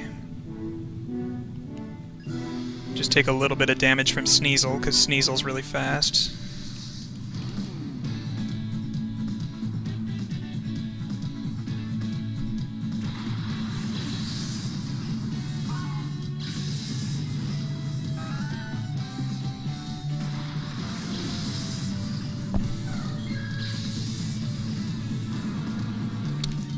Yeah, bite, return.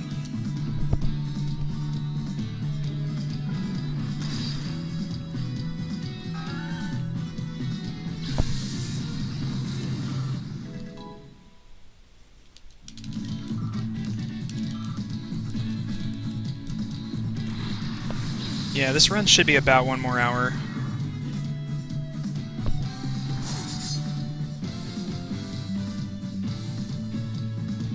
This last segment does kind of turn a lot of people off from running this game, just because it's a lot of fights. It can kind of drag on a bit.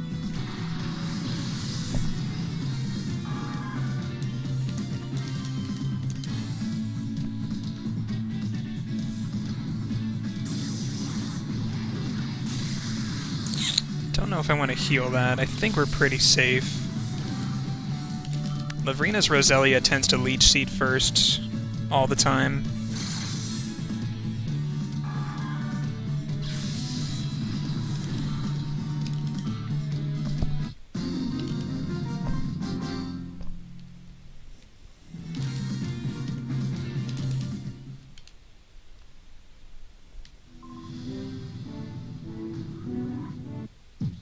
And there she is.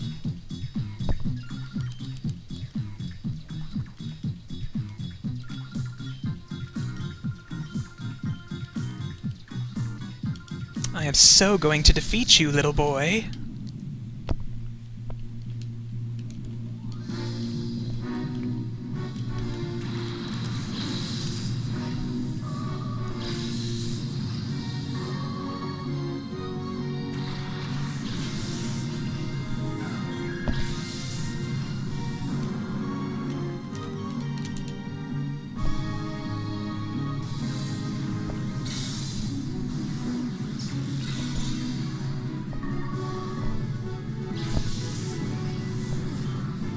It's one of those fights where it's free as long as your speed is decent.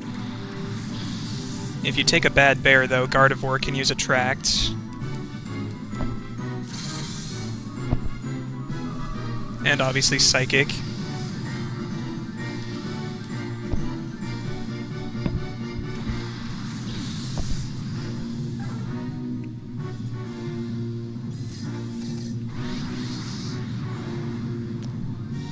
So, since there's no penalty to doing this, aside from a few wasted frames if we don't get it, Double Edge can kill the Altaria coming in. I never seem to get it on a run, though. It should be about 50-50. Again, depending on what stats it generates with.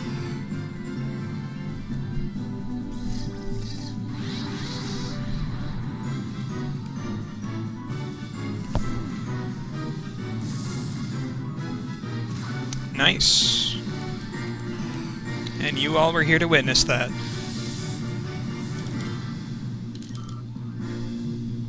Leech Seed, very good.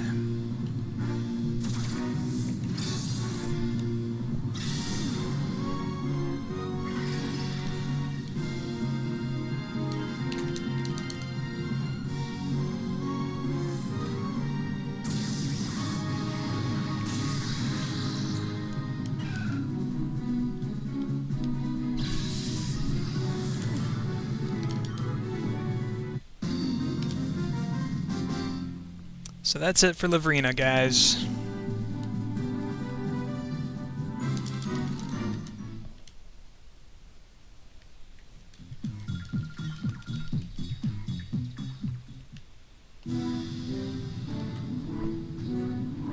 Now a really long stretch of trainers before the next admin. Such a long stretch that I actually split this up into 2 splits when I do runs. First part ending at Carbon and Petro, which is a duo of guys that you fight in about 8 or 9 fights. Oh no, not nearly that many, like 6 or 7. Then the second stretch ends at Snaddle.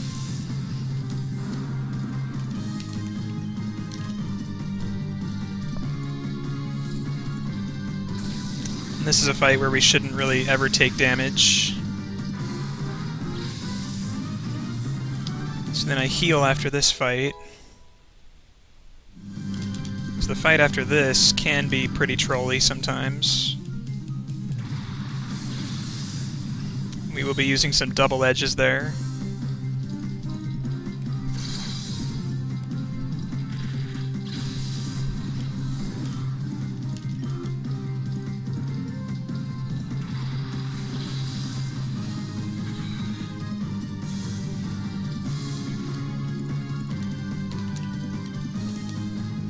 So even through Intimidate, we shouldn't have to worry about Masquerade too much.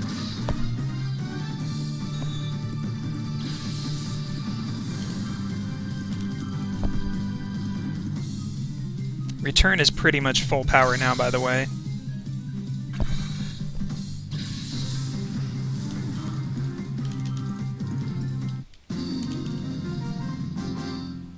Full power with Silk Scarf.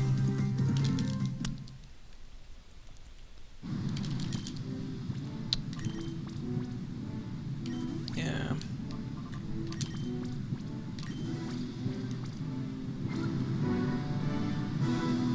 So this next guy coming up has a Shadow Kangaskhan that's a range with double edge. It's about 70% likely on average.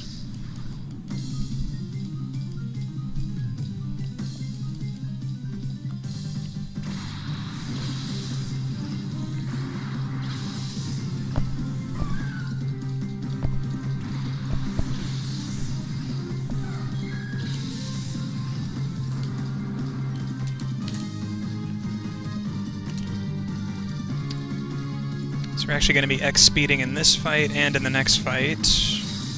And that'll be the last of that X item.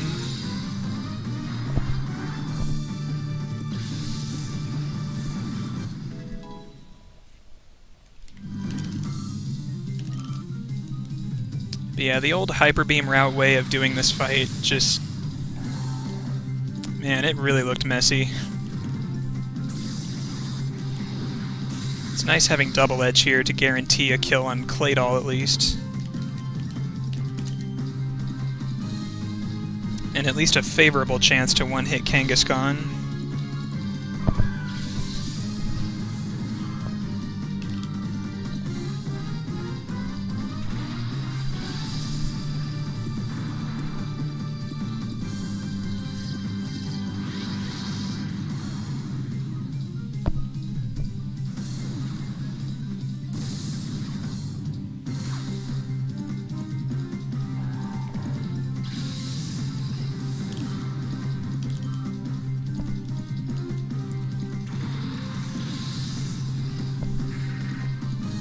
Bayonet technically can also be a range. I have missed it before, but again, it has to generate with really high stats.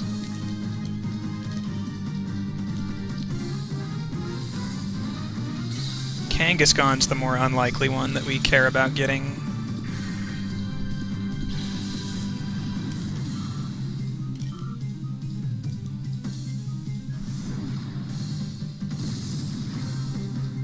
And not this time.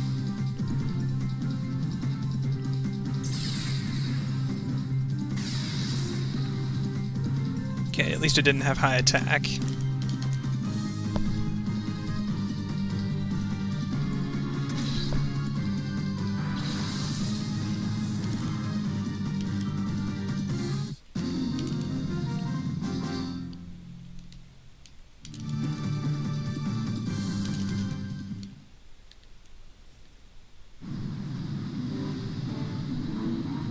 feel like my potion count is still good, so I'm not going to get the extra hypers.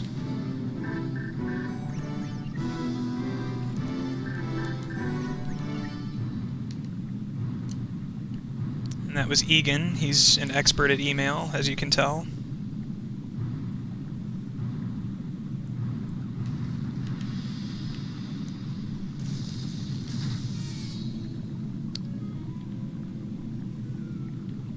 Pretty difficult box puzzle here.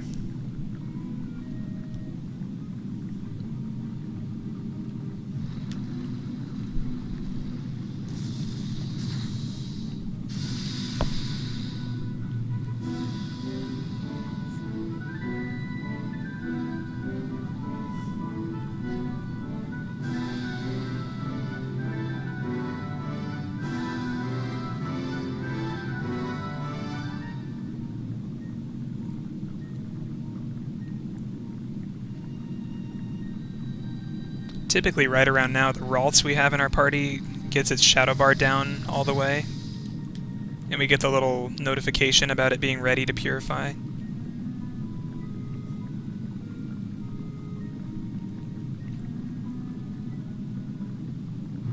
Unless steps aren't good for its nature, in which case its bar will go down slower. Not that it really matters. If we don't see it at all, that's actually better. So now I heal up.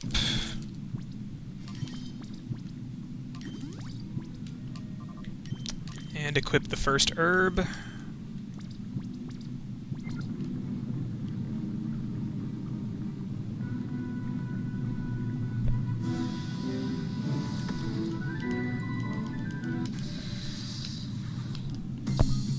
So this is going to be another earthquake fight, because both of these leads are not very friendly for Espeon.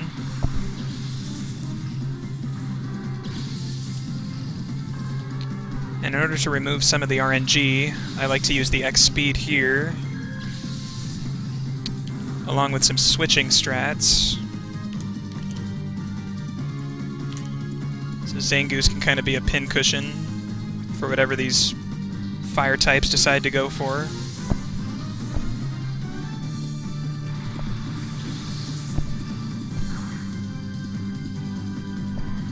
Sun is okay. It's kind of slow because we have to watch the animation. Bite's fine.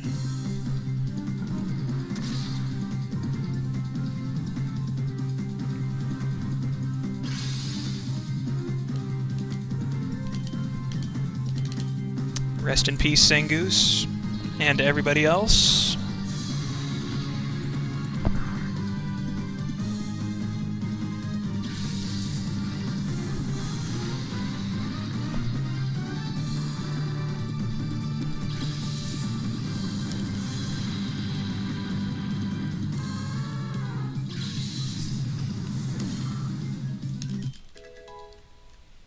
Sun leveled up.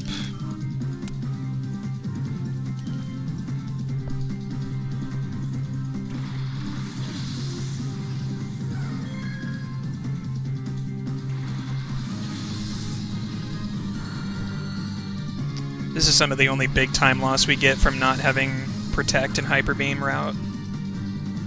This fight obviously would be a lot faster if we could just Protect instead of switching out.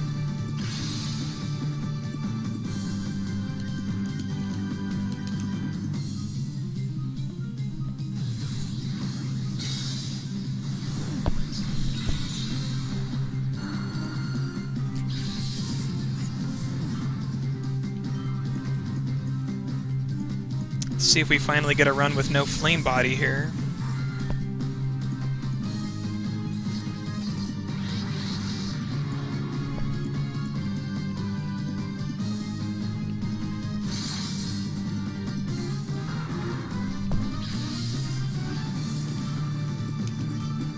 Alright, very nice.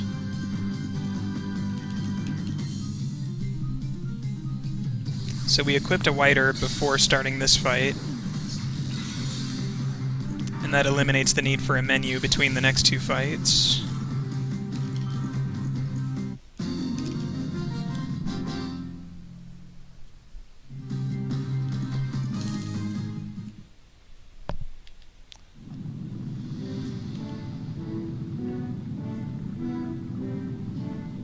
Now we use this very conveniently placed machine that's somehow not melting from the lava.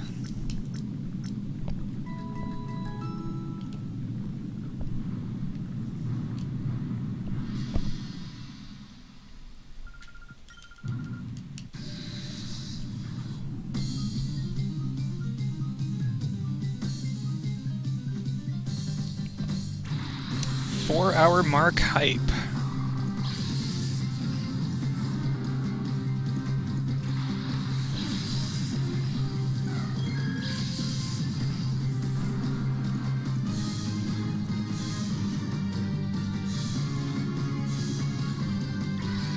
Blaze it.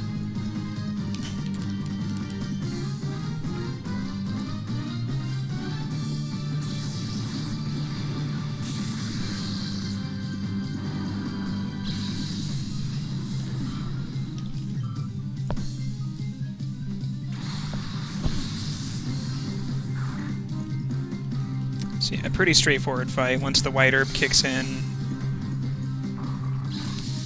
Sharpedo can outspeed very easily.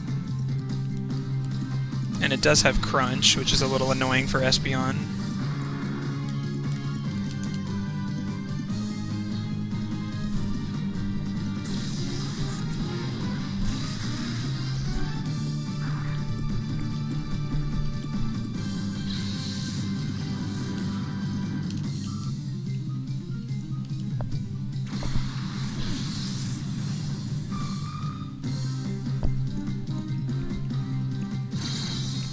Yeah, if only we had managed to figure out how to skip Snag'em Hideout, then we could be right back on pace with the marathon.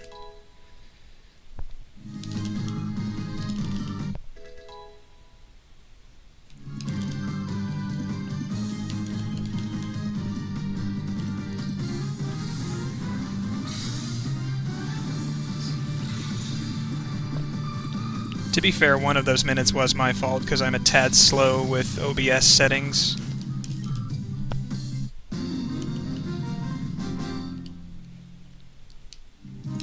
Not used to switching between Hitbox and Twitch.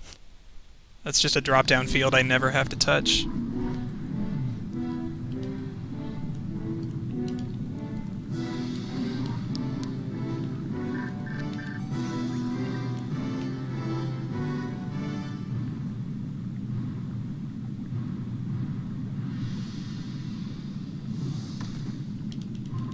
Another earthquake fight here. Right now we should be pretty close to the point where a crit earthquake wouldn't kill Espeon from full.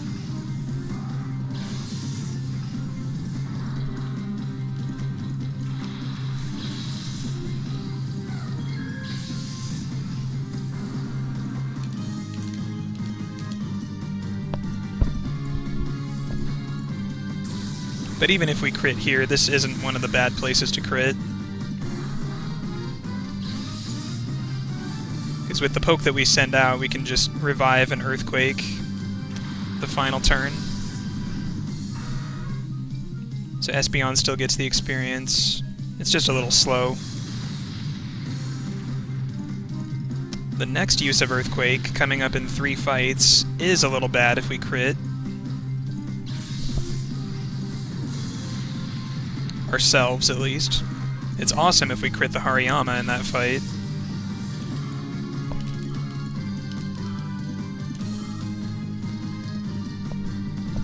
So now, we have a double edge range that's more likely than Kangaskhan's was.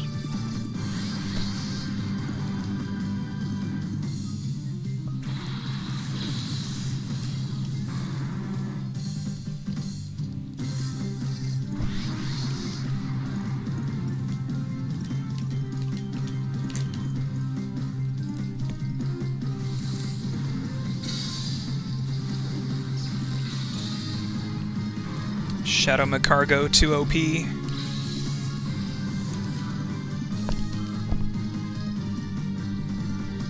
Okay, as long as this kills, we won't have to see the sky animation in between turns. Good job, Bear.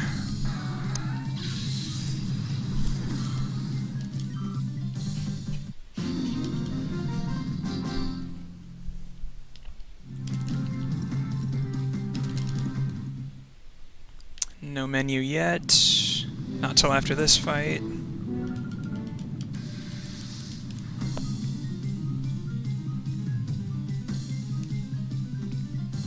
In this fight, there's not really anything to worry about. Ninetales can be a psychic range if we're not level 49, which we typically aren't, unless experience got a little wonky.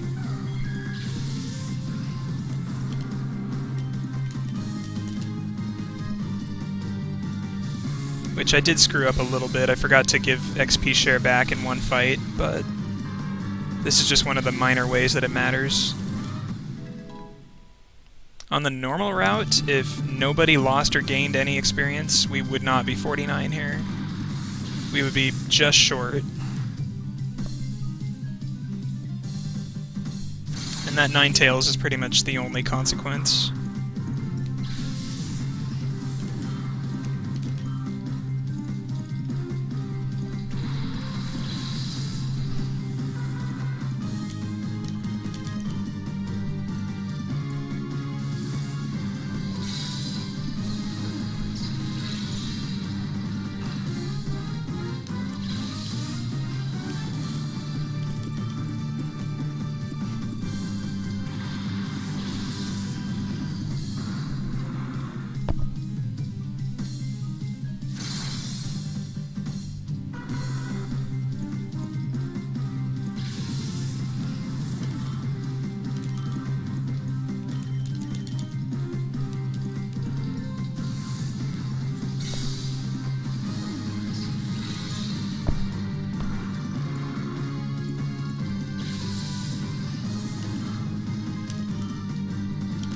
So yeah, I'm just gonna super Espeon. We won't be quite full HP.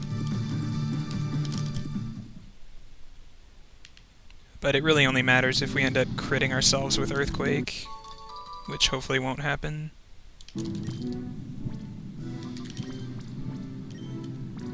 Oh, I'm still on Zangoose.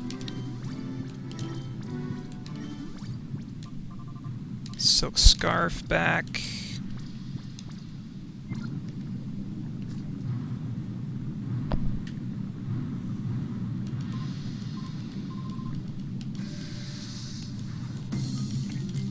Thinking about it, it's probably pointless to re-equip the Scarf there because I have to equip the other White Herb pretty soon. So that's something else I can look into with my route. Psychic the Golem.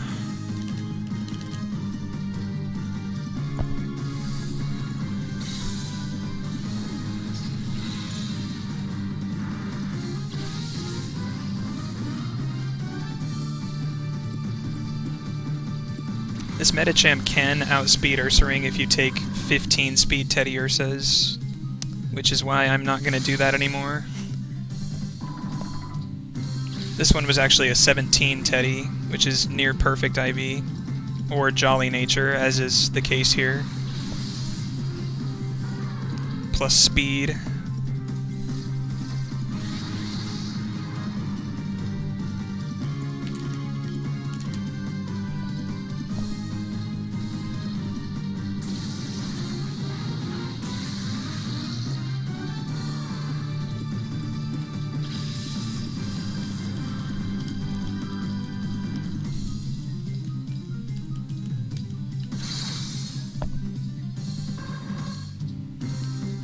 Outsped the Xatu as well, very nice.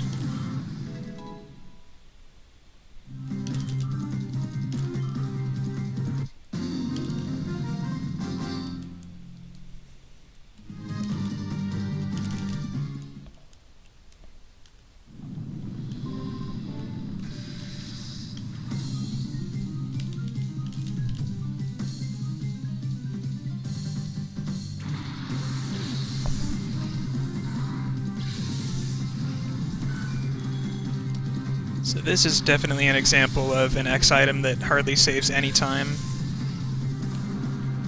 That might very easily get routed out in the future in favor of something else.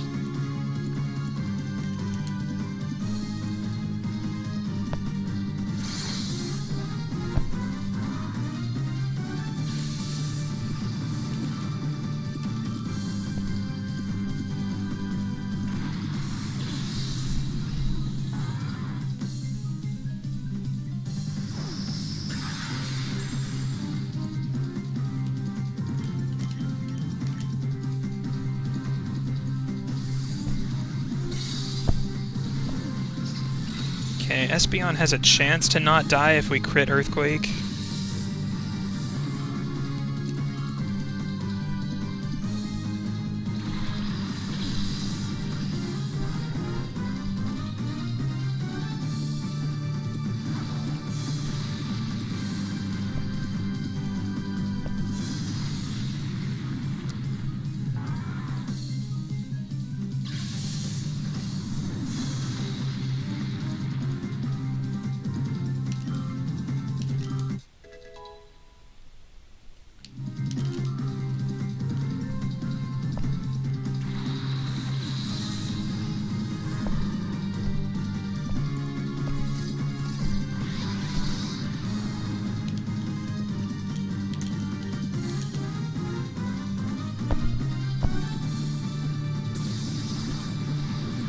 And I have seen that Hariyama go for Fake Out before, but it's pretty rare that it does.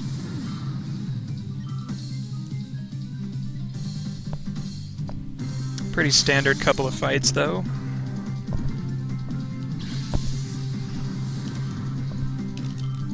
And we're more than halfway through Sea to Dark Isle now.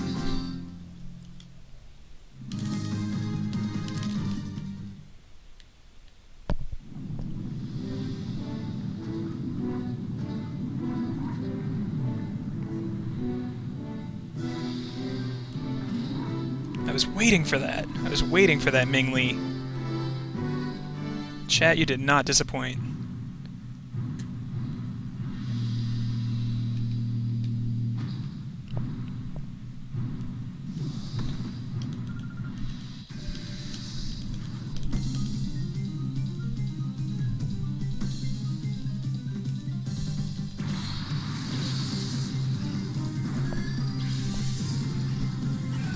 Okay, Yanma, just show me no detect. Do not detect what I am about to do. Good job.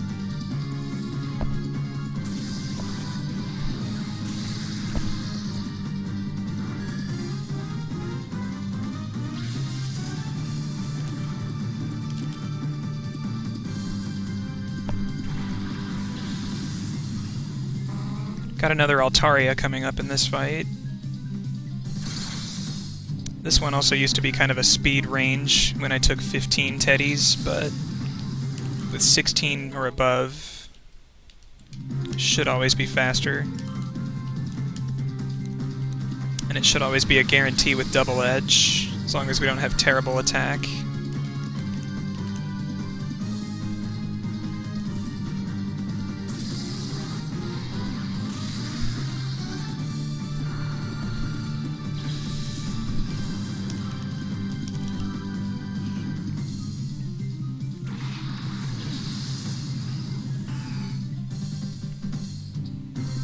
So now this is kind of a free turn for Espeon to heal.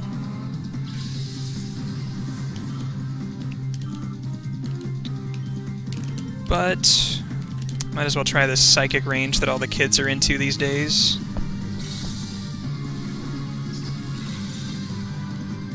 There you go.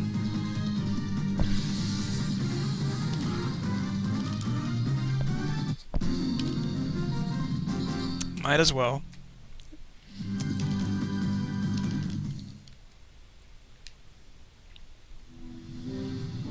As long as I still have the PP for one more fight.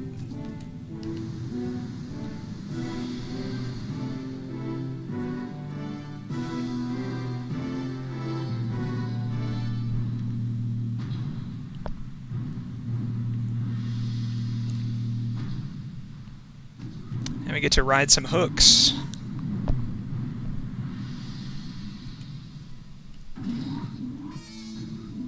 And one more message from Egan. Words of encouragement.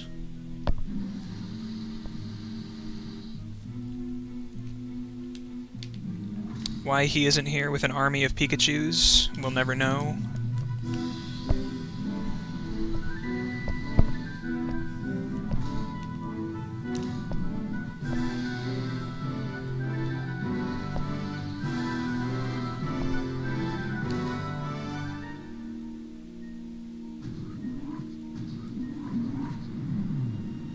So just 2 more Cipher peons until we get to the admin gauntlet.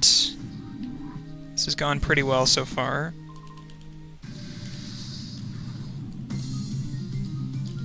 But there is some excitement to come.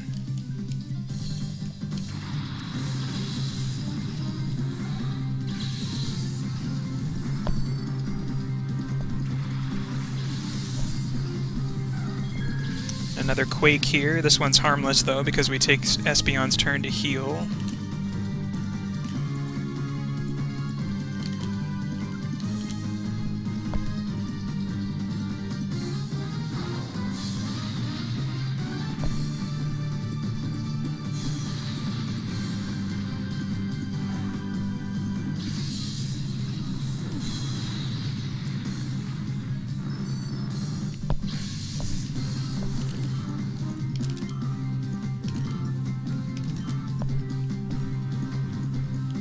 Dat tongue.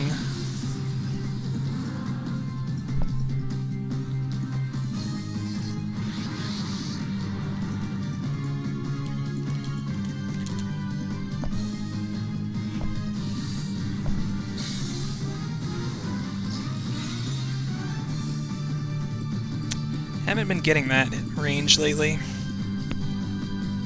But that's why we always make sure to switch over to return instead of using Earthquake again.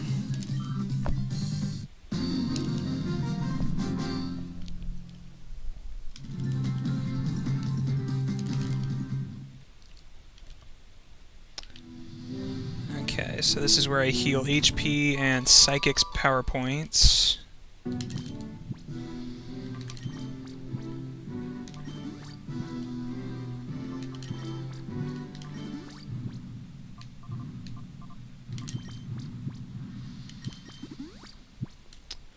And then equip the items.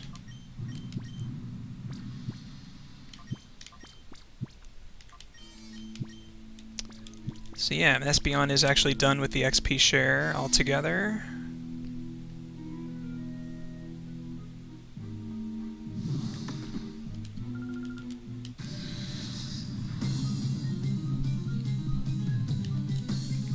So we use up our other white herb in this fight instead of on Eldis.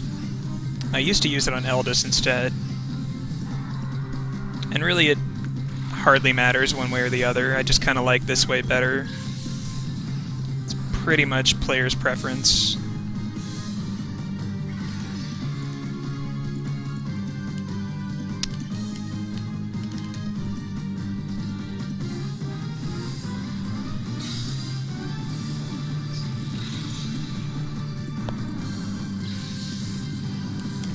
So now Double Edge kills Explode. And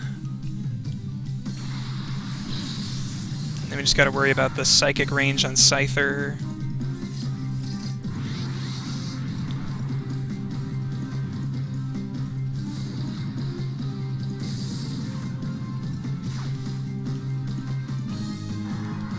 And because we snagged Zangoose and have the Silk Scarf in our bag, I might as well equip it after this fight.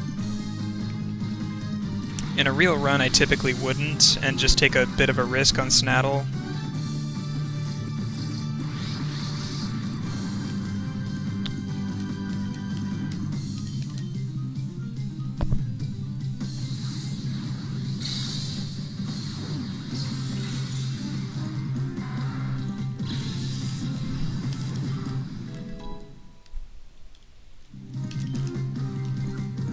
Don't want your healing move. Potions are faster if we need that.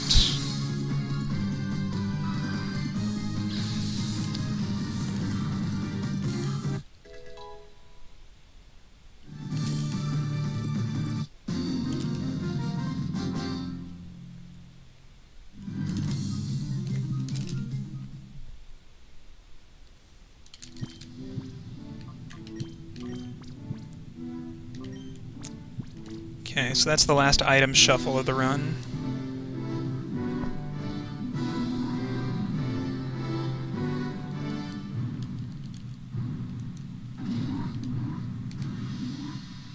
Not sure I really want to do safety saves here.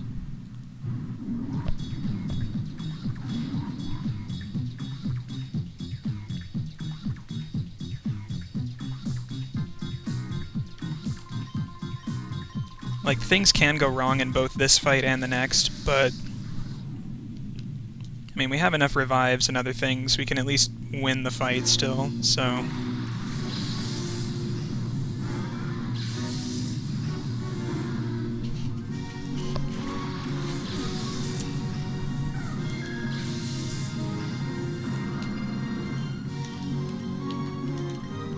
So the main issue with this fight is Scizor.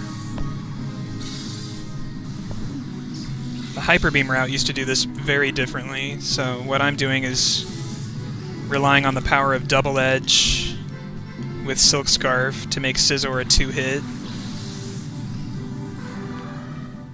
So Espeon can set up next turn while Ursaring Earthquakes.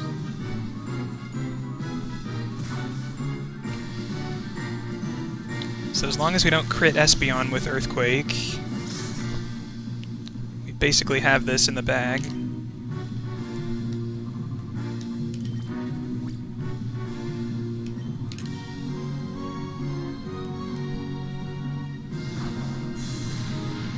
Very nice.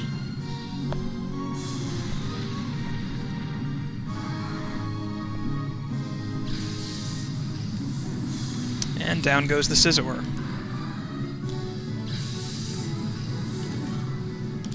X Special isn't really needed here, but without it, both Shadow Pokemon are ranges with Bite. Solrox is pretty likely, but Starmie's not so much. And again, it depends on their stats, so... Since Solrock has really annoying moves, and Starmie has a powerful move, we kinda just don't want to tempt fate too much. So X Special just kinda makes this fight totally safe. Aside from the risk of critting Espeon with Earthquake.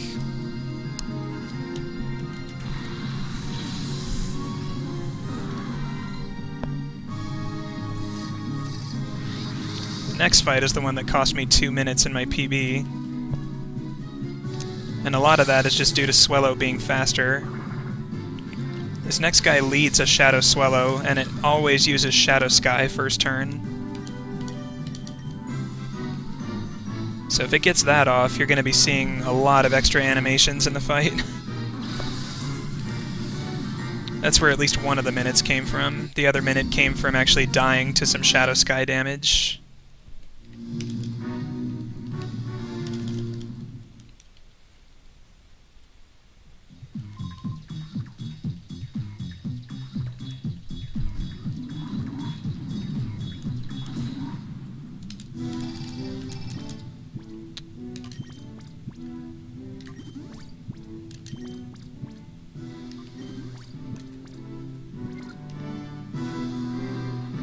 Yeah, I almost wanted to use a super on Ursaring, but it's pretty important that it's at full health.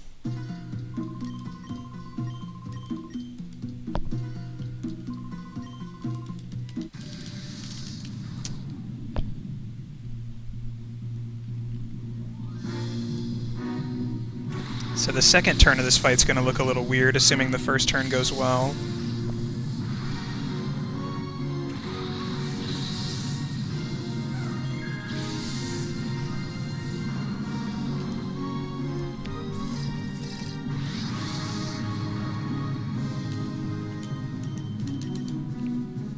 Okay, Swellow is down.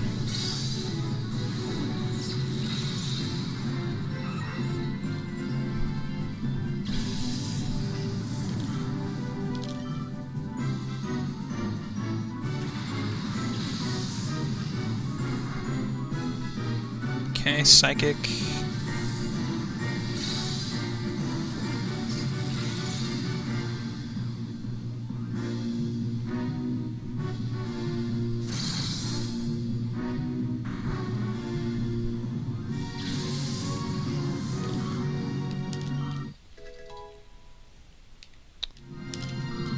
Well, since we were lucky enough to crit... Oh, why not? A little bit of YOLO here.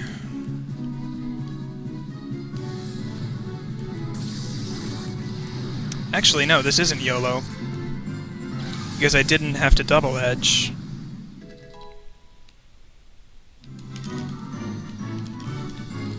What I used to do was go for double edge to kill Kingdra guaranteed. But if Alakazam psychicked me on turn 1, I would be too weak to live a second one unless I healed. And he used Ice Punch anyway, so good fight. So even if I kill Espeon now, it's kind of fine. Ursaring can take the Snorlax one-on-one.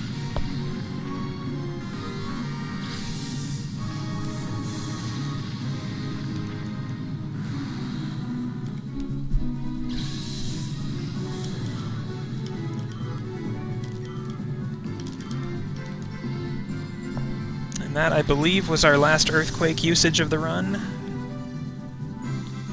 So no Espeon crits. Very nice.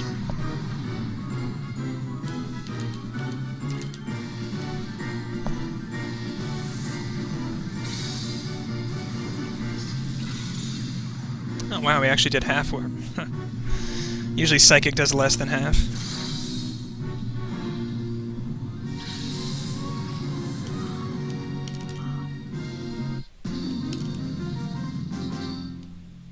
So that was pretty much the fastest fight we could have hoped for. That was really nice. Yeah, the crit on Kingdra kind of caught me by surprise. So yeah, if that happens and we used Return, it's actually not YOLO. Because we don't take the recoil damage from Double Edge. So this guy uses some pro strats here, just puts up a wall in my face. GG. Not going in the front.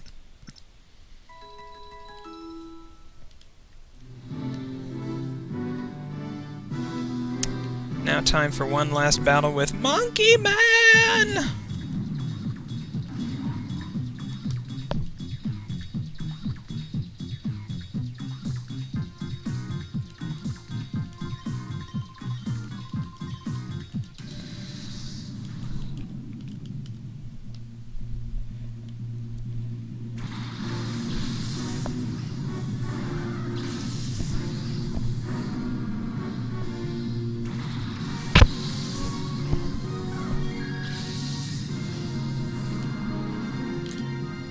Last special.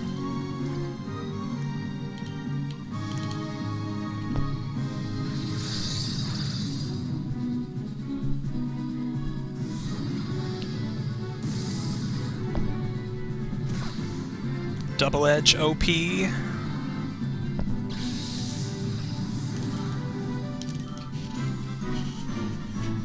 Yeah, the old Hyper Beam route used to have to 2-hit pretty much everything here, and use Earthquake.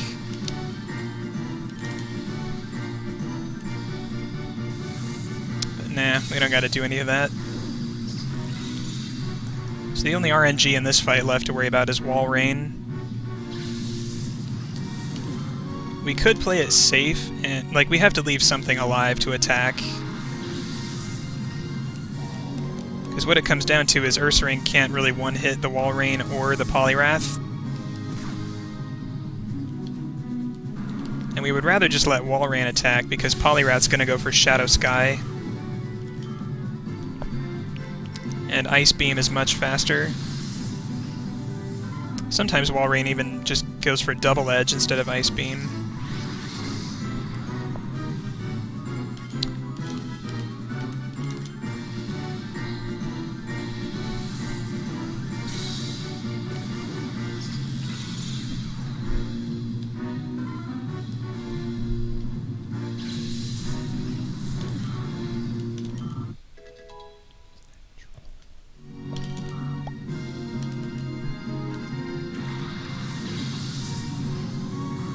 Mrs. Mr. Mime.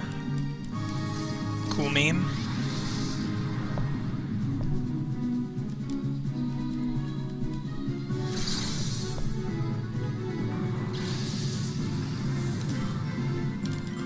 And Ice Beam. Don't freeze or crit.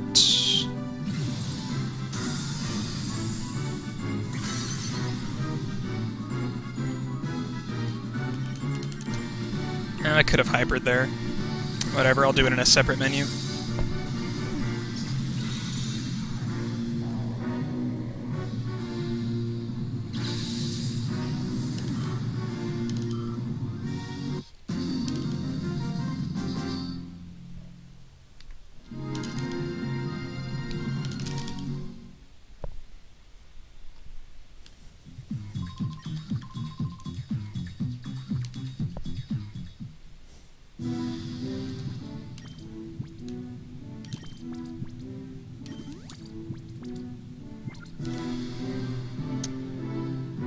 Now we've got one last peon fight.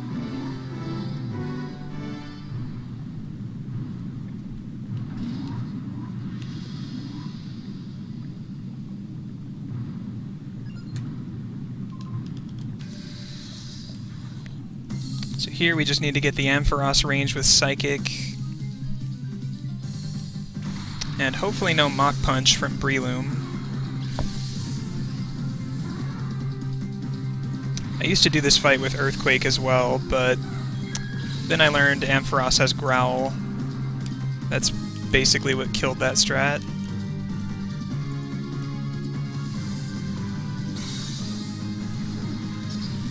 So I would always have to let Ampharos get off a move first turn.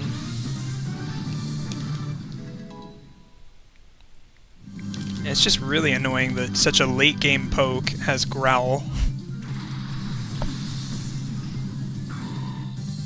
Like, literally the third to last fight in the run.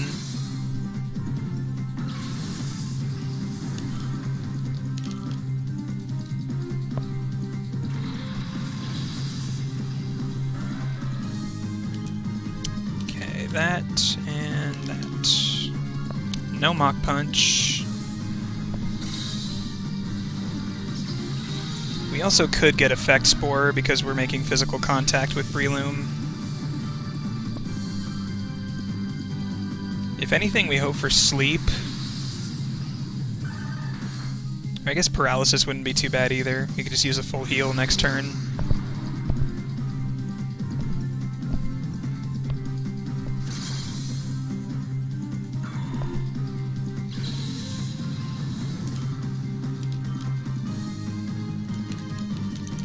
I switched to Psy Beam here mainly for an extra Psychic power point in the next fight.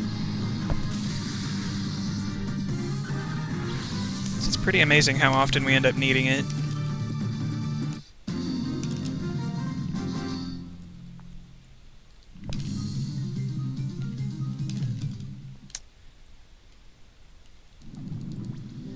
I'm gonna go ahead and take one more safety save here. It's been a few hours and we're at the last hard fight in the run.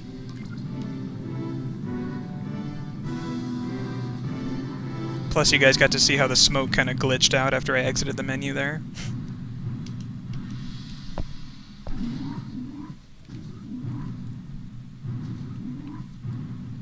So everybody that runs this game is always afraid of this Ninjask.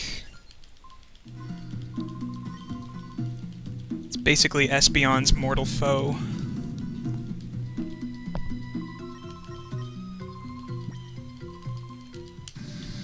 This guy just has a lot of strong pokes in general. And we can't actually take out Ninjask right away because we need to eliminate Manectric. Otherwise it's going to use Shadow Sky. So basically we just hope he doesn't get the boost or just hits Ursaring instead of Espeon at least one time.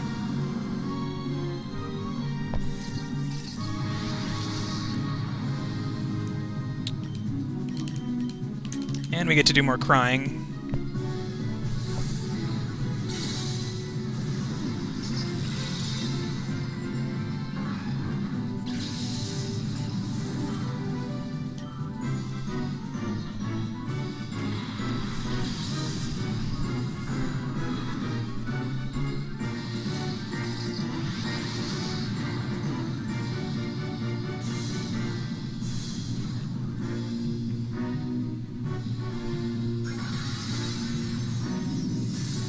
Okay, very good. No boost, please. Okay. But I've definitely learned my lesson from previous runs. Never trust Ninjask. Always double edge. Because even if it gets a boost, double edge can still kill. It's actually a damage range, but if it lives the range... That's the one reason we teach Espeon Quick Attack. So that's my backup there.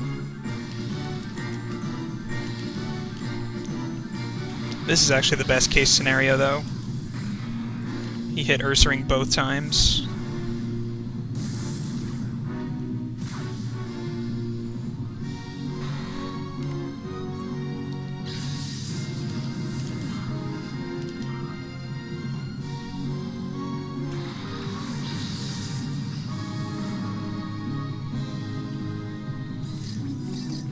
And this Marowak is holding a thick club, so we definitely need to eliminate that.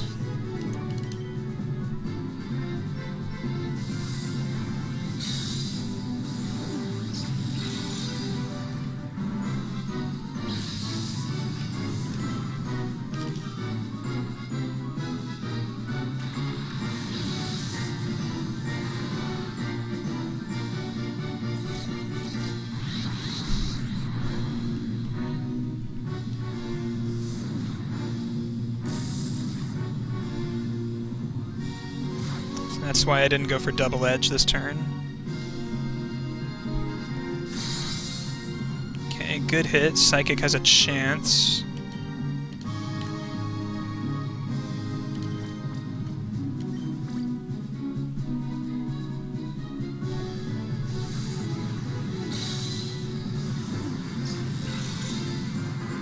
Very nice. No sky this battle.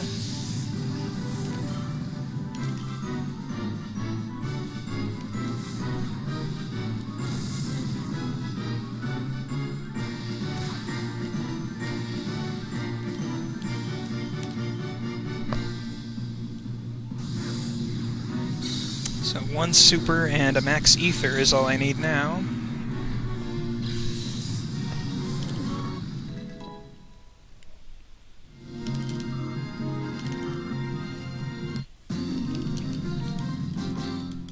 A Lowland Marowak and Meowth.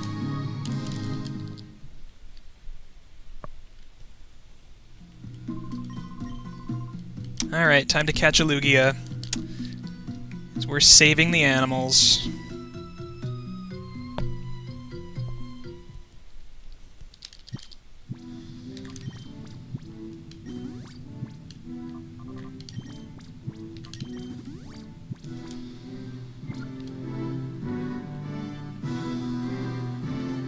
I don't think I'm going to safety save here.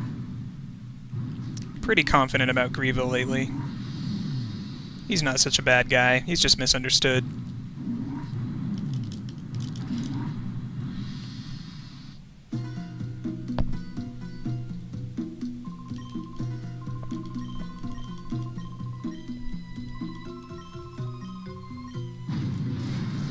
Here we go, guys.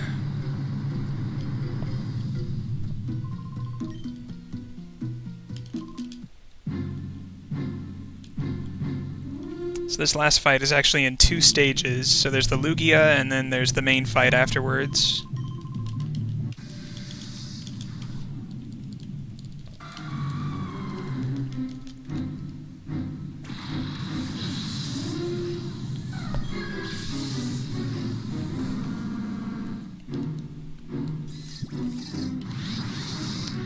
But since chat made the decision, this is actually a free segment here.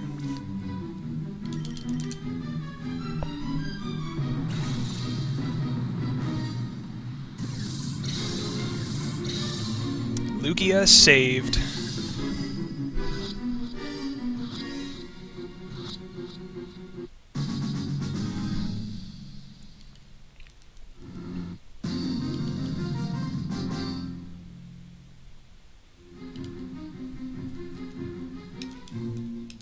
Lugia joined your party.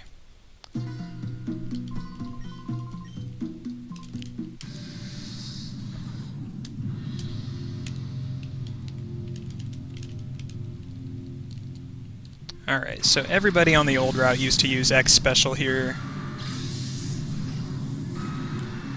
And that made me really want to take a serious look at this fight and try something different. So basically my strats revolve around whether Executor hits or misses its move. Shadow End. And Executor is the thing he sends out right after one of these guys faints. Some damage ranges to worry about here, but they're really unlikely. Or they're really unlikely to even be ranges in the first place.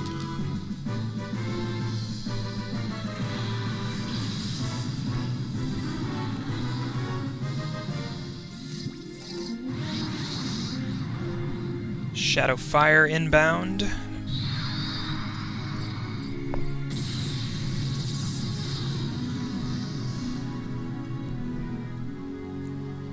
So I'm actually going to keep that damage on me if Executor misses next turn. Or actually, yeah, I heal now, but I'm going to keep the damage if it hits me next turn.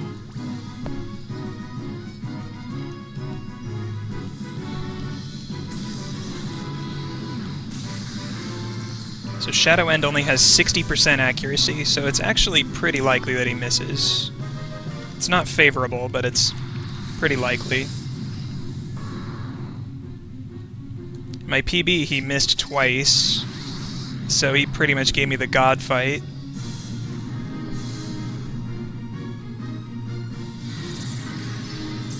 Not this time.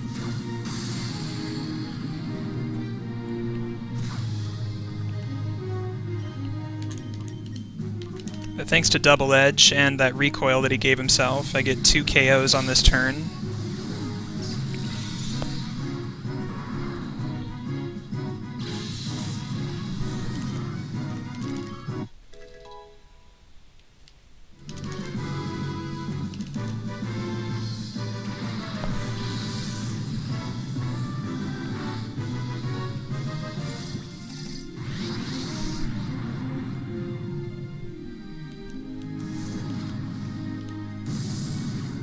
So long, Dragon Tree. See you in Sun and Moon.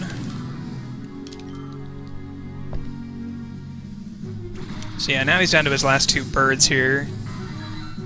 So we kind of just keep healing and hitting until we win.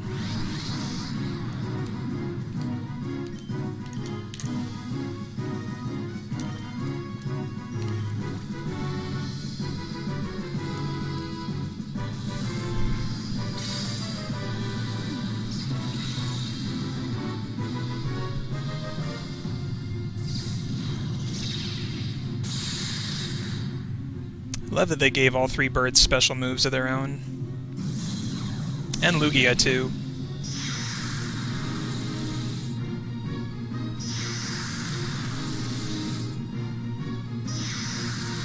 And you know what?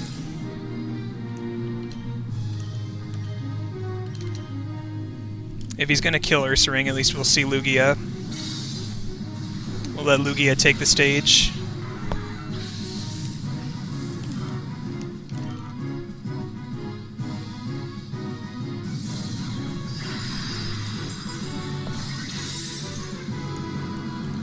Alright, well, now we get to see the creature we saved.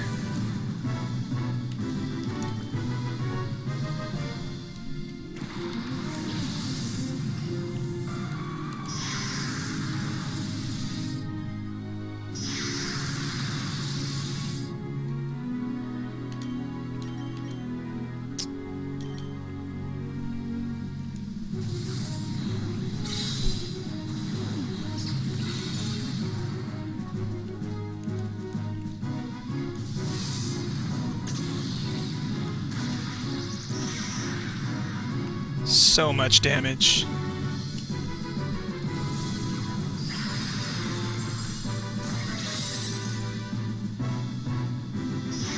Alright, time's gonna be coming up. As soon as this battle fades to black. Okay, we're pretty much ready to go.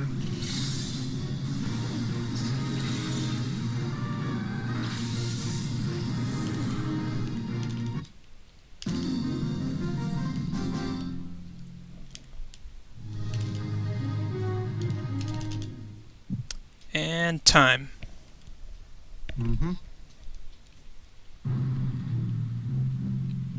That was pretty quick in the end. Yeah, I really like how this route kind of makes a lot of fights a little bit more safe. Particularly Double Edge. Yeah. Double Edge is just... I love Double Edge so much. I can't see myself ever wanting to go back to Hyper Beam route. Oh well. Thanks for the run. It was unfortunate we had the difficulties in the middle, but obviously it's been a very good run considering we're still finishing below the estimate, even with all that stuff, and the fact we started late, so yep. Well done. Yeah.